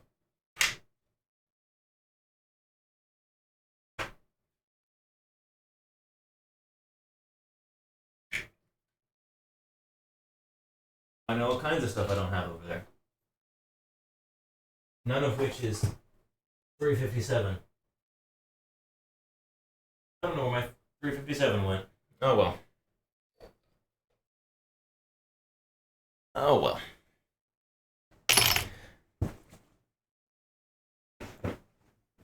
It's probably buried back there somewhere. I wasn't trying to go digging through everything.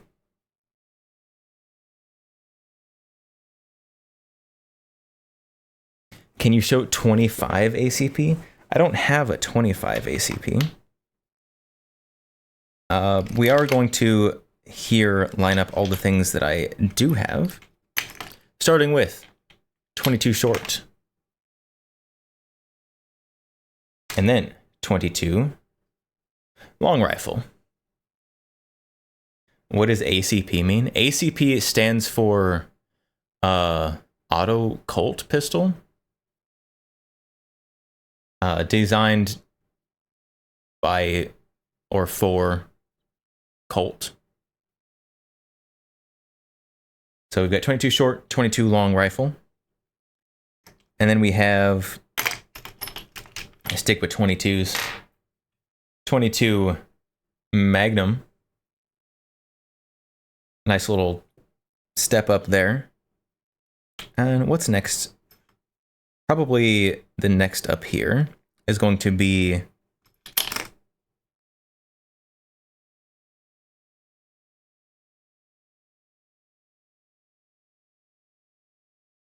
oh, I did already have one of these. No, I didn't. Those are not the same thing. So next we have 32 ACP. And then 380. Those ones look very similar. What's next?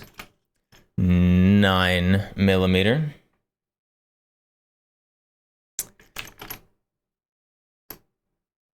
Do I have, are these both 9mm? Why do I have two 9mm in here?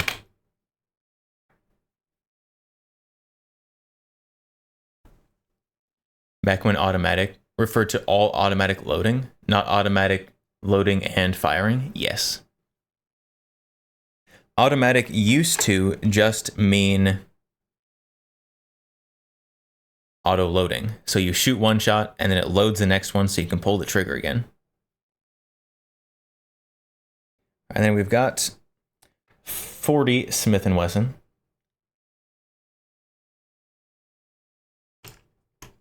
And 7.62 by 25.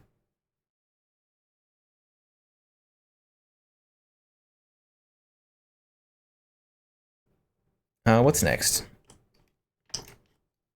We got to do all the pistol rounds. Probably next we're going to have 45 Colt. And 44 Magnum.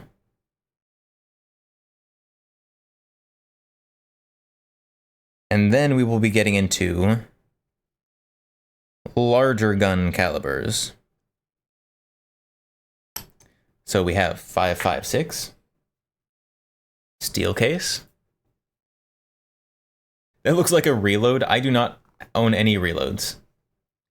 This 45 Colt is like a cowboy load though, so.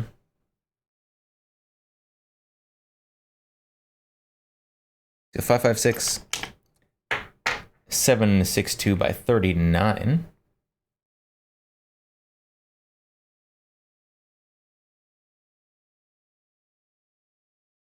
And then, what comes next? Then let's go 308 next. 7.62 by 51. Why is the one before 5.56 creased? I don't know, it's uncircumcised. It's just poking out a little bit. That's 44 Magnum.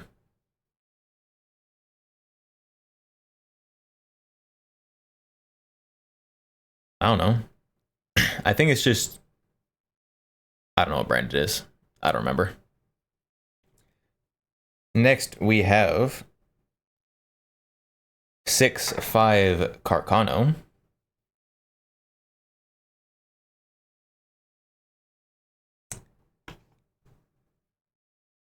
.762 by 54.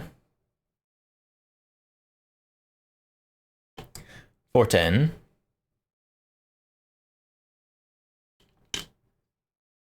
And 12 gauge. 6.5 Creedmoor? No. 6.5 Carcano. This is just one example of 12 and one example of 410. There's a lot of various sizes and looks for those two.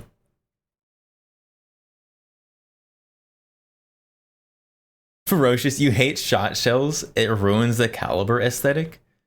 What? Why? Is it because it's bright colors and not metal? What gun fires a 410? This. This fires a 410. I do also have some 410 snap caps in it. I guess 45 Colt snap caps.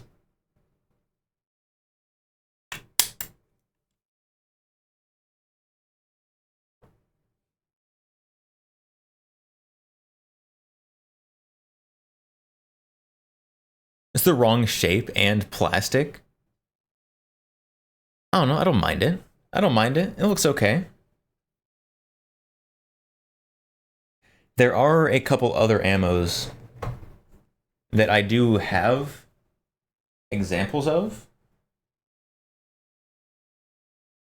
I just don't know. Oh, wait, there's another one. Oh, wait, there's another one.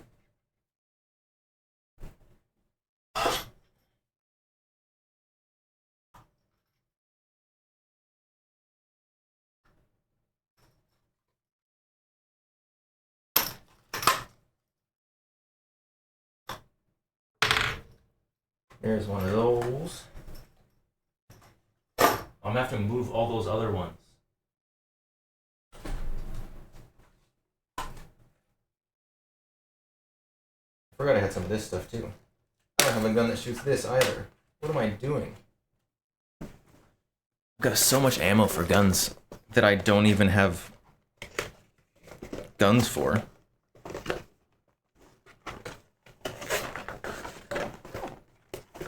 I'm gonna have to tear open a box to get to this one. No reselling that one anymore.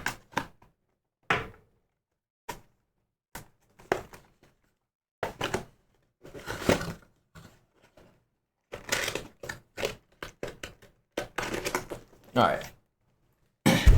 2 more calibers acquired.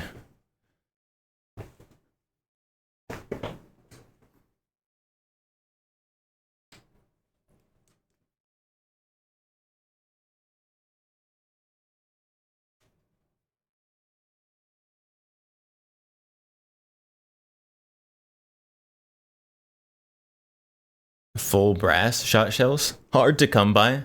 Have 1 empty shell. I would like some full brass shot shells. That'd be very cool. Alright. 2 more acquired.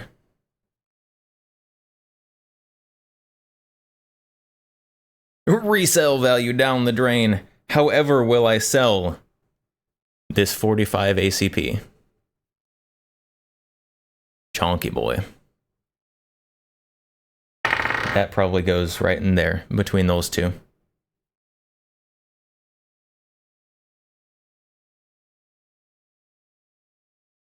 Hold on. We gotta scoot everything over. We gotta make room.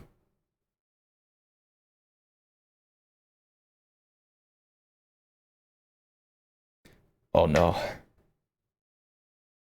Oh no, nothing's lined up anymore.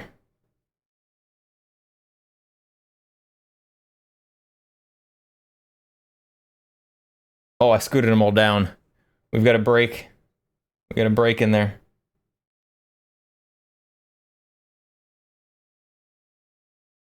Hold on. Hold on, we're almost there. Oh no. Oh, this is such a terrible idea.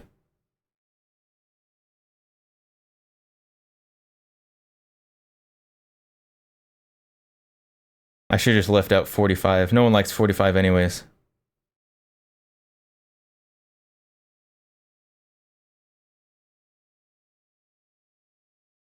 Stop touching. Get away.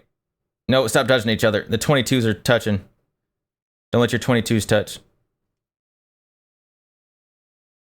Alright, there. That's going to be good enough. OCD moment. Yes, OCD moment. And we also have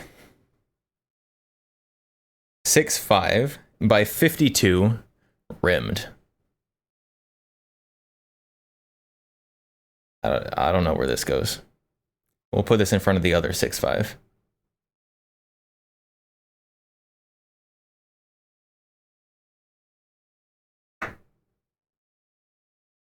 Stop touching. Don't touch. No touching. There we go. There we go. A nice scale. 45 has the best hand feel. It's got the best mouth feel. I don't know about hand feel. It feels like nice and weighty. Very pill-like.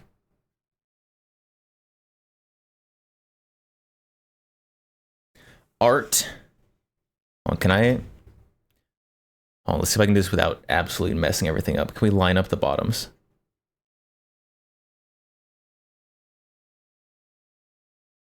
Oh, yes.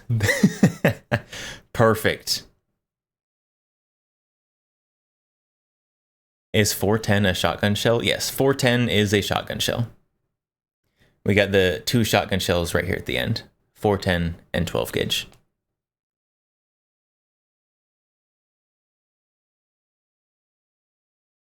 I think many artists would agree 12 gauge has the best mouthfeel.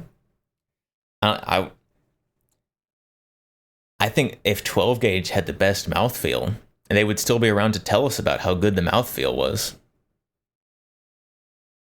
If the mouthfeel really was that good, then they would have told us about it. I think 12 gauge has the worst mouthfeel. And that's, well, why they're not here to tell us about the mouthfeel. It was just that bad.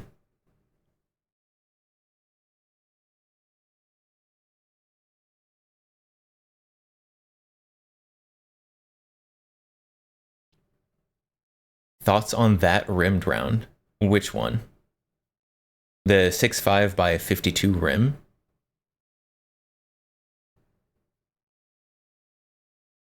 I don't know. I've literally never shot it. When I ordered this 6.5 by 52 rimmed, I didn't. It was supposed to be 6.5 by 52 Italian. 6.5 by 52 Carcano. Not 6.5 by 52 rimmed. So I don't even know what you shoot 6.5 by 52 rimmed out of. I've never heard that before.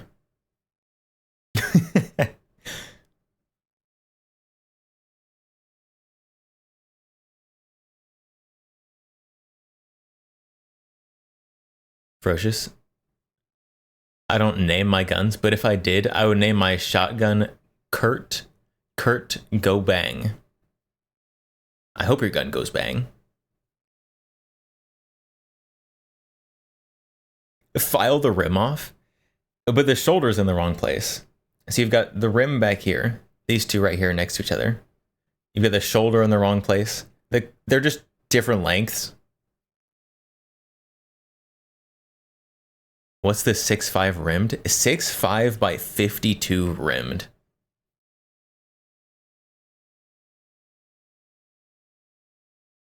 Honestly, I should just sell it. But like, it's such a weird round. Like, what if someday I accidentally acquire a gun that shoots 6.5 by 52 rimmed, and I'll never be able to find it again?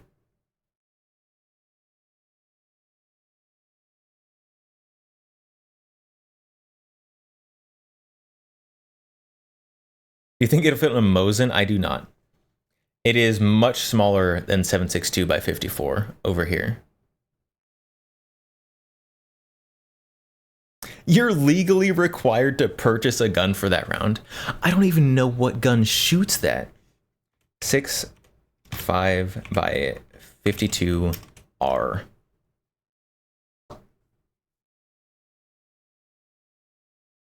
Rifle.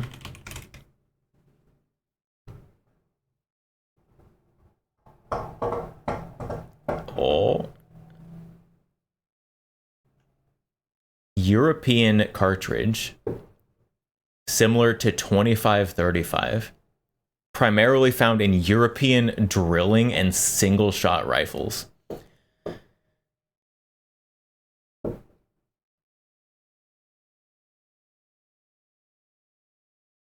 What if I accidentally acquire a gun? It happens. It has happened multiple times. You've never had someone be like, I don't want this, here you go. Not 6.5 by 52 Carcano.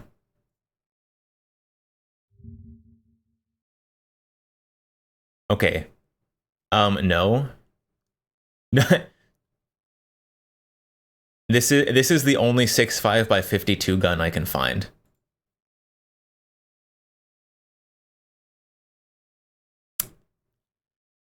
$5,000 for this,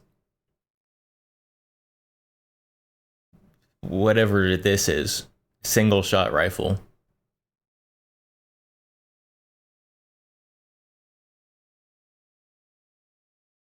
I think I will not be getting a 6.5 by 52R gun. You hate the scope? It's not a very good looking gun.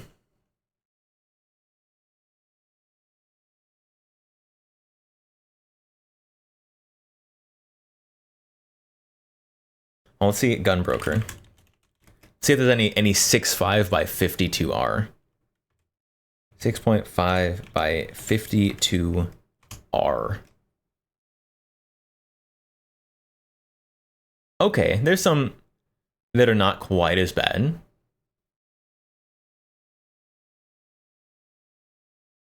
There's 2, 3, 4 if you include that one that we saw in a different place as well.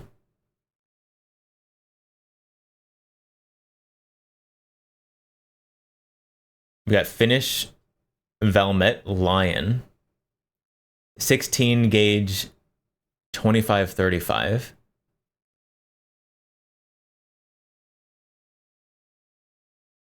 And then these two, they're in the thousands.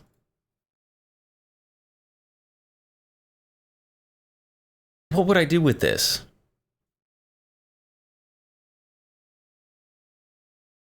I have no need for this. 16 gauge?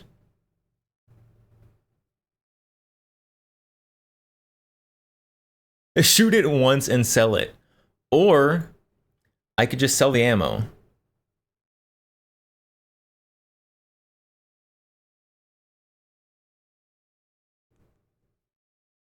People love 16 gauge. Old men love 16 gauge.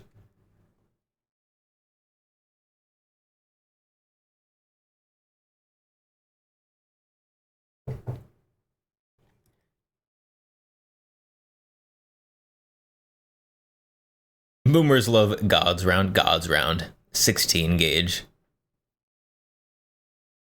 Shadow Wolfpack Leader. Holy edgy name. Hello, welcome. 45. You get your boomer with your 45 and 16 gauge. You are old man, Mr. Vampire. Hey. Hey.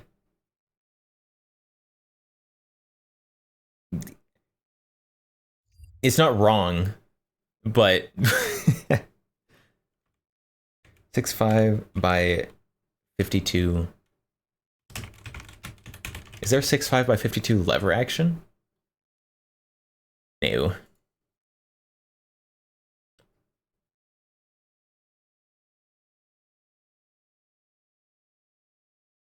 Oh, you can shoot 6.5 by 52 out of a 25-35. So I just need a 25-35 rifle. Those are much more common. You can get a lever action in that. I don't know if the caliber will work in a lever action, but...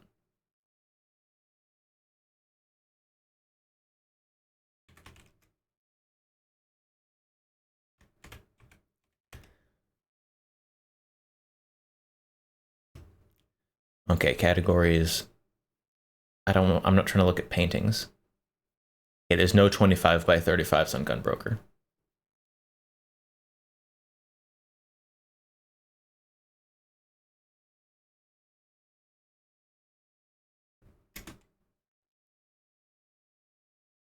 Oh no, there's some.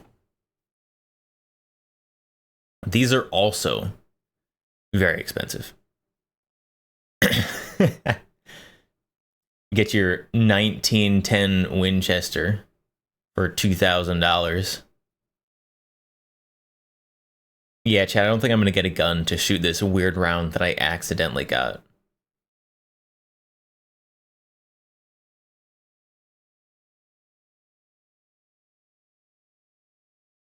Like what?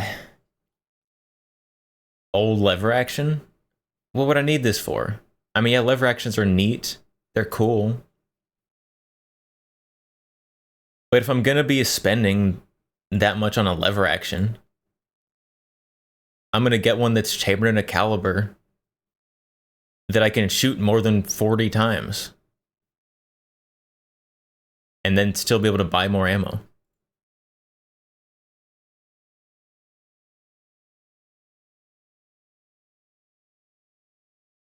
Sexy. I mean, it's a good looking gun. It's a good looking gun. But 1875. 1925 by now. I could just buy a modern reproduction, Japanese manufactured, 1873, that I could still buy ammo for.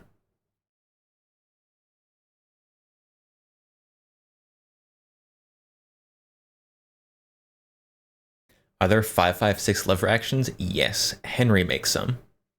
And they're very cringe looking and I don't like them. But if you like them, that's fine, I guess. I just don't.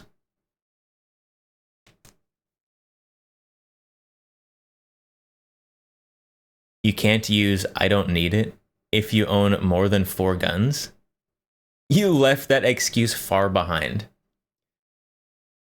But do you realize how much cooler things I could get than old lever action in a caliber that I will never be able to find for $1,900?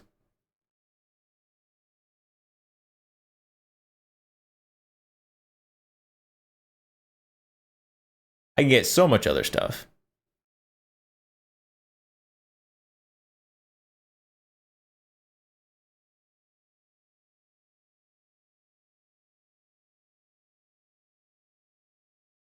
Specifically tube fed. There are no specifically tube fed 5.56 because we're take our 5.56 here and try not to mess up our nice lineup. So 5.56, the bullet is pointed. And so if you line these up end to end, then you will have this point on this primer, which is a bad idea. You don't want that.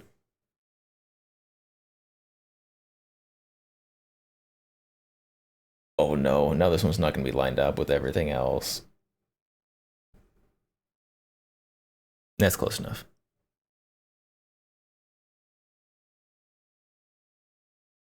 Smokestack. I'm looking for a revolver for my first gun.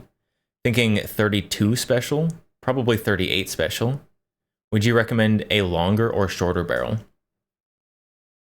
I would recommend a longer barrel, unless you are specifically looking for a carry revolver for some reason, which I would discourage.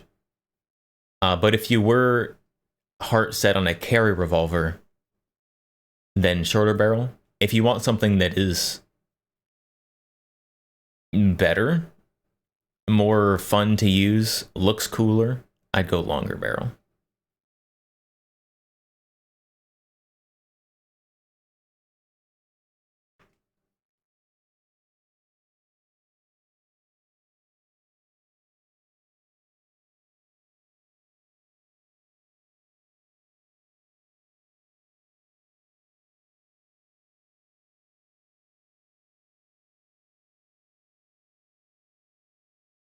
Background music is giving you PTSD. It's okay, it changed.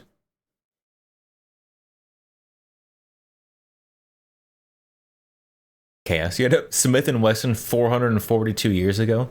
It's a lot of years. I don't think Smith & Wesson is even that old.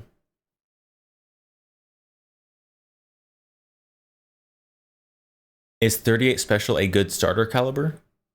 It's alright. I mean, for a revolver, yeah.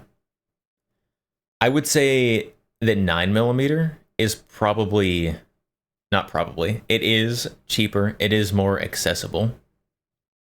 But in terms of revolvers and revolver cartridges, 38's pretty good. And if you get a 357 revolver, you can also shoot 38 Special out of it. So, all the waifu references. Boop, you booping me?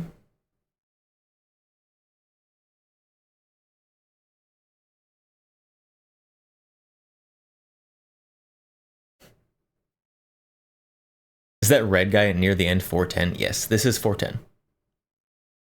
So we're going to go through them again. Do I have a pointer? I need something to point with. Well, we're pointing with this. So we have... Oh no! I pointed too aggressively. It's so over.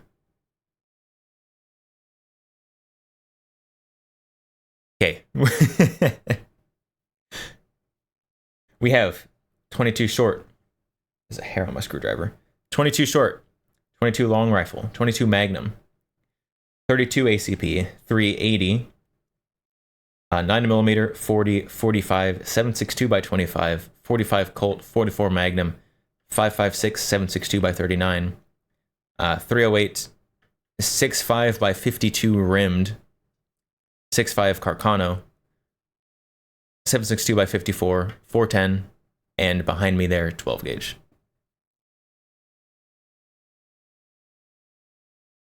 $22 short? Yes, 22 short.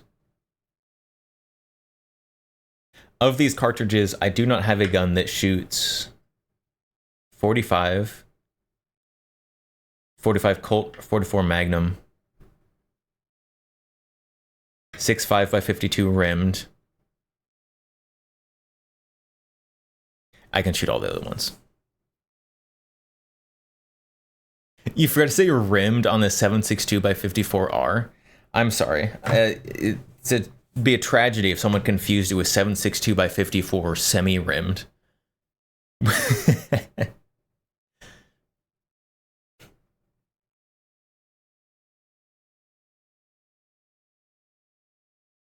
All the wife references. Your dad's a big fan of 22 Magnum. It's a cool round. It's basically, I don't know, Boomer 5.7. VHS, Pew in frame. Yes, we have back here. I kind of had to move the VHS because of where the camera zooms in. We have HS VHS or the Springfield Hellion if you're cringe. Brownell's BRN 180. Boberg. Heiser.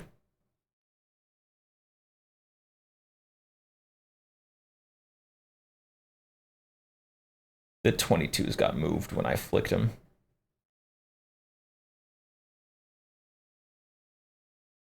Come on. Come on, just a little bit. Oh, too far.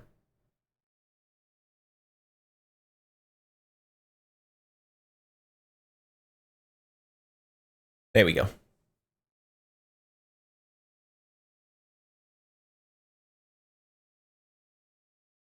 Any future plans on a PDW SMG PCC? Yes, many. Many.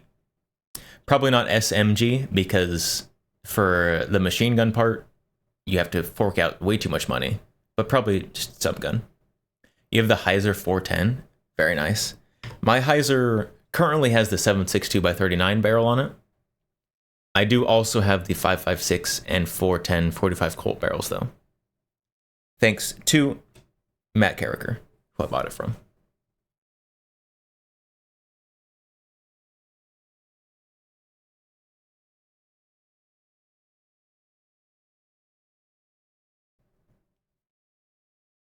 All the wife references. You like an AR-10 in Forgot the Caliber 8.6 Blackout. I don't know. CX4 best PCC. A CX4 is cool. I would like one at some point.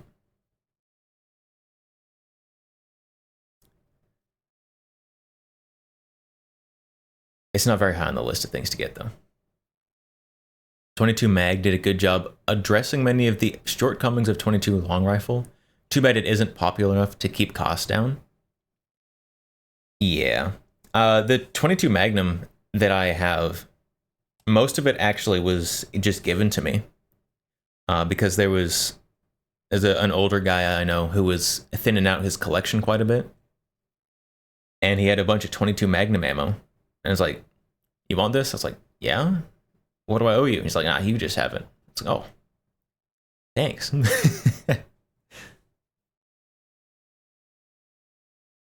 Do you know where you can purchase Heiser barrels? Maybe Gunbroker? I would say directly from Heiser, but I think Heiser has quietly gone out of business, unfortunately.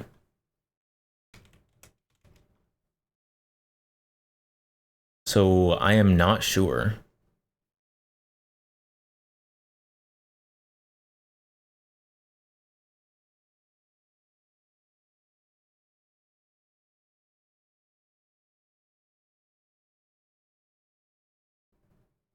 You heard of the US military adopting the APC-9?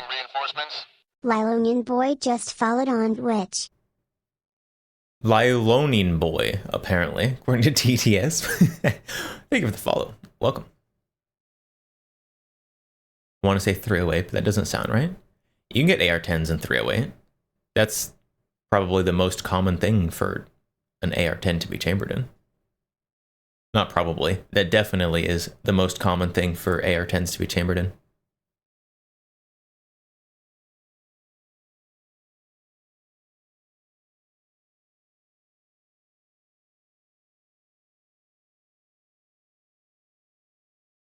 .308 762 by 51 NATO.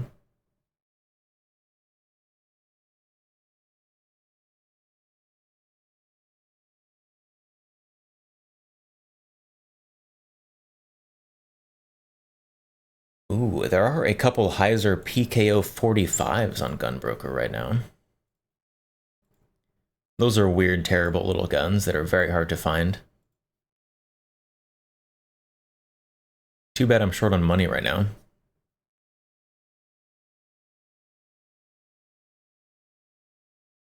Kind of a moot point. Don't need another expensive hobby. Yes, you do. You always need more expensive hobbies. Like guns. You could just stop all your other hobbies and funnel all of your money into guns, and then you still won't have money. Guns is one of the most expensive hobbies.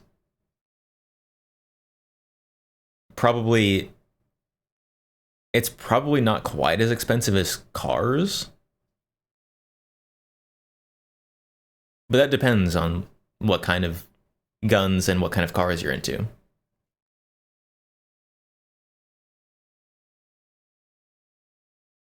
need to get a job so you can buy a gun. I just need to work like 3 full-time jobs. And then I can just buy all the guns I want.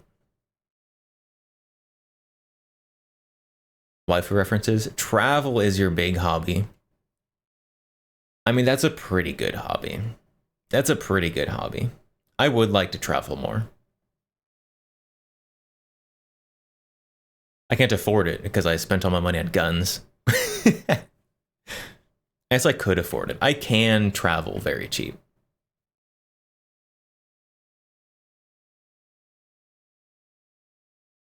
But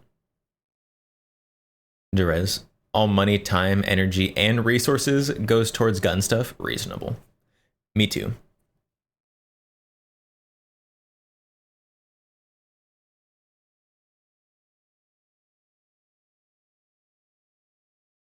Smokestack. As an American, it's my duty to have at least one gun. It's true. All Americans should have at least one gun. And if you don't, then people like me are making up the averages. Or pushing up the averages. Waifu references. Went to Japan to watch pro wrestling with a buddy a few years ago. Managed a maid cafe visit. You went to Japan just to watch a pro wrestling match and go to a maid cafe? Nice. I still need to go to Japan sometime. Flights to Japan are kind of expensive. Once you're in Japan, you can stay on a budget pretty well. Getting there is the hard part. Smokestack, you went to India for a wedding? Did your bowels survive?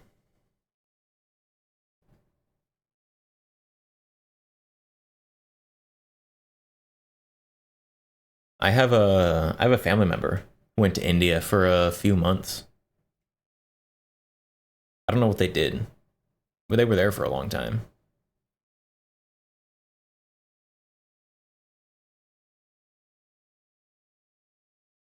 India's fine. Drink bottled water.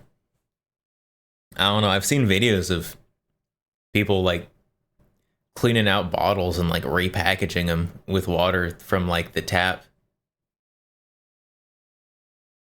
Gross. Ew.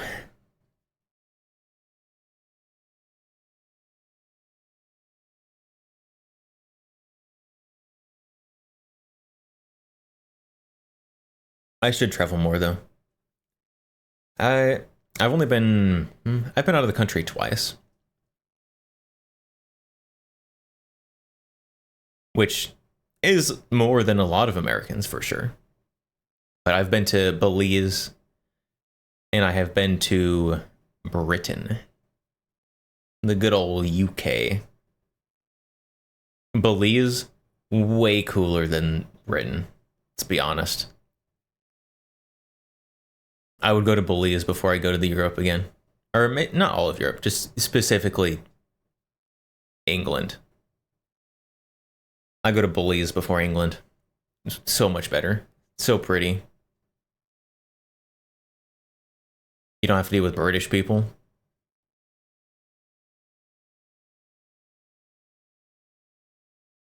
Belize, thinking of doing the expat thing? What expat thing? And I went to Belize years ago. It's probably been like 10 years since I've been to Belize.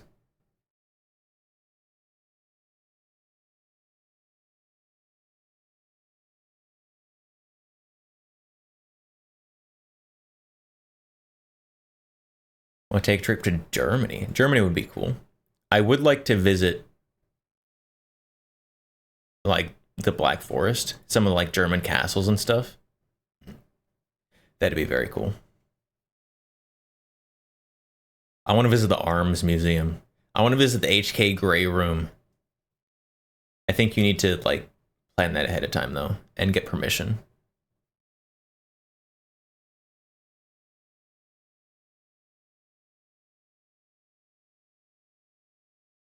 Smokestack. It helped. I had my cousins that made sure I didn't get taken advantage of or get sick.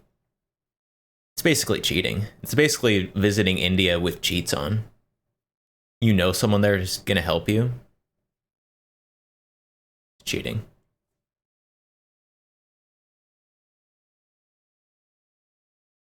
Also, bottled water to brush your teeth with. Do not consume any tap water.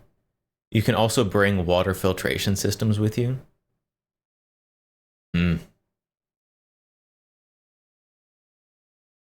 Lots of Americans move to Belize because it's cheap and English is common. It is very cheap. It's very true. It's cheap. It's so pretty. The food is good. You probably still don't want to like drink the tap water, but you can eat the food.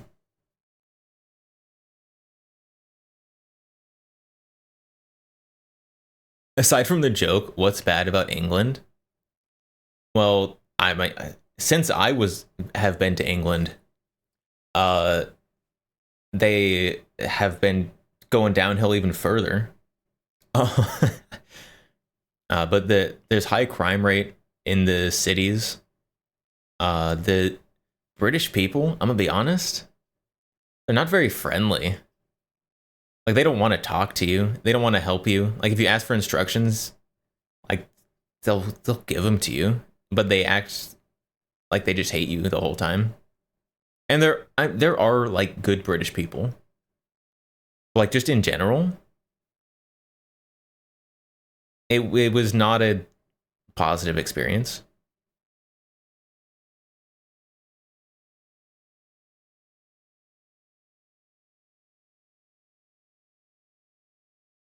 I did go to a cool museum though. Cool museum in London.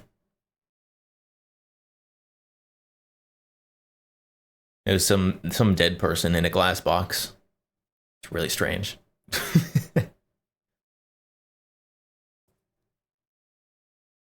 I also, when I was in England, I went to a British Five Guys because, I don't know, I really like American food, and I wanted to see how American food was outside of the US. British Five Guys friggin' sucks. It's gross. I have never had a drier beef patty than a British Five Guys burger. Ugh. Awful. Not recommended. Wizard of Lizard. Hellion. Yes, we got the VHS with bayonet lug. Yes, you are correct.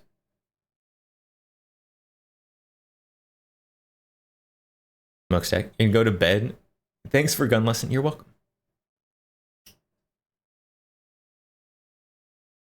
US Five Guys sucks too. I don't hate US Five Guys. The best part of Five Guys is definitely the Cajun fries.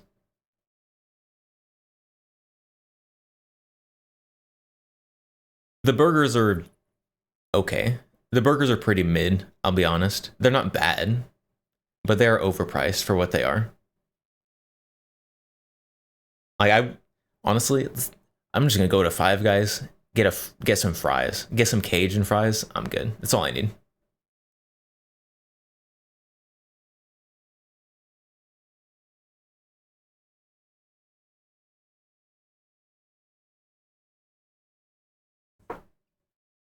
Oh, smokestack. My family boils water and has it on the standby in metal or ceramic pots.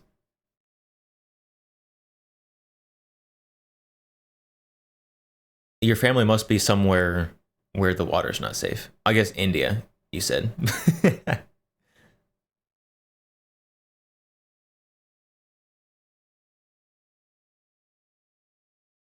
Overpriced. Yeah, my problem with Five Guys isn't the quality of the food. It's the price for the quality of the food. What should I get at Five Guys? Recommendations. So you want to get the bacon burger. And then, I don't know, I probably am super annoying when I go to Five Guys. So the Five Guys menu, oh, let's get a picture of it.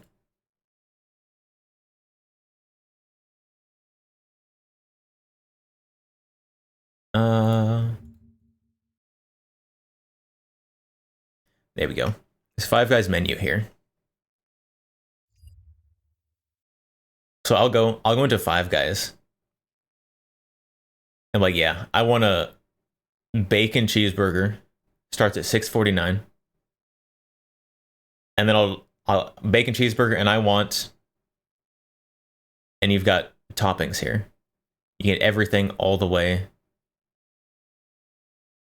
which are just like specific red or black. I'll just sit here and I'll look at the toppings like while I'm at the counter. I'm like, yeah, I want the bacon cheeseburger, and can I get that with lettuce, pickles, tomatoes, grilled mushrooms, ketchup, mustard, relish, jalapeno peppers, barbecue sauce, and hot sauce. And I'll just I'll just read through this thing and just say everything out loud that I think sounds good at the moment. And I always get this just like wildly, unreasonably saucy burger, because sauces always sound good. And that's the proper way to do Five Guys. You just throw everything on there.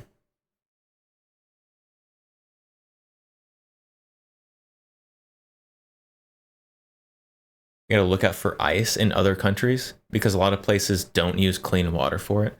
I don't even eat ice here in the States. Ice is gross. Let me just have a room temperature drink.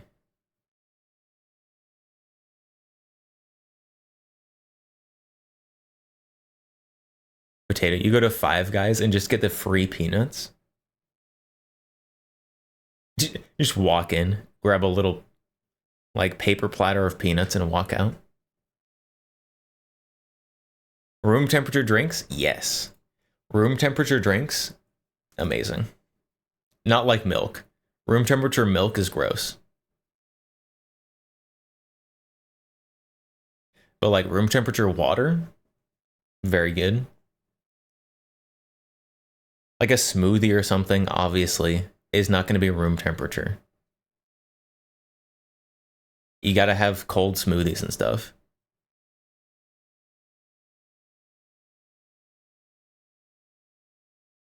Unless it's your own homemade ice cubes. The only thing I use ice cubes for is to feed to the dog when the dog is hot.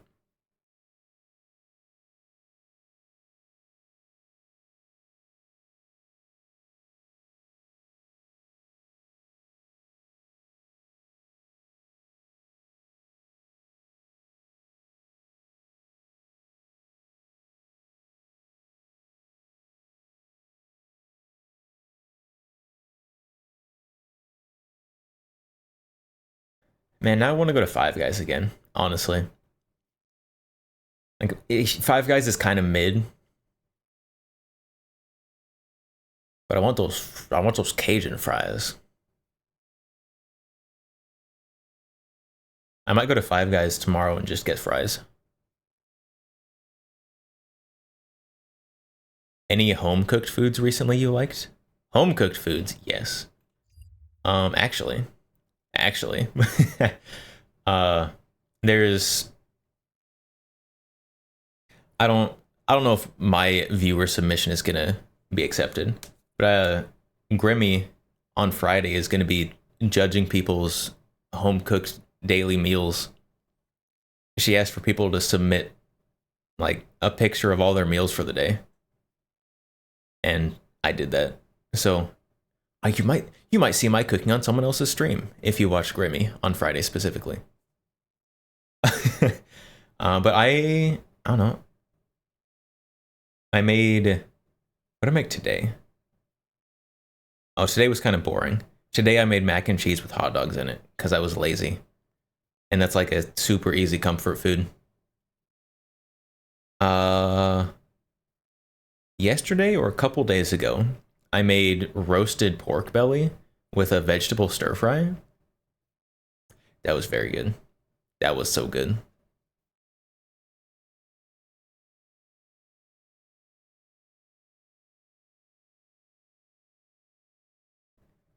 See what else is there.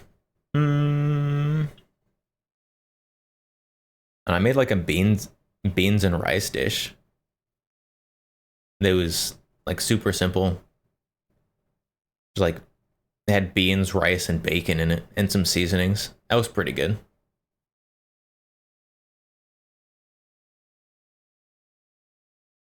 Pork belly's so good if you cook it right.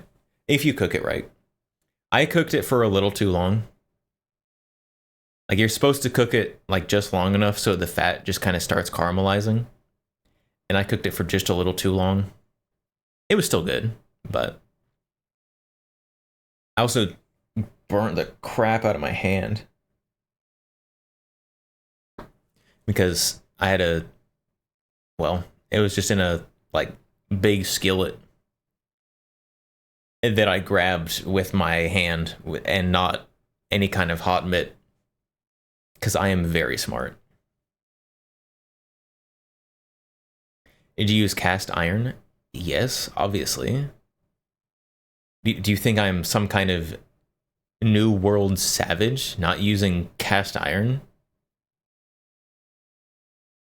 Big old cast iron skillet. I probably need to re-season my cast iron. It's been a long time.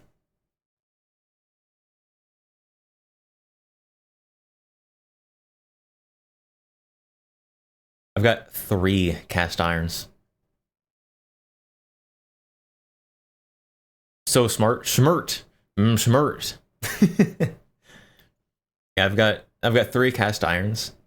I've got one that's like this little like itty bitty pan that's like perfect for like 2 or 3 eggs. And I'll just fill it right up. That one's very convenient, very nice. I need to re-season that one, definitely. I accidentally left that one sitting in the sink overnight, and it's got a little rust on it. That one needs some work. It's just extra iron in your food. It's whatever. And after that there's a big one, big old pan, big old skillet. It's just standard cast iron, what you think of as a cast iron pan. And then above that, there's this like huge, like flat face pan. It's got these little itty bitty rims all around the edge. That one's very good. Like if you want something like on a pan in the grill, very good. Like if you're gonna make bacon on the grill and you still want the bacon to kind of cook in its own fat, that thing, perfect.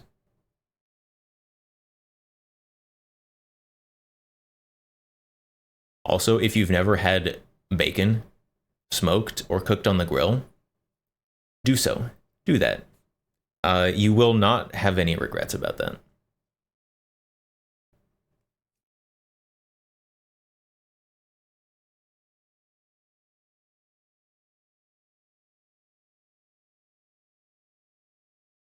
I should do a cooking stream sometime.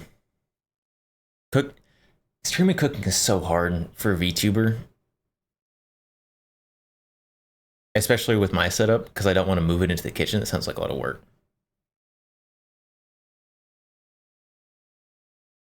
Derez, I try to stay away from pork, but I want to try pork brains with eggs and Spam. You're staying away from pork, but you want pork brains? First of all, pork is amazing. All of it. The whole pork. It's all good. It's all great. I'm not sure about pork brains though. I don't know about that one.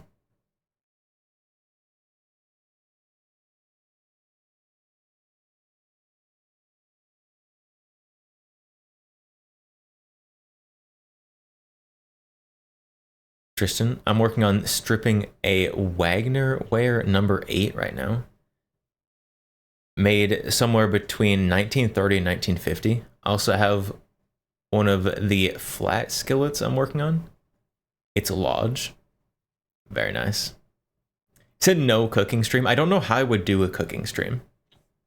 I mean, I guess, like, I could bring, I don't know, I could try to do a setup on my desk. But that sounds really awkward to do. I presume you have a kitchen? Yes, I have a kitchen, but my setup doesn't move very well. This guy right here is on a mount that's bolted to the wall. So the camera doesn't move very well because it's bolted to the wall. That's why I can pound on my desk and it doesn't cause earthquakes.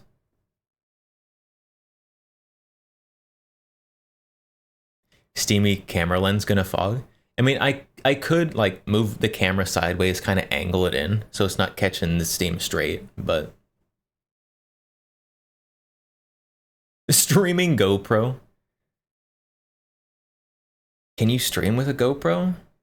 Does GoPro support like live feed video? I don't know. Maybe. I've never tried it. I have a GoPro here. It's very shiny. I'm afraid that if I show it on camera, I will show reflections of something I don't want to show, such as my face. Some of them, you think? What GoPro is this? 8. It's a GoPro 8.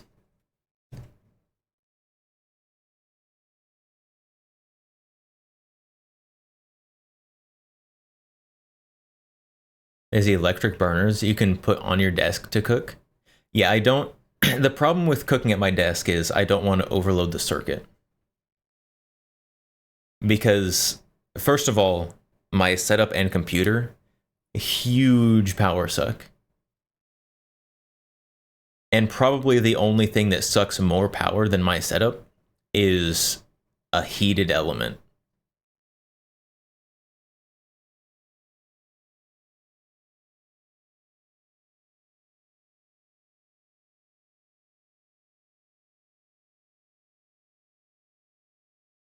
think you can stream through the GoPro Quick app.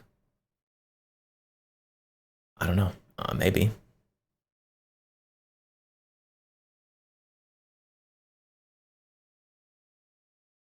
Christian, I finished a 12-inch Chinese cast iron pan. Got it all seasoned. Ooh. Does it have like Chinese writing on it somewhere? I hope so. I need to set up an electrolysis tank for some other stuff I have. Got a super rusty wok I really want to clean up. I really want... So I have a wok right now, but honestly it's like a cheap Walmart wok. And it's like if you like push on the sides very hard, it bends. I need to get a nicer one. Woks are expensive though.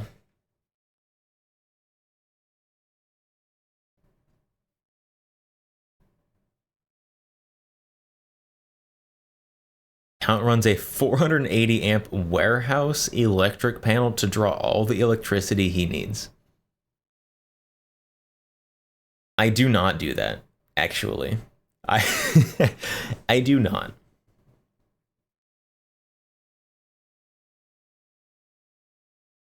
Not the BATFA. I've seen some people stream action cams back to OBS on their PC. Don't know if they were actual GoPro or knockoff. Oh, maybe I could look into it. We'll see. Wish it had Chinese writing, but it does not. Sad. Sad day.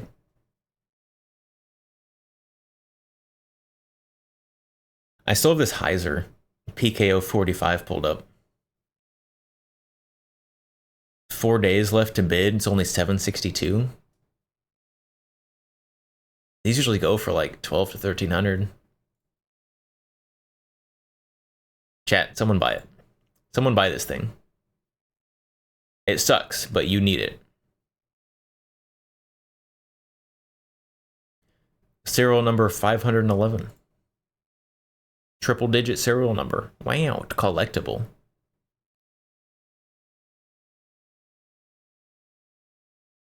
Just a neglected pan from Costco that says made in China. Oh.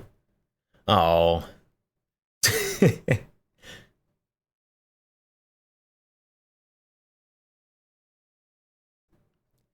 Square D QU816D 400SL. What?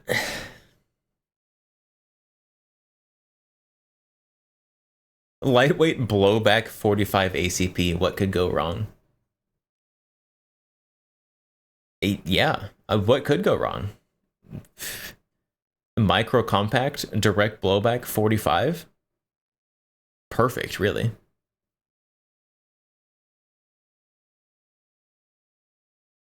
Square D, A squared. What's square D? I don't know what square D is.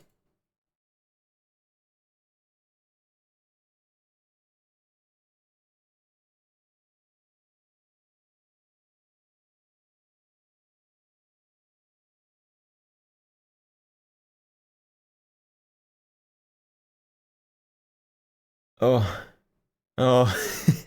the guy who's selling this Heiser is also selling Chet. This Car 98. Chat, do you want a Car 98?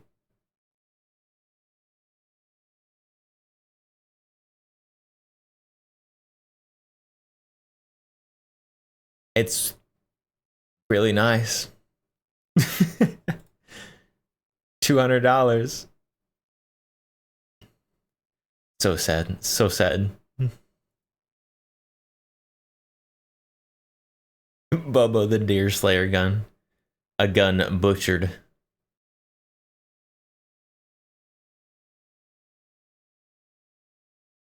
Used to work for a distributor. You memorized the Square D SKU number. It's a tragedy. It is a tragedy. That Car 98 is so... Oh, it's so sad.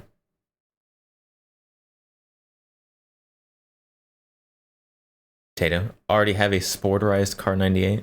in 30-06, got it for 125. How long ago? How long ago did you get it for 125?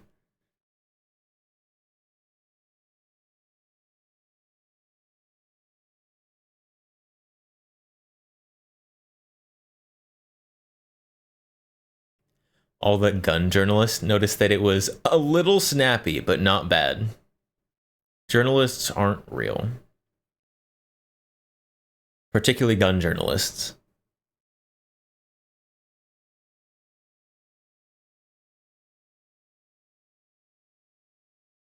I have not shot the Heiser Micro 45. I have shot the Car Arms Micro 45.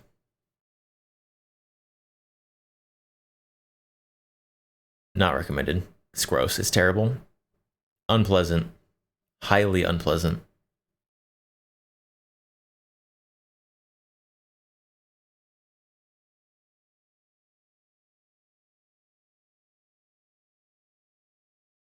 Trying to hunt with your contender in 4570. That is a big contender. I guess I have a contender in 223, but contenders, it's pretty much what it's made for. So go for it. It'd be fun. Highly unpleasant was my nickname in high school. Rest in peace. It's over.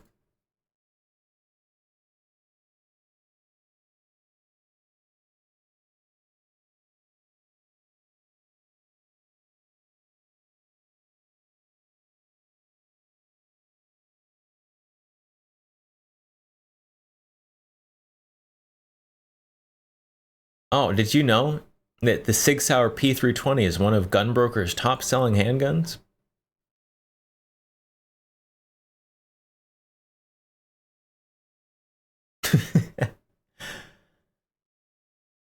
By top-selling, do they mean the one that is being listed the most often?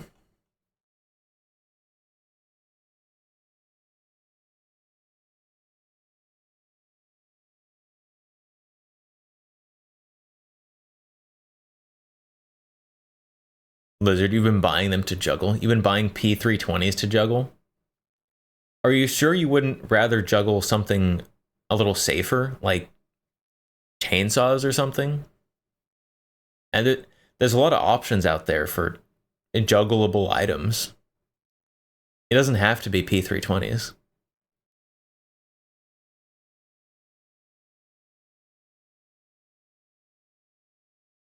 Wedge a toothpick in the trigger assembly. Make sure it won't go off. Yeah, that's what's gonna happen.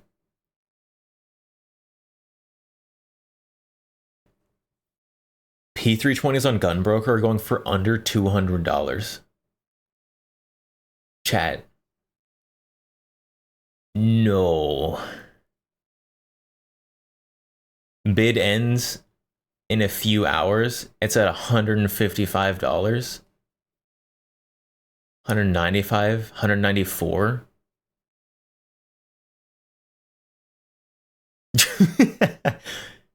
Do I need a $200 P320?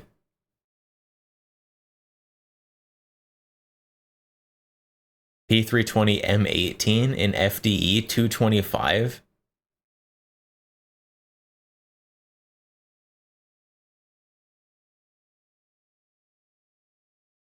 Yo, it's so over. It's so over for the P320.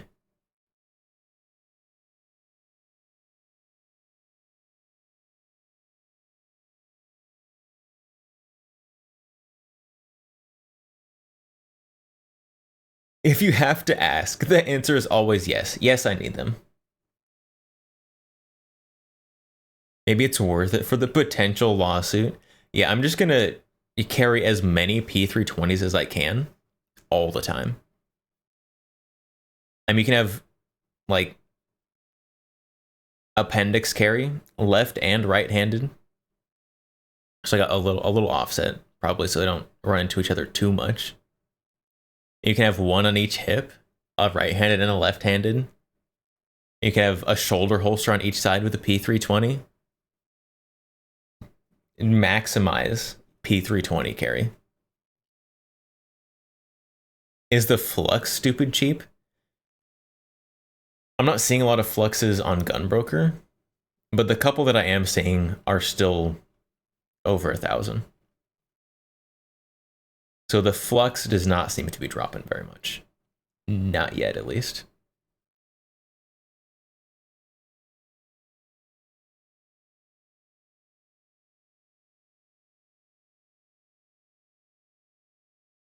Okay, every P320 with the price over $300, no bids.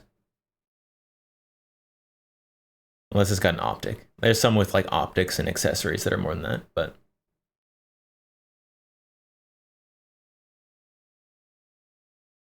Appendix carrying a P320 is like playing Russian roulette with your nuts. But in Russian roulette, you at least know when it's either going to go bang or not go bang. Carrying a P320, you don't even know when it might or might not happen. Derez, heard Flux is developing a Glock frame Flux. B&T already did that.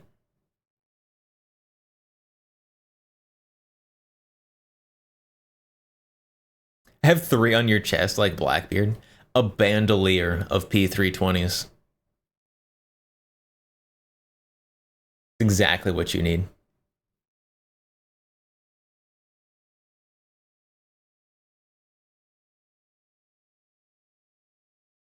A P320 with 2 extra frames, 2 extra mags, and a holster. Starting bid $425, 3 days, 0 bids.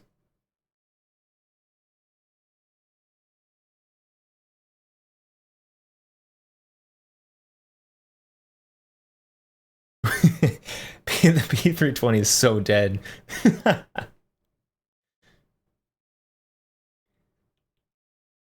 Well, I don't know. I might have to pick up another P320. Like if like a Spectre or a Legion, maybe one of the metal frame P320s gets down. I could see myself picking up one of those. They missed out making it 420.69.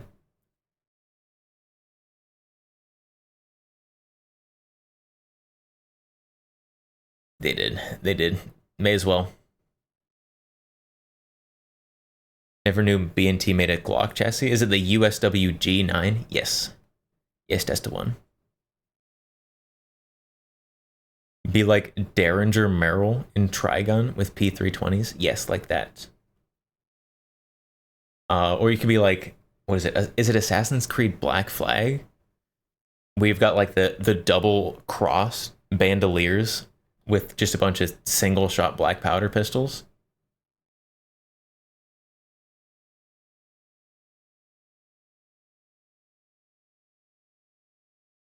OG Trigun's amazing. I should actually sit down and watch the whole thing sometime.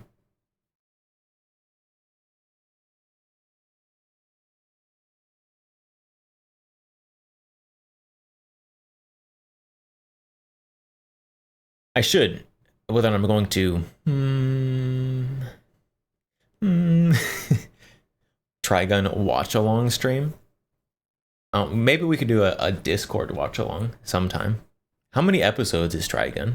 It's just standard 12, right? That'd probably have to be a multiple day.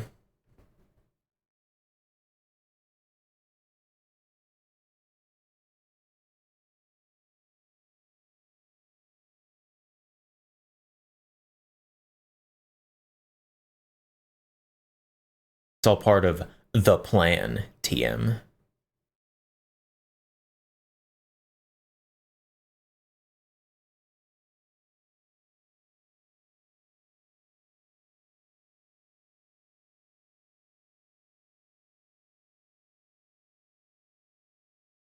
God, the prices of P320s now, like, I'm floored. 19 hours left, $151. 19 hours, 170. 15 hours, 300, 0 bids. 20 hours, 155. 21 hours, 194. Oh, 22 hours, 305. That one's over 300. Oh, that's the X-Carry Nitron, whatever. That's one of the upgraded versions. Everything else just doesn't have any bids. 19, 20 hours, 19 hours, 40 minutes, 205. If you have a P320, now is not this time to sell it. Or maybe it is. You can get at least something for it.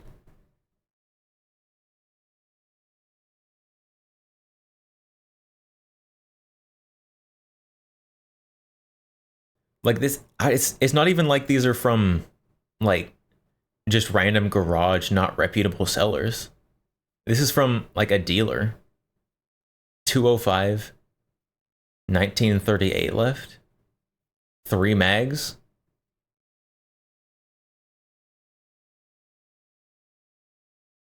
People are dumping these things. Oh my goodness.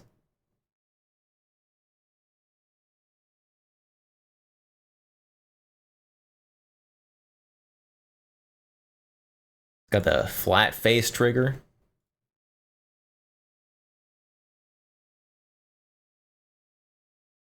Keeping yours just for the range. Yeah. I'm keeping mine just for the reference collection, for the range. I do also have the commemorative edition, the M17 commemorative, so.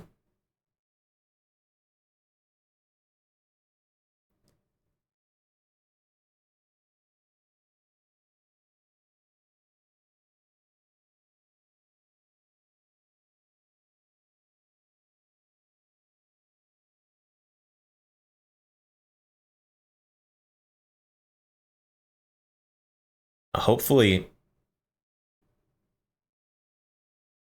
P320 drops a little more, so I get one of the fancy ones.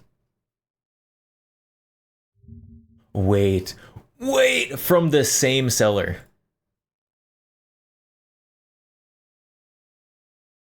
From the same seller, we have P320, $200, 19 and a half hours left.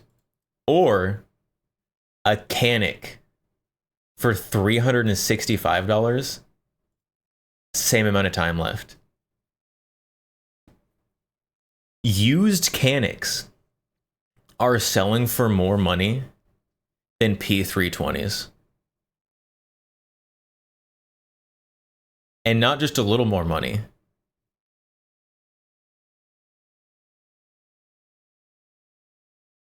SIG is cooked. It's over. When a used Canic is significantly more expensive than your gun, just throw in the towel. It's not worth it anymore. Oh my goodness. That's crazy.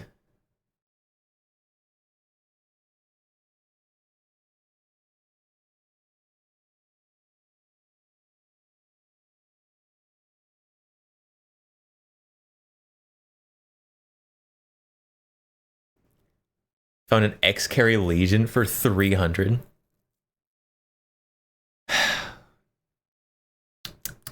Maybe I need that one. So what you're saying is it ends today? It's ending. I don't know if it's ending today.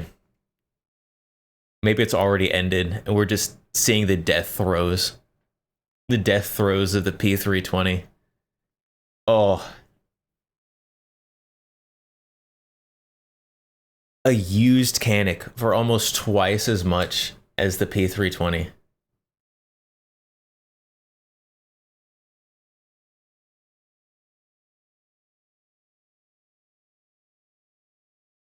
That's not good. It's not. It's not even one of the nice Caniks, chat. It's not even like one of the like steel frame like competition series Caniks. It's just like Canik Mate, polymer frame, standard. It's missing one of the magazines. Like, oh. Not even the full Canik set. Oh.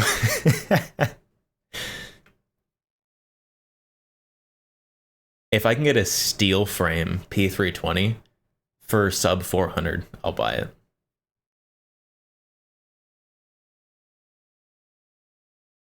SIG gonna quadruple down, say their SIGs are the safest still. Whoa now. SIG has said that they are investigating themselves after the latest P320 incident. That the airman. So give SIG some time to investigate themselves. And we all know that self-investigations always are very non-biased.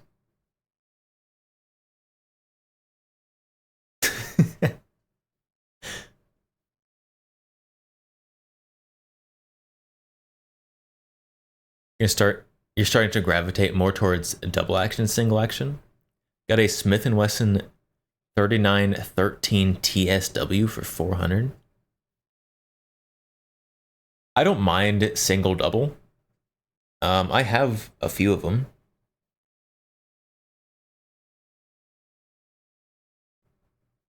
I don't ever use a double action on them though, I'm gonna be honest. A single action is just a better trigger pull. I don't like double action triggers. Some of them are passable. Like the Boberg is a double action only trigger. And it is very smooth, I'll be honest. The Boberg, very smooth trigger. But it is still long. I don't know. I don't like double action triggers very much.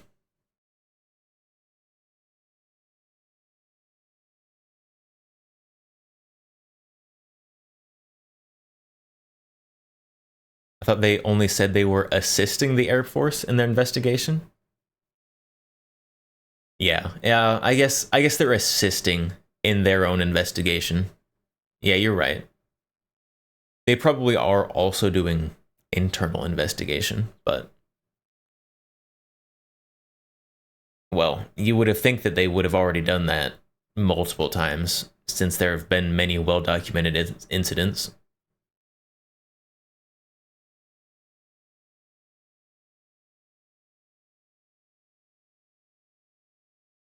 USP LE double action only trigger isn't half bad. See, and that's the problem. Like, the best a double action only trigger can be is, it's not terrible.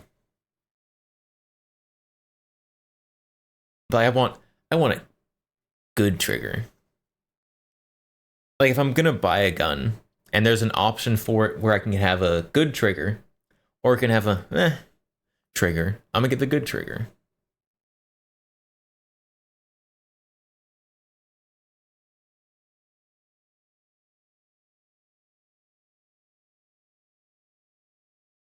Feverishly watch YouTube videos.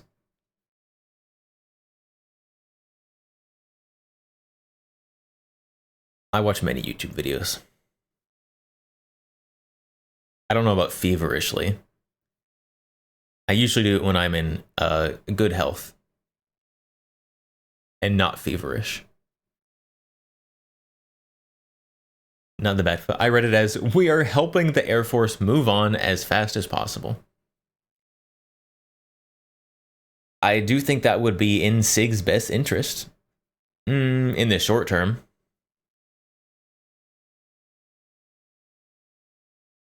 They're probably going to try to cover it up and make excuses. They do have a long history of that. particularly with the P320. There's a lot of excuses for why the P320 is actually okay.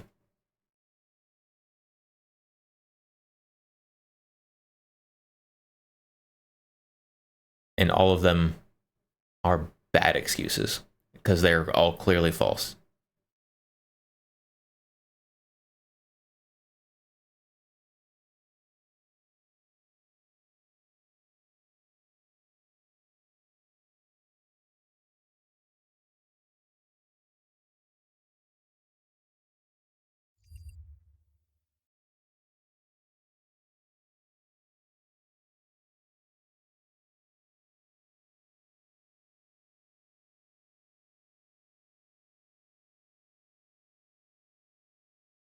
All right, chat. It has. Oh, it's been 4.5 hours. What? How did 4.5 hours happen? What? That's the problem, actually. Most of the time, there were probable excuses. Not this time. Not this time.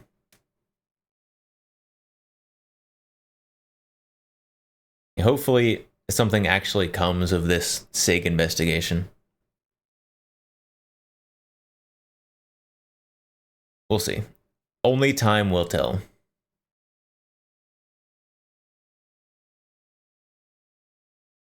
All right, we are, however, going to be raiding out. So, who do we raid today?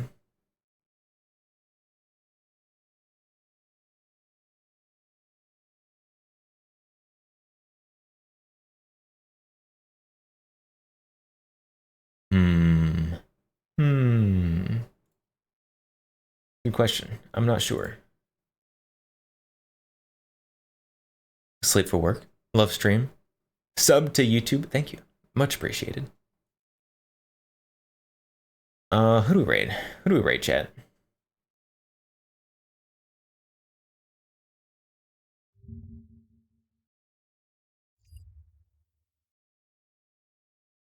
Getting more used to the schedule? A little bit. A little bit.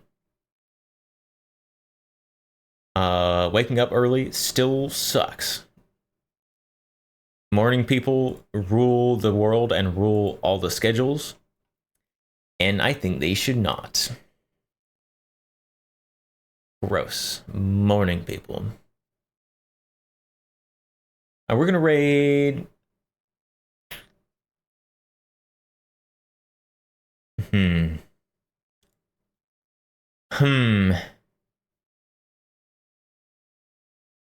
I don't know. Who do we raid, chat?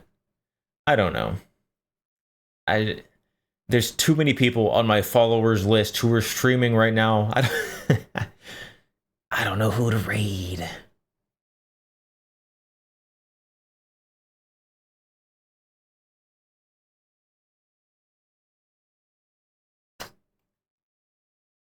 You know, we're gonna raid.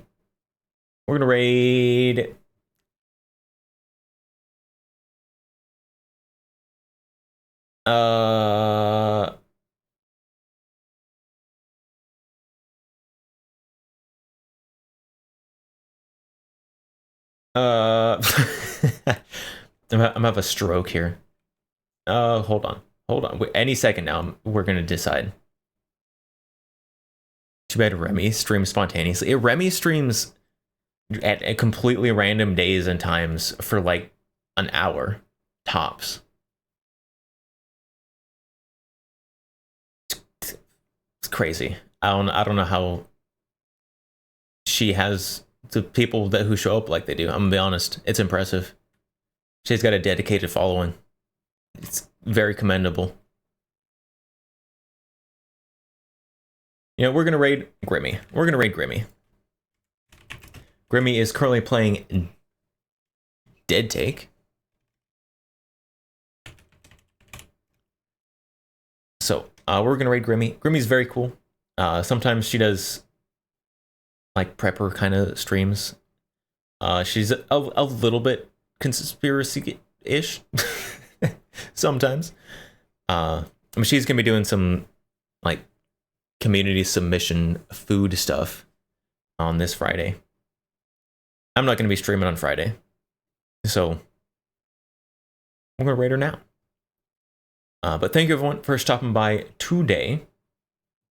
I will see you all tomorrow, I think. Am I streaming tomorrow? Wait, am I streaming tomorrow? Let me check my own schedule, which I did post this week in the Discord. Yes, I am streaming tomorrow, about the same time. Thank you everyone for stopping by today, listening to me yapping. I appreciate you all very much. We do have the raid messages there. Thank you, not the Batfa. So grab yourself a raid message.